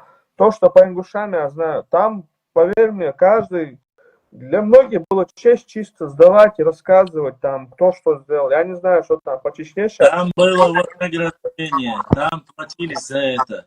Есть четкое указание, что после смерти Зелимхана 2 человек, по крайней мере, получили огромные земельные наделы. Это уже стало ясно. Его сын Умар устроился на работу в НКВД. Много чего есть. Поэтому я думаю, что вот эти рассказы о том, кто, когда, что, еще раз повторюсь, Зелимхан Карачаевский на тот период, когда была царская Россия, был врагом России. И они давали огромные деньги за то, чтобы его сдали, навели. Во время советской власти он был героем. Советского почему? Потому что он воевал против колониальной и буржуйной Российской империи. Не против Советов, а именно против, имеется в виду, буржуйской. Поэтому рассказы об этом и говорить об этом, конечно...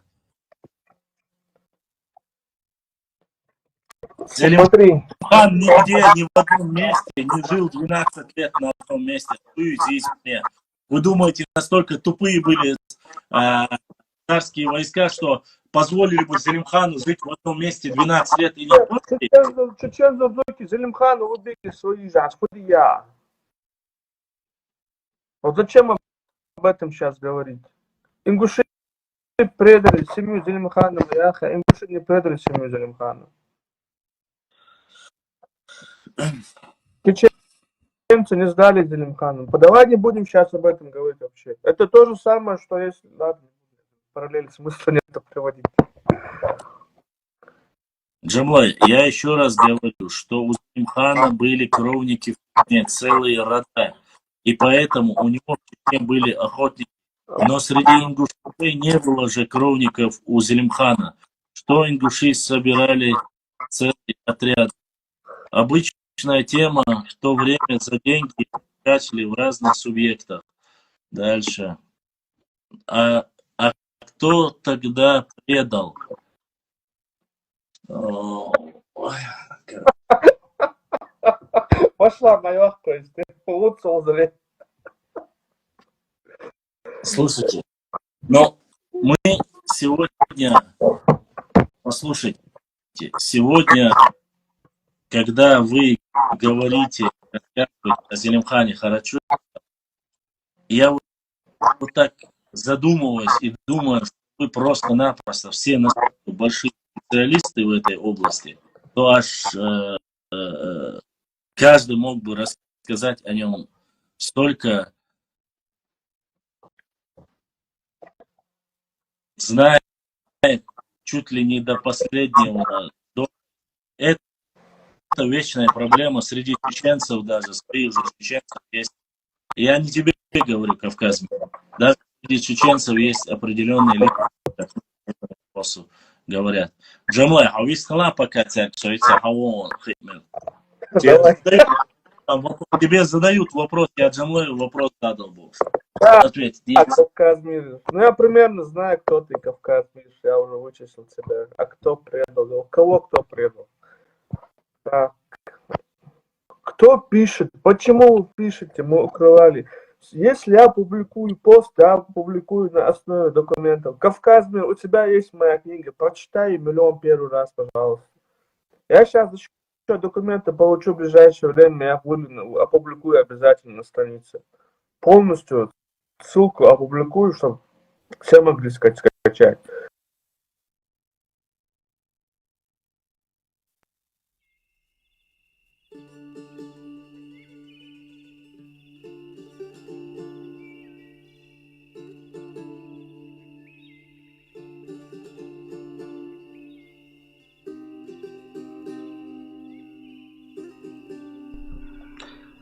Kunjulioq biblioteka ашуар прямой вопрос, я не знаю больше.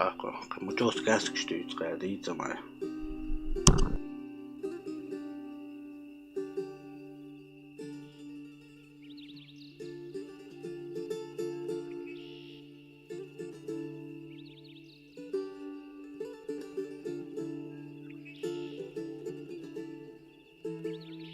Двенадцать лет прикрывали Зелимхана Бош, аж он арнится.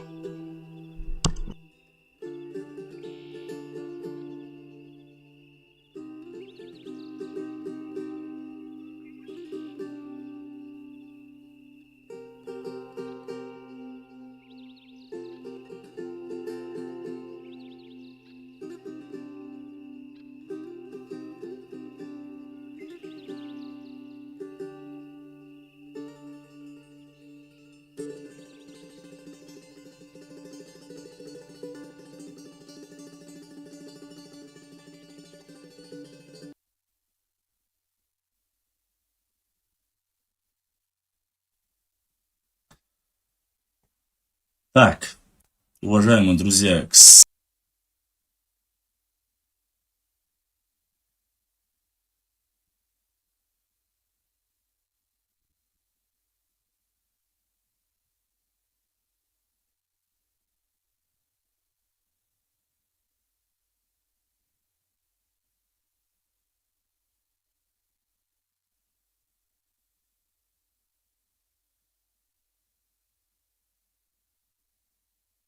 меня не было.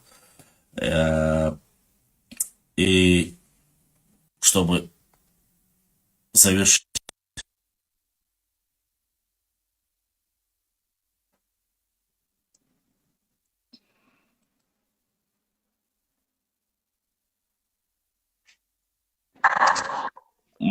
Алло, салам. Ну, Валя, 4 часа просто эфир шел, поэтому трафик закончился у меня. Смотри, тема тут связана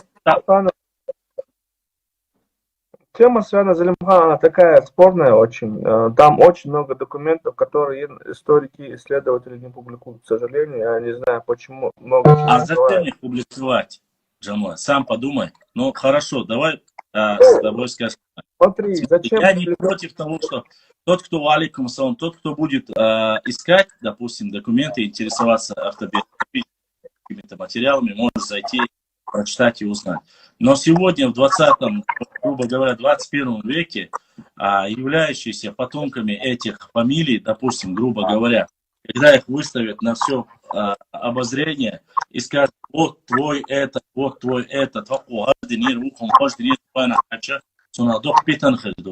это время закончилось.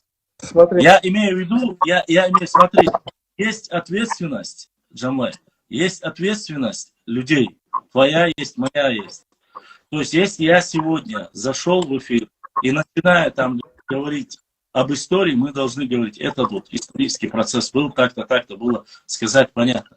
Но если мы будем говорить за все персонажи, извини меня, то ситуация будет... Сегодня ты, примерно говоря, я могу говорить с ответственностью за Шихмурзу Окотского, за его соглашение с Московской, допустим, Русью. Нет. Ты можешь по соглашению 1770 года отвечать за тех, кто подписал? Нет. Или по 1810 году ты не можешь. Я не могу дать ответ за шубутских старейшин, которые подписали договор, да, чтобы не было у них войны. За эти вещи мы не можем нести ответственности. И сегодня называть их трусами, предателями мы тоже не имеем права. Почему? Потому что война – это страшное дело. Я не просто так спросил, когда спросил про Андроникова или Слепцова, примерно.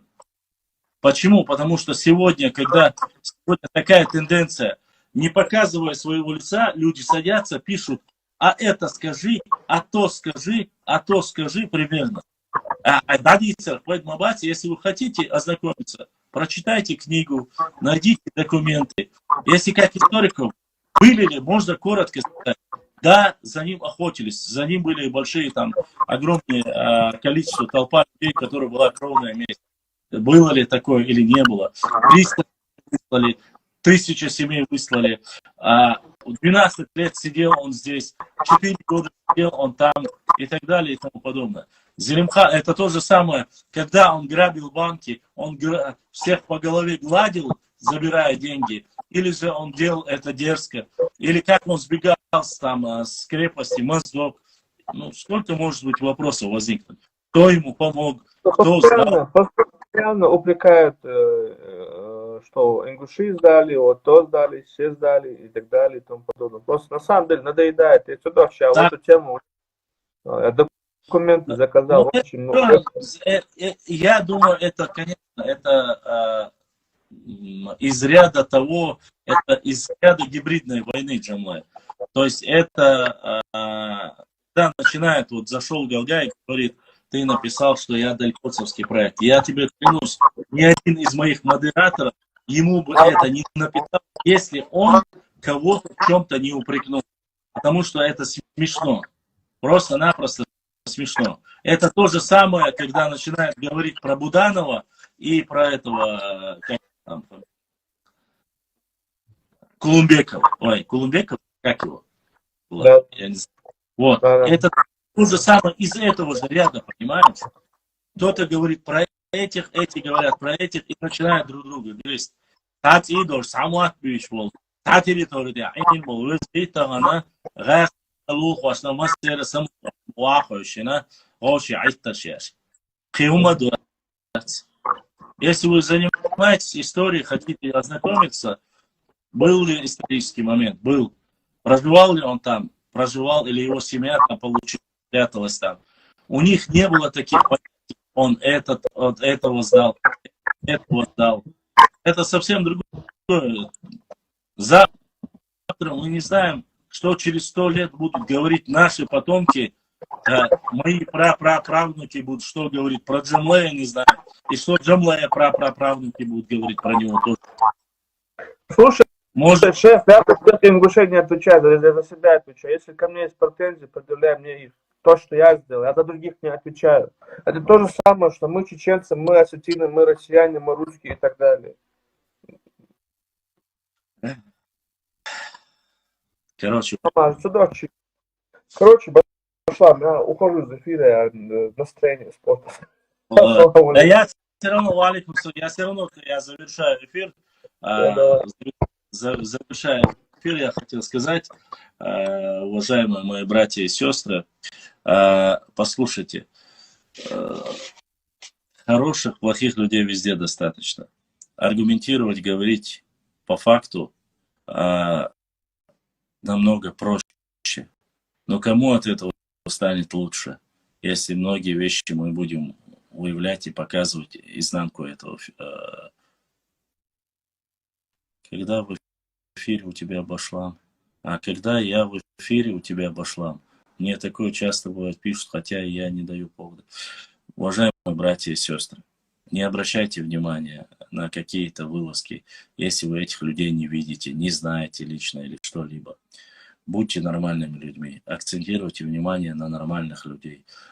Те, кто имеет честь, совесть показать себя, услышать, увидеть, и кто пытается, по крайней мере, каким-то образом вести конструктивный диалог. Я нисколько, еще раз, любой человек может отправить запрос на наш канал. Любой человек может рассказать информацию, поделиться ей. Я не совсем всегда согласен с Жамалем. Я это вам говорил и говорю.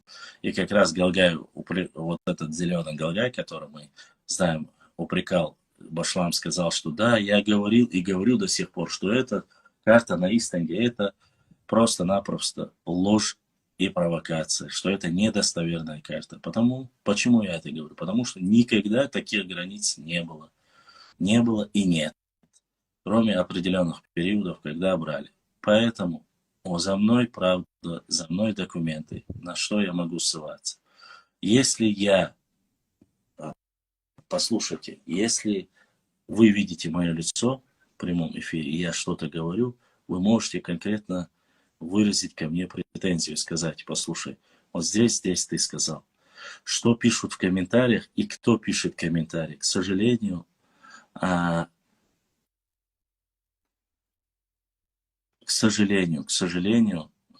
отвечать провокаторам некоторые срываются, некоторые выдерживают, некоторые не выдерживают. Поэтому пытайтесь общаться, пытайтесь взаимодействовать человеческим языком. Поделитесь своим мнением, выскажитесь, вам напишут, вы ответите. Вот как нужно не материться, не оскорблять. Асвир, тешам, вахбир, бой, тапчтори, урстор, чули, торвуй, гардой, тордуй, матбя, торвуй. Сегодня стукачей достаточно. В прямом эфире, когда мы вели диалог, именно на меня настучали, из-за этого определенные люди из властных структур вышли со мной в прямой эфир из-за стукачества и донесения на меня. И вы все это помните.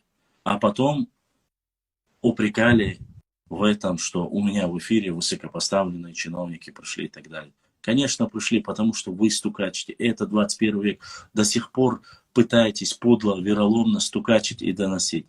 Не нужно стукачить, не нужно доносить. Если у вас есть вопрос, спросите, это же история. Кто-то ее знает с одной стороны, кто-то ее знает с другой стороны. Если есть документы, подтвердите ваши слова. Никаких претензий. Опять же, кто-то может верить этим документам, а кто-то не верит этим документам, потому что говорят, они недостоверны. И это тоже правда. Завершая свой диалог, я хочу рассказать один случай, как раз в Аликум Салам, который рассказывали.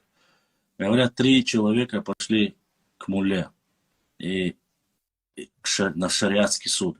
И когда пришел, говорит, в шариатском суде сказали, первый, расскажи, о чем конкретно, в чем проблема. Он рассказал, мулла сказал, ты прав. Теперь второй расскажи. Второй, тот, который вел спор с первым, рассказал, он говорит, ты тоже прав. И третий, говорит, человек, который пришел со стороны, вообще говорит, как так может быть, говорит, должен же быть один правильный. Ты сказал, что и первый прав, ты сказал, что и второй прав. На что мулла, говорит, сказал, и ты тоже прав. У каждого своя правду. У каждого своя версия. Истину знает Всевышний Аллах. Ложь, правда отличается в том, каким образом мы можем довести и привести, как говорится, порядковой версии свои документы и так далее и тому подобное. Если у вас есть документы, если у вас есть книги, вы можете чем-то поделиться. Ссылаться конкретно на фамилии, я почему сказал, что против. Называть фамилии, говорить вот этот, я сегодня не могу, к сожалению. И я не хочу этого делать. Почему? Потому что есть в любом случае любая ложь обречена на погибель. Вы знаете, что у хороших отцов бывают плохие дети. У плохих детей бывают очень хорошие отцы. И не всегда отец может, как говорится, перед Всевышним каждый человек будет отвечать сам. И не каждый отец бывает порой виноват в том, что у него неучтивый ребенок. Ни один отец не хочет, чтобы у них были плохие дети и так далее. Но в нас сегодня есть прекрасная возможность, что мы воспитали достойное свое поколение, достойное своих детей. И мы должны говорить, что доносить нельзя, что говорить неправду нельзя, клеветать нельзя, чужое брать нельзя. И мы должны до конца это вести. Поэтому мы должны понимать, что если ты лжешь, рано или поздно эта ложь станет достоверной всем. И каково будет, как тебе перед всеми, как говорится, ходить после этого, зная, что ты лжец, подлец и негодяй. Завершая свой рассказ, наш эфир, я хочу попросить ради Всевышнего Аллаха прощения у всех, любой национальности, ради Всевышнего Аллаха. Я прошу прощения у вас. Если я как-то объяснил недостоверно или неправильно, или я не хотел никого обидеть, никого задеть. Но ложь и профанации, и небылицы о нашем народе уже достали. И хочется и опровергнуть, и сказать правду. Не трогайте наш народ, не трогайте нашу историю, не трогайте наши адаты и культуру. Мы не лезем к вам, вы не лезьте к нам. Но так, чтобы со всех сторон обливали грязью, обвиняли нас во всем, и мы молчали, это тоже не выход. Рано или поздно это выйдет боком нам. Все время, когда ты говоришь, когда есть она пословица, если ослу говорить все время, что он конь, он может поверить в себя и говорить, что он реально жеребец. И все время, когда говорит, ты вор, ты террорист, ты грабитель, ты такой плохой, все время будут говорить на наш народ, вольно, невольно, достаточно сегодня образованные молодые ребята подрастут и будут говорить, что наши предки на самом деле были такими-то и такими-то. Власти, политические власти, политика, режимы, все меняется, все заканчивается. Народы остаются. И какое вы оставите после себя наследие? Барт уж, ца дож, вайкамлар дяш хулей, вайдекник хреду. Если вы дир дель хулей, рассчитывайте на то, что и последствия будут таковыми. Это смотря, а я жду с эфир, сам алле суна. وفي دعوة تغنى غنى оставляется, غنى остувай, царь дерес хил да духвахва. Не забывайте подписаться на наш канал в Ютубе, в Инстаграме, в Телеграме, ВКонтакте, в Твиттере, в Фейсбуке, в Рутубе, в Ютубе. Везде мы есть. Подписывайтесь на наш канал, нажимайте на колокольчики и узнаете обязательно наш следующий эфир в пятницу 22:00 или 23:00 мы проведем через Telegram-бот, чтобы вы могли аудиозаписи задавать вопросы. Можете задавать вопросы, и мы поговорим о наболевших наших важных и исторических, и культурных, и традиционных вопросах на различные темы. Масера адекюэль, бюстардек алеол, маш айль, диба даха, диша сархамин нохчикам, бюстардек алеол.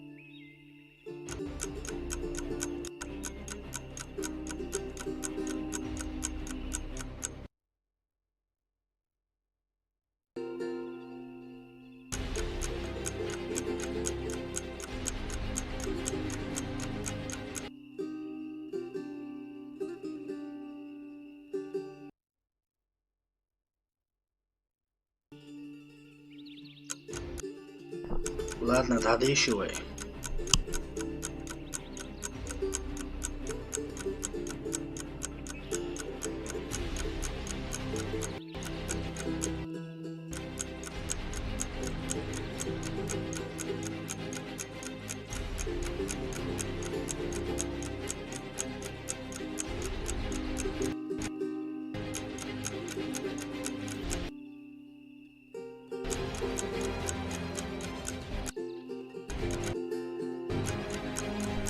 Ехи ногчичо.